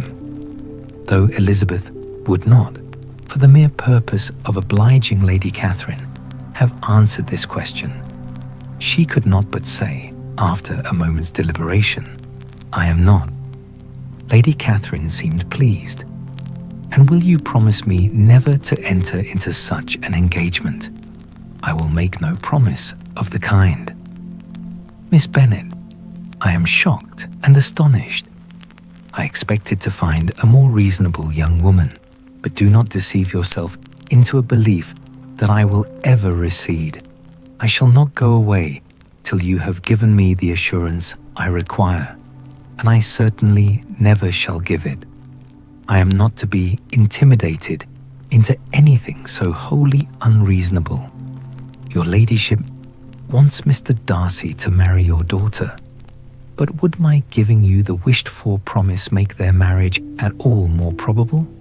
Supposing him to be attached to me, would my refusing to accept his hand make him wish to bestow it on his cousin? Allow me to say, Lady Catherine, that the arguments with which you have supported this extraordinary application have been as frivolous as the application was ill-judged. You have widely mistaken my character if you think I can be worked on by such persuasions as these. How far your nephew might approve of your interference in his affairs, I cannot tell, but you have certainly no right to concern yourself in mine. I must beg, therefore, to be importuned no further on the subject. Not so hasty, if you please. I have by no means done. To all the objections I have already urged, I have still another to add. I am no stranger to the particulars of your youngest sister's infamous elopement. I know it all, that the young man's marrying her was a patched-up business at the expense of your father and uncle. And is such a girl to be my nephew's sister? Is her husband, who is the son of his late father's steward, to be his brother? Heaven and earth, of what are you thinking? Are the shades of Pemberley to be thus polluted? You can now have nothing further to say, she resentfully answered. You have insulted me in every possible method. I must beg to return to the house. And she rose as she spoke. Lady Catherine rose also, and they turned back. Her ladyship was highly incensed. You have no regard, then, for the honour and credit of my nephew. Unfeeling, selfish girl, do you not consider that a connection with you must disgrace him in the eyes of everybody? Lady Catherine, I have nothing further to say. You know my sentiments. You are then resolved to have him? I have said no such thing. I am only resolved to act in that manner, which will, in my own opinion, constitute my happiness, without reference to you or to any person so wholly unconnected with me. It is well. You refuse, then, to oblige me. You refuse to obey the claims of duty, honor, and gratitude. You are determined to ruin him in the opinion of all his friends and make him the contempt of the world. Neither duty, nor honor, nor gratitude, replied Elizabeth, has any possible claim on me in the present instance. No principle of either would be violated by my marriage with Mr. Darcy, and with regard to the resentment of his family or the indignation of the world, if the former were excited by his marrying me, it would not give me one moment's concern, and the world in general would have too much sense to join in the scorn. And this is your real opinion. This is your final resolve. Very well, I shall now know how to act. Do not imagine, Miss Bennet, that your ambition will ever be gratified. I came to try you. I hope to find you reasonable, but depend upon it, I will carry my point. In this manner, Lady Catherine talked on till they were at the door of the carriage, when, turning hastily round, she added, I take no leave of you, Miss Bennet. I send no compliments to your mother. You deserve no such attention. I am most seriously displeased. Elizabeth made no answer, and without attempting to persuade her ladyship to return into the house, walked quietly into it herself. She heard the carriage drive away as she proceeded upstairs. Her mother impatiently met her at the door of her dressing room to ask why Lady Catherine would not come in again and rest herself. She did not choose it, said her daughter. She would go. She is a very fine-looking woman, and her calling here was prodigiously civil, for she only came, I suppose, to tell us the Collinses were well. She is on her road somewhere, I dare say, and so, passing through Meryton, thought she might as well call on you. I suppose she had nothing particular to say to you, Lizzie? Elizabeth was forced to give in to a little falsehood here, for to acknowledge the substance of their conversation was impossible. Chapter 57. The discomposure of spirits which this extraordinary visit threw Elizabeth into could not be easily overcome, nor could she for many hours learn to think of it less than incessantly. Lady Catherine, it appeared, had actually taken the trouble of this journey from Rosings for the sole purpose of breaking off her supposed engagement with Mr. Darcy. It was a rational scheme, to be sure, but from what the report of their engagement could originate, Elizabeth was at a loss to imagine, till she recollected that his being the intimate friend of Bingley and her being the sister of Jane was enough at a time when the expectation of one wedding made everybody eager for another to supply the idea. She had not herself forgotten to feel that the marriage of her sister must bring them more frequently together, and her neighbours at Lucas Lodge, therefore, for through their communication with the Collinses, the report, she concluded, had reached Lady Catherine, had only set that down as almost certain and immediate, which she had looked forward to as possible at some future time. In revolving Lady Catherine's expressions, however, she could not help feeling some uneasiness as to the possible consequence of her persisting in this interference.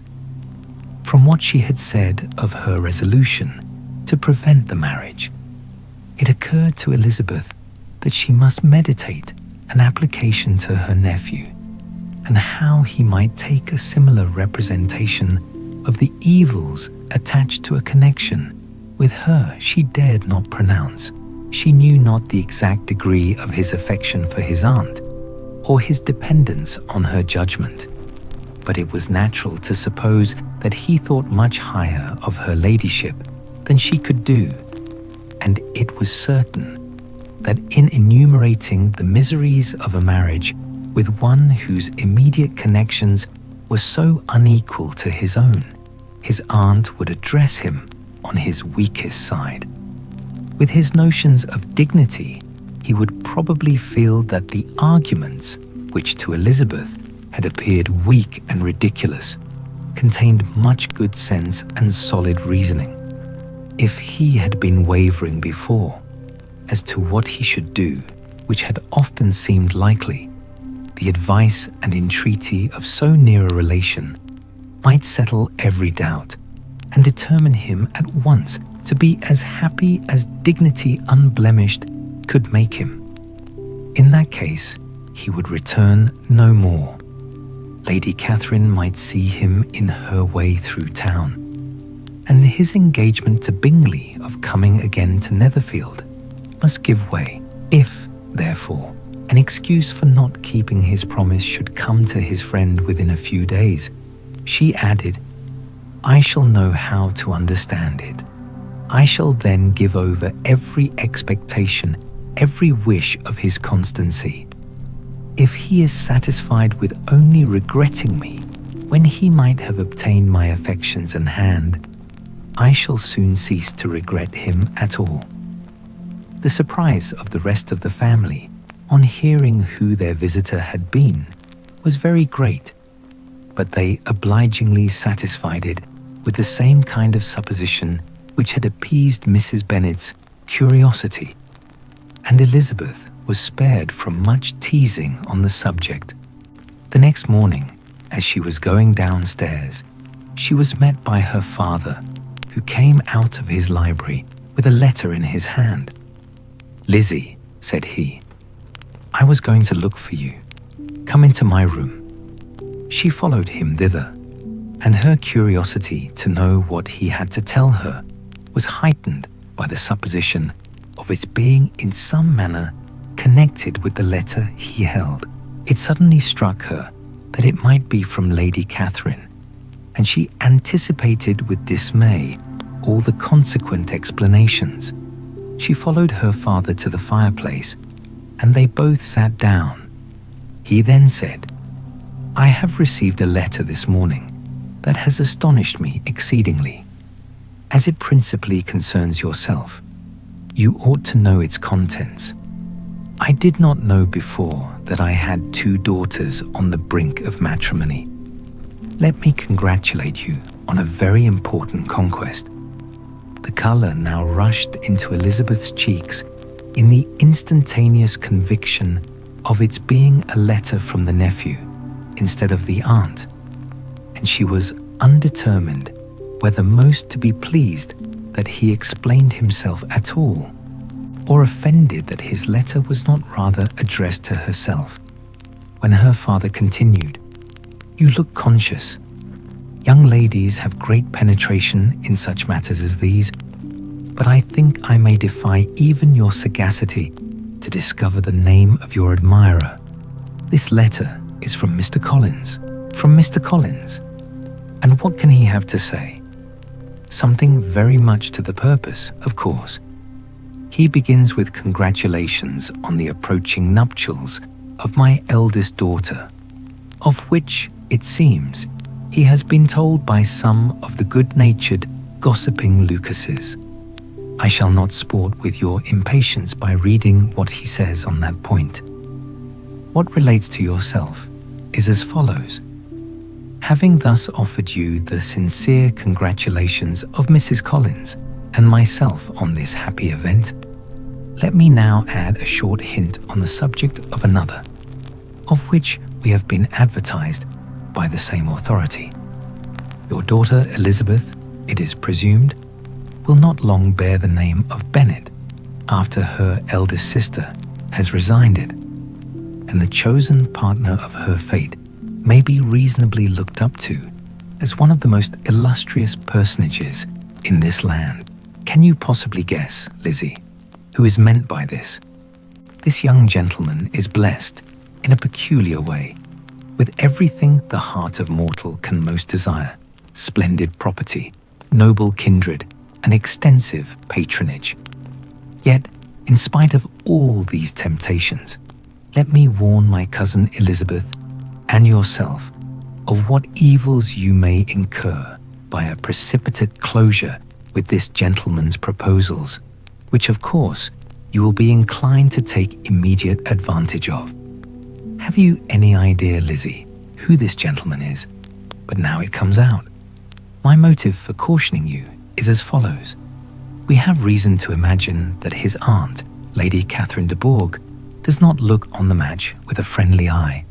Mr. Darcy, you see, is the man. Now, Lizzie, I think I have surprised you. Could he or the Lucases have pitched on any man within the circle of our acquaintance whose name would have given the lie more effectually to what they related? Mr.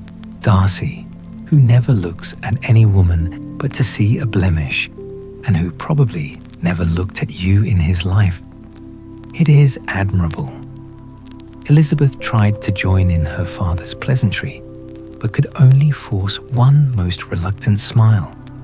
Never had his wit been directed in a manner so little agreeable to her. Are you not diverted? Oh, yes. Pray read on. After mentioning the likelihood of this marriage to her ladyship last night, she immediately, with her usual condescension, expressed what she felt on the occasion, when it became apparent that, on the score of some family objections on the part of my cousin, she would never give her consent to what she termed so disgraceful a match. I thought it my duty to give the speediest intelligence of this to my cousin, that she and her noble admirer may be aware of what they are about, and not run hastily into a marriage which has not been properly sanctioned. Mr. Collins, moreover, adds, I am truly rejoiced that my cousin Lydia's sad business has been so well hushed up, and am only concerned that their living together before the marriage took place should be so generally known. I must not, however, neglect the duties of my station, or refrain from declaring my amazement at hearing that you received the young couple into your house as soon as they were married. It was an encouragement of vice, and had I been the rector of Longbourn, I should very strenuously have opposed it. You ought certainly to forgive them as a Christian, but never to admit them in your sight, or allow their names to be mentioned in your hearing. That is his notion of Christian forgiveness. The rest of his letter is only about his dear Charlotte's situation and his expectation of a young olive branch. But Lizzie, you look as if you did not enjoy it. You are not going to be missish, I hope, and pretend to be affronted at an idle report. For what do we live but to make sport for our neighbours and laugh at them in our turn? Oh, cried Elizabeth, I am exceedingly diverted, but it is so strange. Yes, that is what makes it amusing. Had they fixed on any other man, it would have been nothing, but his perfect indifference and your pointed dislike make it so delightfully absurd. Much as I abominate writing, I would not give up Mr. Collins's correspondence for any consideration. Nay, when I read a letter of his, I cannot help giving him the preference even over Wickham, much as I value the impudence and hypocrisy of my son-in-law. And pray, Lizzie, what said Lady Catherine about this report? Did she call to refuse her consent? To this question, his daughter replied only with a laugh. And as it had been asked without the least suspicion, she was not distressed by his repeating it. Elizabeth had never been more at a loss to make her feelings appear what they were not. It was necessary to laugh when she would rather have cried. Her father had most cruelly mortified her by what he said of Mr. Darcy's indifference, and she could do nothing but wonder at such a want of penetration, or fear that, perhaps, Instead of his seeing too little, she might have fancied too much. Chapter 58. Instead of receiving any such letter of excuse from his friend, as Elizabeth half expected Mr. Bingley to do, he was able to bring Darcy with him to Longbourn before many days had passed after Lady Catherine's visit. The gentleman arrived early, and before Mrs. Bennet had time to tell him of their having seen his aunt, of which her daughter sat in momentary dread, Bingley, who wanted to be alone with Jane, proposed their all walking out. It was agreed to. Mrs. Bennet was not in the habit of walking. Mary could never spare time, but the remaining 5 set off together. Bingley and Jane, however, soon allowed the others to outstrip them. They lagged behind, while Elizabeth, Kitty, and Darcy were to entertain each other. Very little was said by either. Kitty was too much afraid of him to talk. Elizabeth was secretly forming a desperate resolution, and perhaps he might be doing the same. They walked towards the Lucases, because Kitty wished to call upon Maria, and as Elizabeth saw no occasion for making it a general concern, when Kitty left them, she went boldly on with him alone. Now was the moment for her resolution to be executed, and while her courage was high, she immediately said, "Mr. Darcy, I am a very selfish creature, and for the sake of giving relief to my own feelings, care not how much I may be wounding yours. I can no longer help thanking you for your unexampled kindness to my poor sister. Ever since I have known it, I have been most anxious to acknowledge to you how gratefully I feel it. Were it known to the rest of my family, I should not have merely my own gratitude to express." "I am sorry, exceedingly sorry," replied Darcy in a tone of surprise and emotion, "that you have ever been informed of what may, in a mistaken light, have given you uneasiness. I did not think Mrs. Gardiner was so little to be trusted. You must not blame my aunt. Lydia's thoughtlessness first betrayed to me that you had been concerned in the matter, and of course I could not rest till I knew the particulars.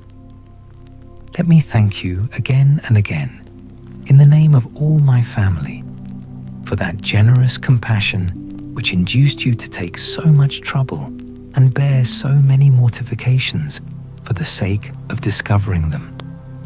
"If you will thank me," he replied, "let it be for yourself alone, that the wish of giving happiness to you might add force to the other inducements which led me on, I shall not attempt to deny. But your family owe me nothing. Much as I respect them, I believe I thought only of you."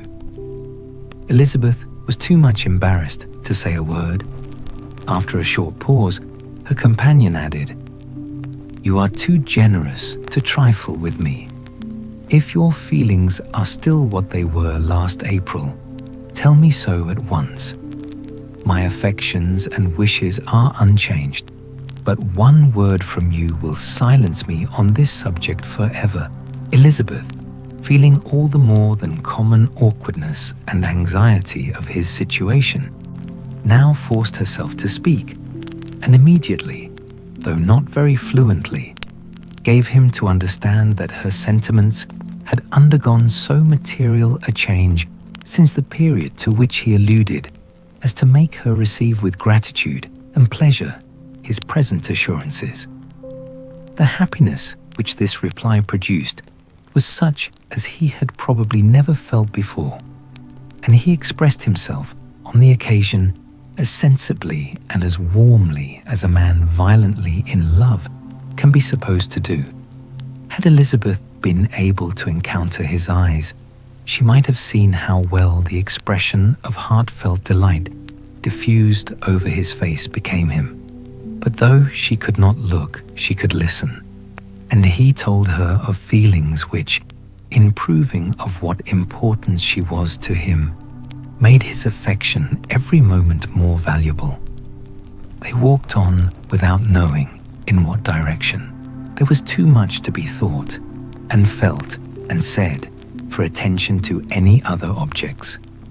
She soon learnt that they were indebted for their present good understanding to the efforts of his aunt, who did call on him in her return through London, and there relate her journey to Longbourn, its motive, and the substance of her conversation with Elizabeth, dwelling emphatically on every expression of the latter, which, in her ladyship's apprehension, peculiarly denoted her perverseness and assurance in the belief that such a relation must assist her endeavours to obtain that promise from her nephew which she had refused to give. But unluckily for her ladyship, its effect had been exactly contrariwise. "It taught me to hope," said he, "as I had scarcely ever allowed myself to hope before. I knew enough of your disposition to be certain that had you been absolutely, irrevocably decided against me, you would have acknowledged it to Lady Catherine frankly and openly." Elizabeth coloured and laughed as she replied, "Yes, you know enough of my frankness to believe me capable of that. After abusing you so abominably to your face, I could have no scruple in abusing you to all your relations. What did you say of me that I did not deserve? For though your accusations were ill-founded, formed on mistaken premises, my behaviour to you at the time had merited the severest reproof. It was unpardonable. I cannot think of it without abhorrence. We will not quarrel for the greater share of blame annexed to that evening," said Elizabeth. "The conduct of neither, if strictly examined, will be irreproachable. But since then, we have both, I hope, improved in civility. I cannot be so easily reconciled to myself. The recollection of what I then said, of my conduct, my manners, my expressions during the whole of it, is now, and has been many months, inexpressibly painful to me. Your reproof, so well applied, I shall never forget. Had you behaved in a more gentlemanlike manner? Those were your words. You know not, you can scarcely conceive, how they have tortured me, though it was some time, I confess, before I was reasonable enough to allow their justice. I was certainly very far from expecting them to make so strong an impression. I had not the smallest idea of their being ever felt in such a way. I can easily believe it. You thought me then devoid of every proper feeling. I am sure you did. The turn of your countenance I shall never forget, as you said that I could not have addressed you in any possible way that would induce you to accept me. Oh, do not repeat what I then said. These recollections will not do at all. I assure you that I have long been most heartily ashamed of it. Darcy mentioned his letter. Did it, said he, did it soon make you think better of me? Did you, on reading it, give any credit to its contents? She explained what its effects on her had been, and how gradually all her former prejudices had been removed. I knew, said he, that what I wrote must give you pain, but it was necessary. I hope you have destroyed the letter. There was one part, especially the opening of it, which I should dread your having the power of reading again. I can remember some expressions which might justly make you hate me. The letter shall certainly be burnt if you believe it essential to the preservation of my regard. But though we have both reason to think my opinions not entirely unalterable, they are not, I hope, quite so easily changed as that implies. When I wrote that letter, replied Darcy, I believed myself perfectly calm and cool, but I am since convinced that it was written in a dreadful bitterness of spirit. The letter, perhaps, began in bitterness, But it did not end so. The adieu is charity itself. But think no more of the letter.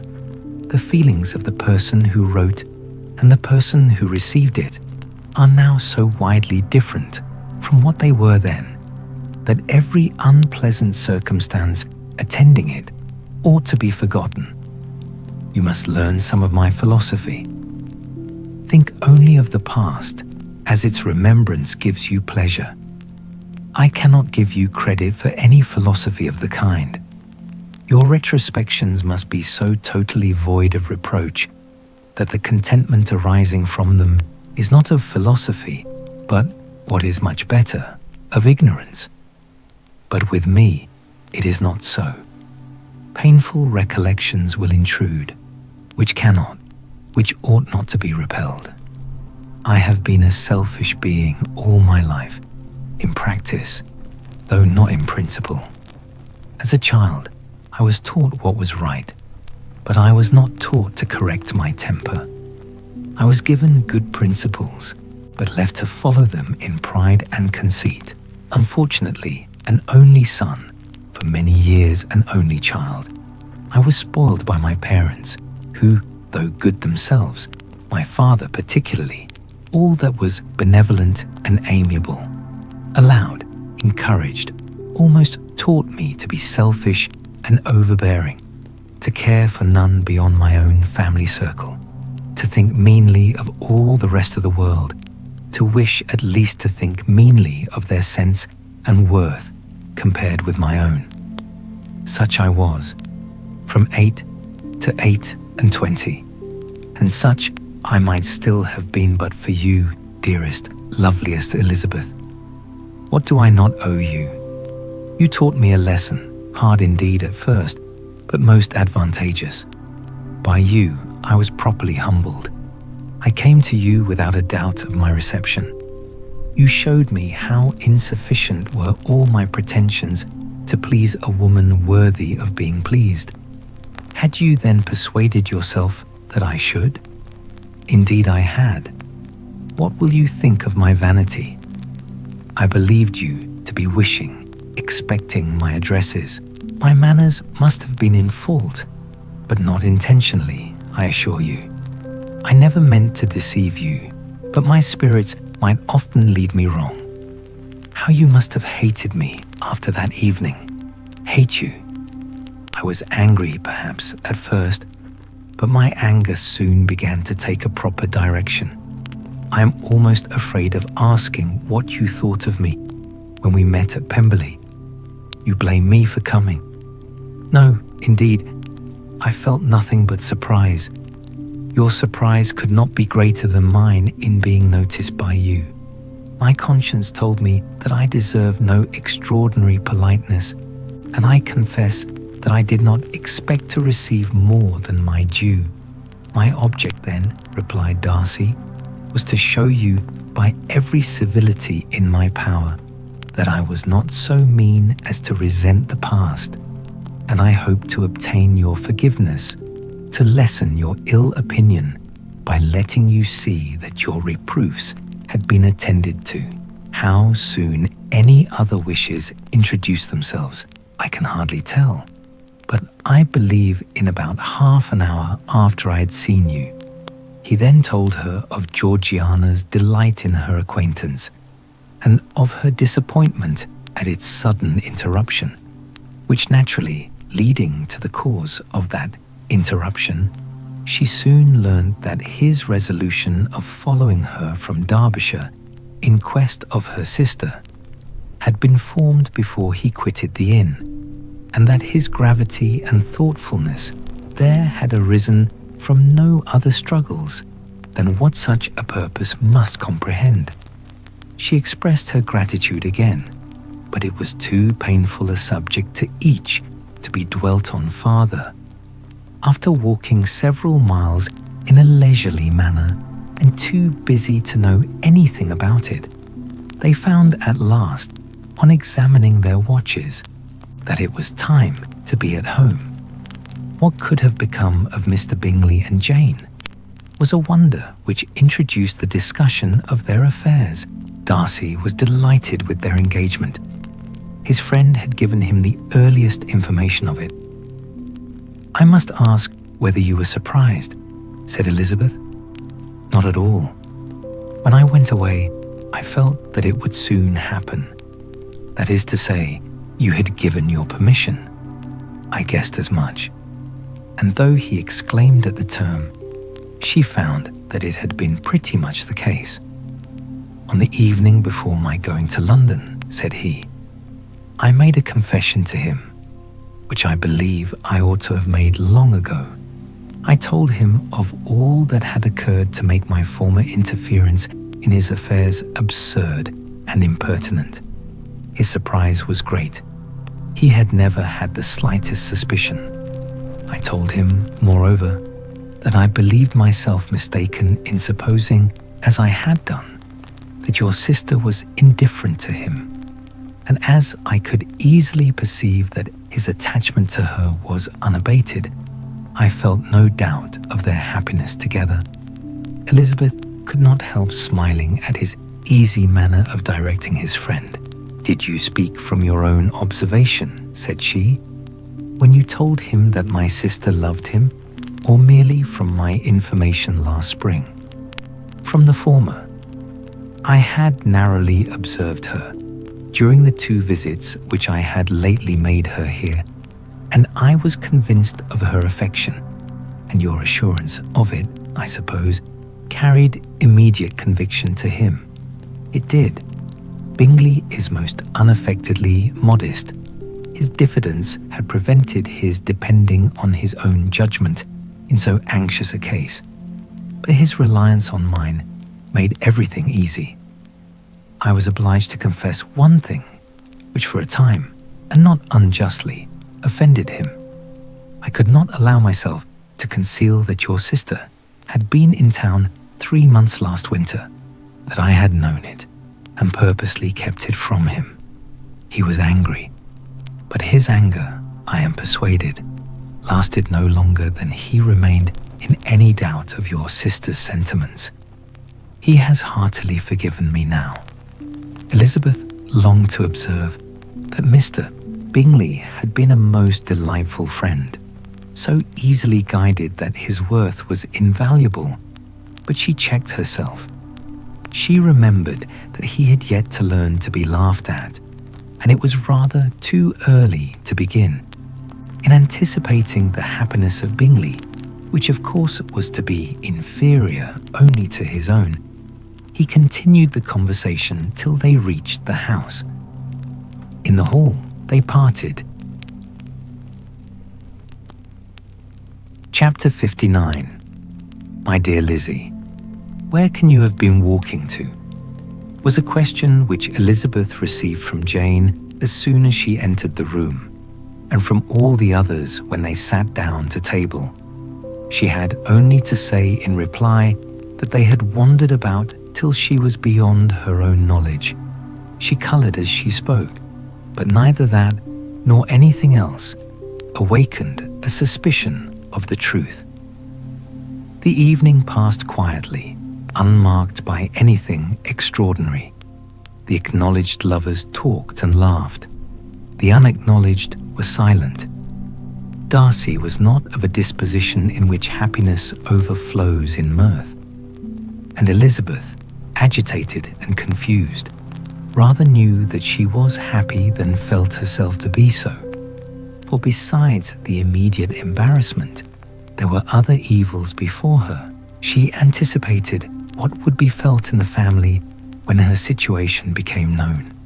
She was aware that no one liked him but Jane, and even feared that with the others it was a dislike which not all his fortune and consequence might do away.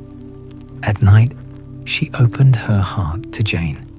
Though suspicion was very far from Miss Bennet's general habits, she was absolutely incredulous here. "You are joking, Lizzie. This cannot be. Engaged to Mr. Darcy? No, you shall not deceive me. I know it to be impossible. This is a wretched beginning indeed. My sole dependence was on you, and I am sure nobody else will believe me. if you do not. Yet indeed I am in earnest. I speak nothing but the truth.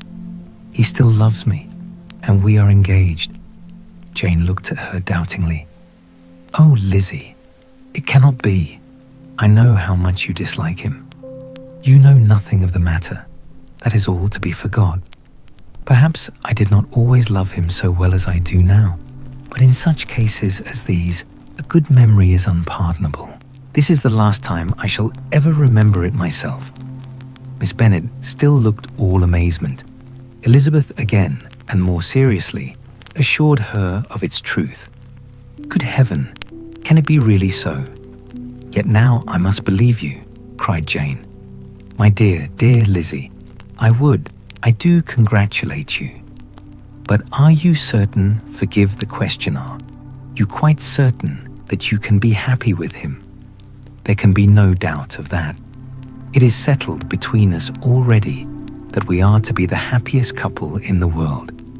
But are you pleased, Jane? Shall you like to have such a brother? Very, very much.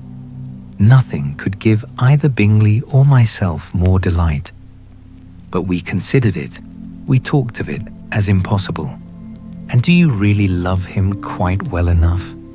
Oh, Lizzie, do anything rather than marry without affection? Are you quite sure that you feel what you ought to do? Oh, yes. You will only think I feel more than I ought to do when I tell you all. What do you mean? Why, I must confess that I love him better than I do Bingley. I am afraid you will be angry. My dearest sister, now be serious. I want to talk very seriously. Let me know everything that I am to know without delay. Will you tell me how long you have loved him? It has been coming on so gradually that I hardly know when it began, but I believe I must date it from my first seeing his beautiful grounds at Pemberley. Another entreaty that she would be serious, however, produced the desired effect, and she soon satisfied Jane by her solemn assurances of attachment. When convinced on that article, Miss Bennet had nothing further to wish. "Now I am quite happy," said she, "for you will be as happy as myself. I always had a value for him. Were it for nothing but his love of you, I must always have esteemed him. But now, as Bingley's friend and your husband, there can be only Bingley and yourself more dear to me. But Lizzie, you have been very sly, very reserved with me. How little did you tell me of what passed at Pemberley and Lambton? I owe all that I know of it to another, not to you." Elizabeth told her the motives of her secrecy. She had been unwilling to mention Bingley, and the unsettled state of her own feelings had made her equally avoid the name of his friend. But now she would no longer conceal from her his share in Lydia's marriage. All was acknowledged, and half the night spent in conversation. "Good gracious," cried Mrs. Bennet, as she stood at a window the next morning. "If that disagreeable Mr. Darcy is not coming here again with our dear Bingley. What can he mean by being so tiresome as to be always coming here? I had no notion but he would go a-shooting, or something or other, and not disturb us with his company. What shall we do with him? Lizzie, you must walk out with him again, that he may not be in Bingley's way." Elizabeth could hardly help laughing at so convenient a proposal, yet was really vexed that her mother should be always giving him such an epithet. As soon as they entered, Bingley looked at her so expressively and shook hands with such warmth as left no doubt of his good information, and he soon afterwards said aloud, "Mrs. Bennet, have you no more lanes hereabouts in which Lizzie may lose her way again today?" "I advise Mr. Darcy and Lizzie and Kitty," said Mrs. Bennet, "to walk to Oakham Mount this morning. It is a nice long walk, and Mr. Darcy has never seen the view." "It may do very well for the others," replied Mr. Bingley, "but I am sure it will be too much for Kitty. Won't it, Kitty?" Kitty owned that she had rather stay at home. Darcy professed a great curiosity to see the view from the mount, and Elizabeth silently consented. As she went upstairs to get ready, Mrs. Bennet followed her, saying, "I am quite sorry, Lizzie, that you should be forced to have that disagreeable man all to yourself, but I hope you will not mind it. It is all for Jane's sake, you know, and there is no occasion for talking to him except just now and then, so do not put yourself to inconvenience." During their walk, it was resolved that Mr. Bennet's consent should be asked in the course of the evening. Elizabeth reserved to herself the application for her mother's. She could not determine how her mother would take it, sometimes doubting whether all his wealth and grandeur would be enough to overcome her abhorrence of the man, but whether she were violently set against the match or violently delighted with it, it was certain that her manner would be equally ill adapted to do credit to her sense, and she could no more bear that Mr. Darcy should hear the first raptures of her joy than the first vehemence of her disapprobation. In the evening, soon after, Mr. Bennet withdrew to the library. She saw Mr. Darcy rise also and follow him, and her agitation on seeing it was extreme. She did not fear her father's opposition, but he was going to be made unhappy, and that it should be through her means, that she, his favourite child, should be distressing him by her choice, should be filling him with fears and regrets in disposing of her, was a wretched reflection, and she sat in misery till Mr. Darcy appeared again, when, looking at him, she was a little relieved by his smile. In a few minutes, he approached the table where she was sitting with Kitty, and while pretending to admire her work, said in a whisper, "Go to your father. He wants you in the library." She was gone directly. Her father was walking about the room, looking grave and anxious.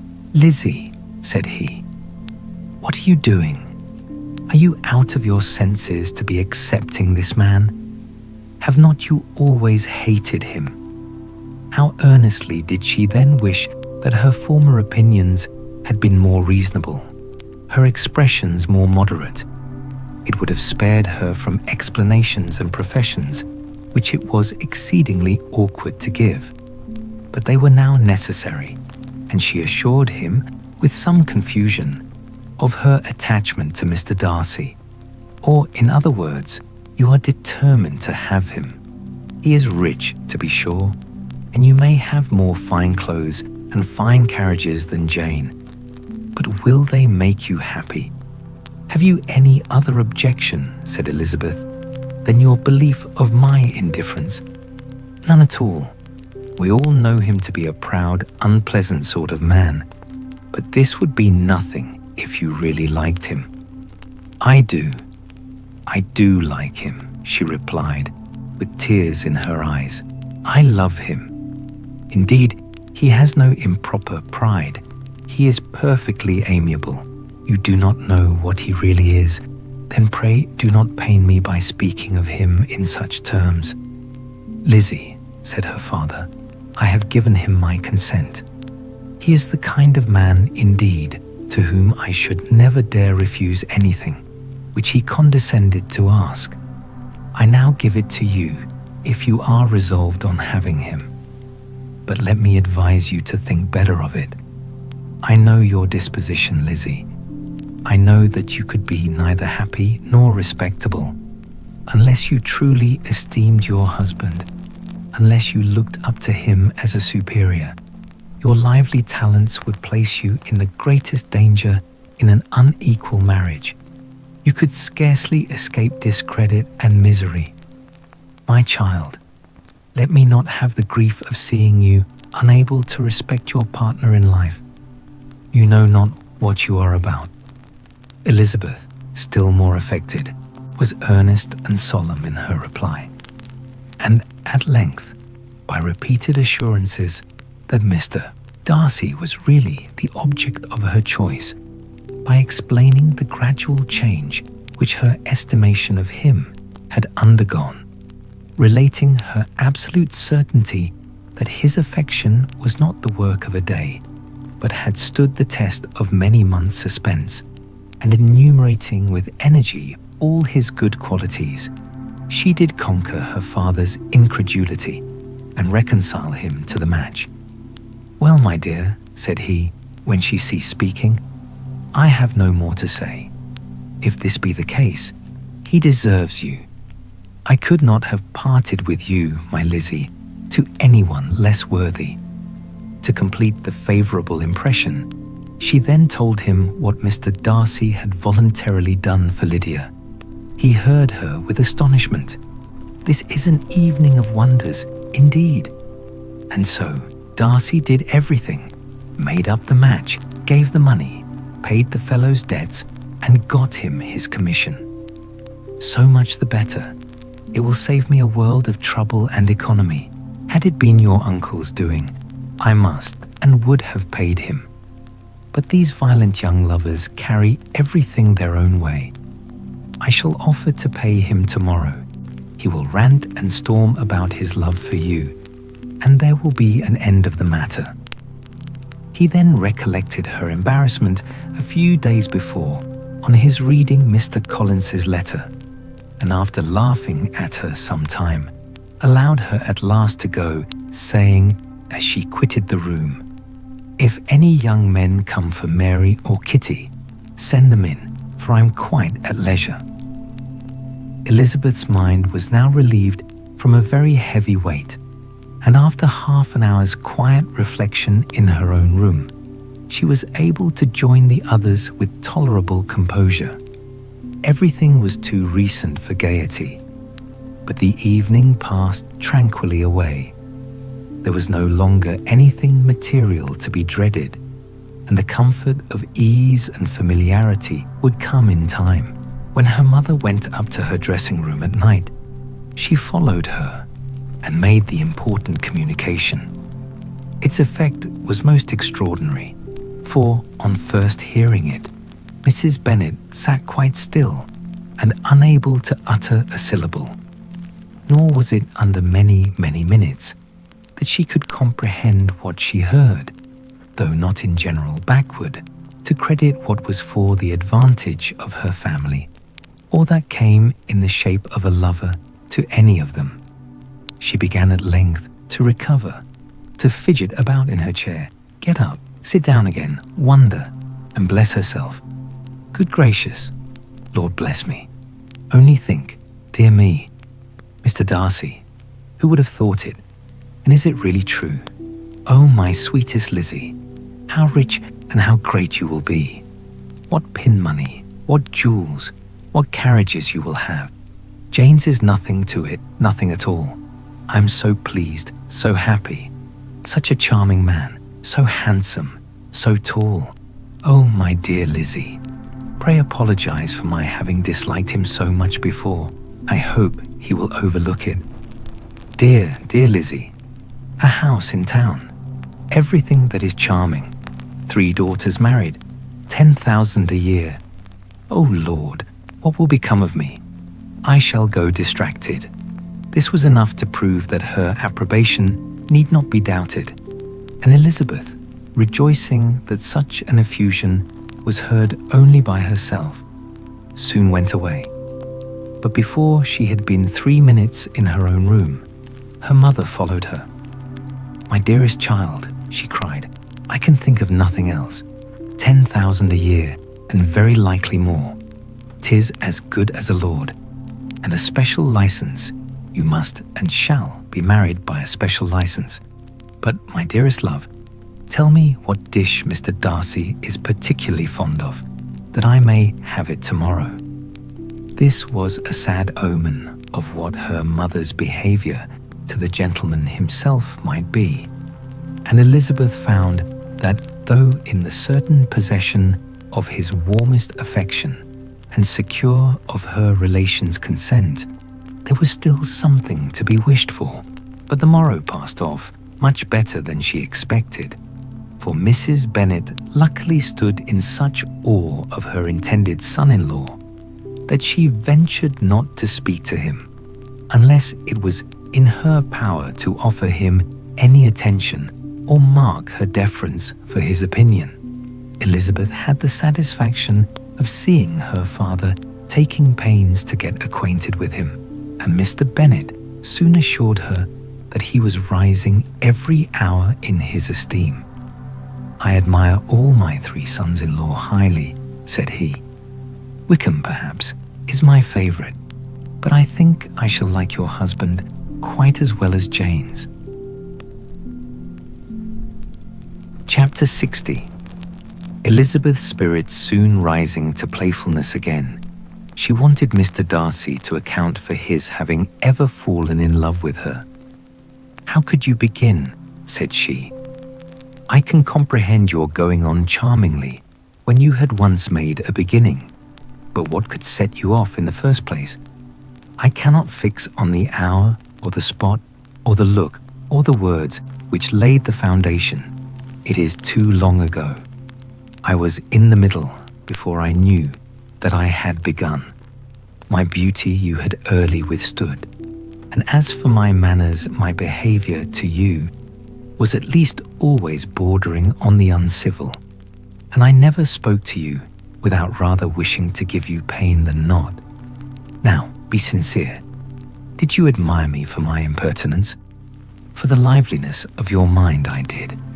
You may as well call it impertinence at once. It was very little less. The fact is that you were sick of civility, of deference, of officious attention. You were disgusted with the women who are always speaking and looking and thinking for your approbation alone. I roused and interested you because I was so unlike them. Had you not been really amiable, you would have hated me for it. But in spite of the pains you took to disguise yourself, your feelings were always noble and just, and in your heart you thoroughly despised the persons who so assiduously courted you. There I have saved you the trouble of accounting for it, and really, all things considered, I begin to think it perfectly reasonable. To be sure, you know no actual good of me, but nobody thinks of that when they fall in love. Was there no good in your affectionate behaviour to Jane while she was ill at Netherfield? Dearest Jane, who could have done less for her? But make a virtue of it by all means. My good qualities are under your protection, and you are to exaggerate them as much as possible. And in return, it belongs to me to find occasions for teasing and quarrelling with you as often as may be. And I shall begin directly by asking you what made you so unwilling to come to the point at last. What made you so shy of me when you first called and afterwards dined here? Why, especially when you called, did you look as if you did not care about me, because you were grave and silent and gave me no encouragement? But I was embarrassed, and so was I. You might have talked to me more when you came to dinner. A man who had felt less might. How unlucky that you should have a reasonable answer to give, and that I should be so reasonable as to admit it. But I wonder how long you would have gone on if you had been left to yourself. I wonder when you would have spoken if I had not asked you. My resolution of thanking you for your kindness to Lydia had certainly great effect. Too much, I am afraid. For what becomes of the moral, if our comfort springs from a breach of promise?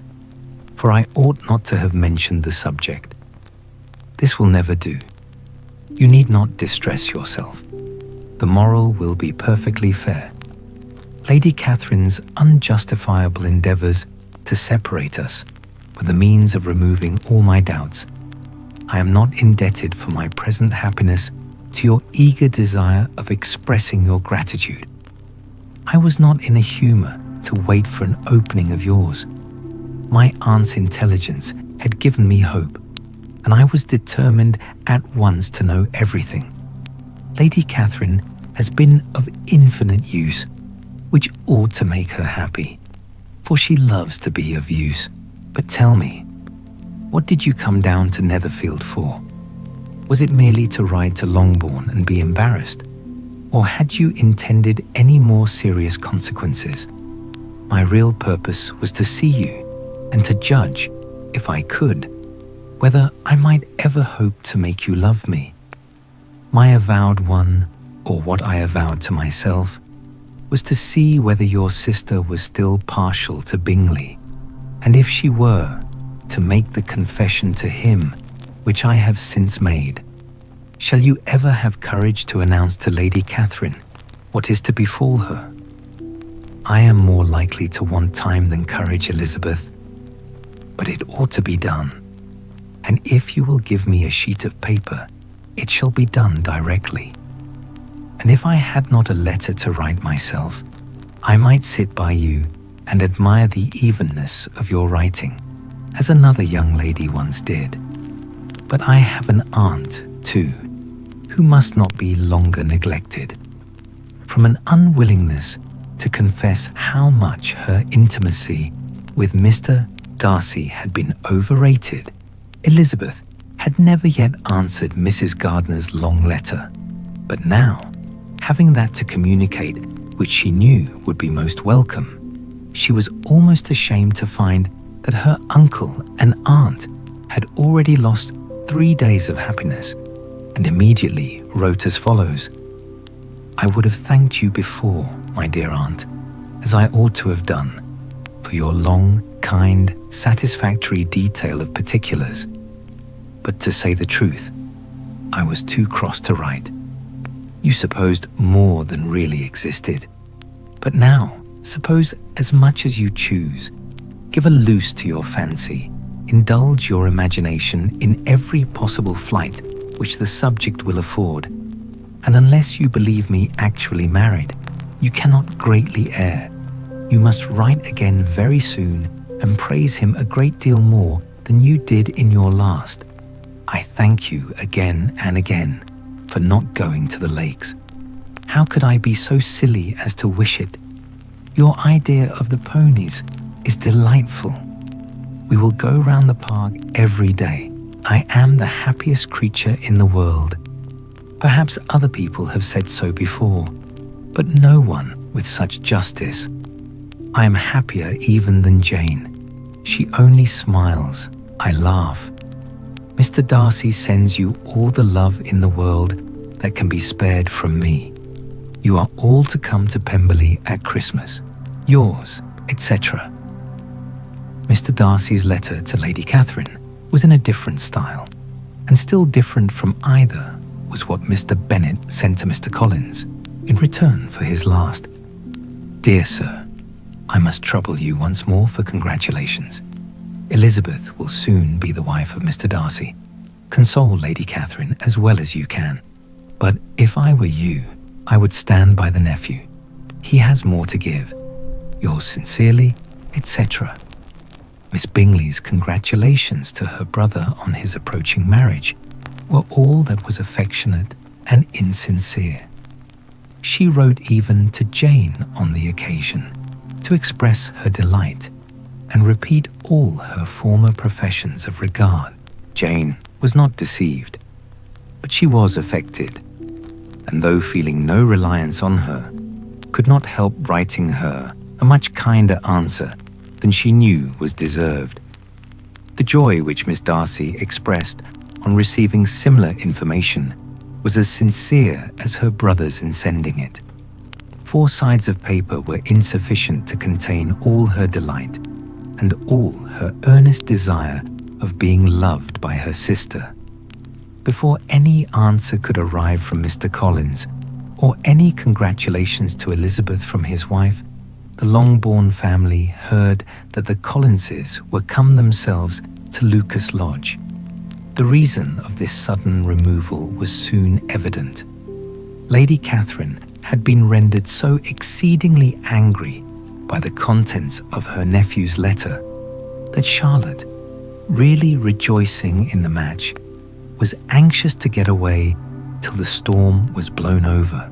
At such a moment, the arrival of her friend was a sincere pleasure to Elizabeth, though in the course of their meetings, she must sometimes think the pleasure dearly bought when she saw Mr. Darcy exposed to all the parading and obsequious civility of her husband. He bore it, however, with admirable calmness. He could even listen to Sir William Lucas when he complimented him on carrying away the brightest jewel of the country, and expressed his hopes of their all meeting frequently at St. James, with very decent composure. If he did shrug his shoulders, it was not till Sir William was out of sight. Mrs. Phillips's vulgarity was another, and perhaps a greater tax on his forbearance. And though Mrs. Phillips, as well as her sister, stood in too much awe of him to speak with the familiarity which Bingley's good humour encouraged, yet whenever she did speak, she must be vulgar. Nor was her respect for him, though it made her more quiet, at all likely to make her more elegant.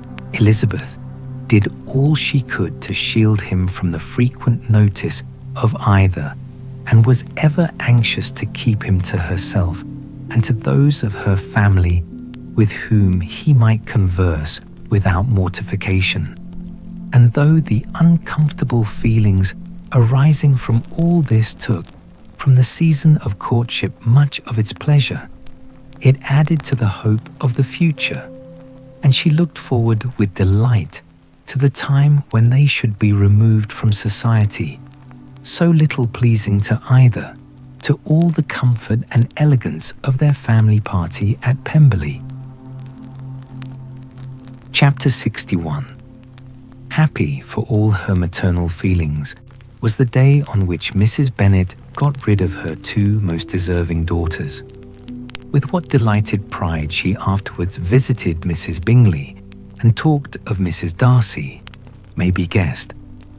I wish I could say, for the sake of her family, that the accomplishment of her earnest desire in the establishment of so many of her children produced so happy an effect as to make her a sensible, amiable, well-informed woman for the rest of her life, though perhaps it was lucky for her husband, who might not have relished domestic felicity in so unusual a form, that she still was occasionally nervous and invariably silly.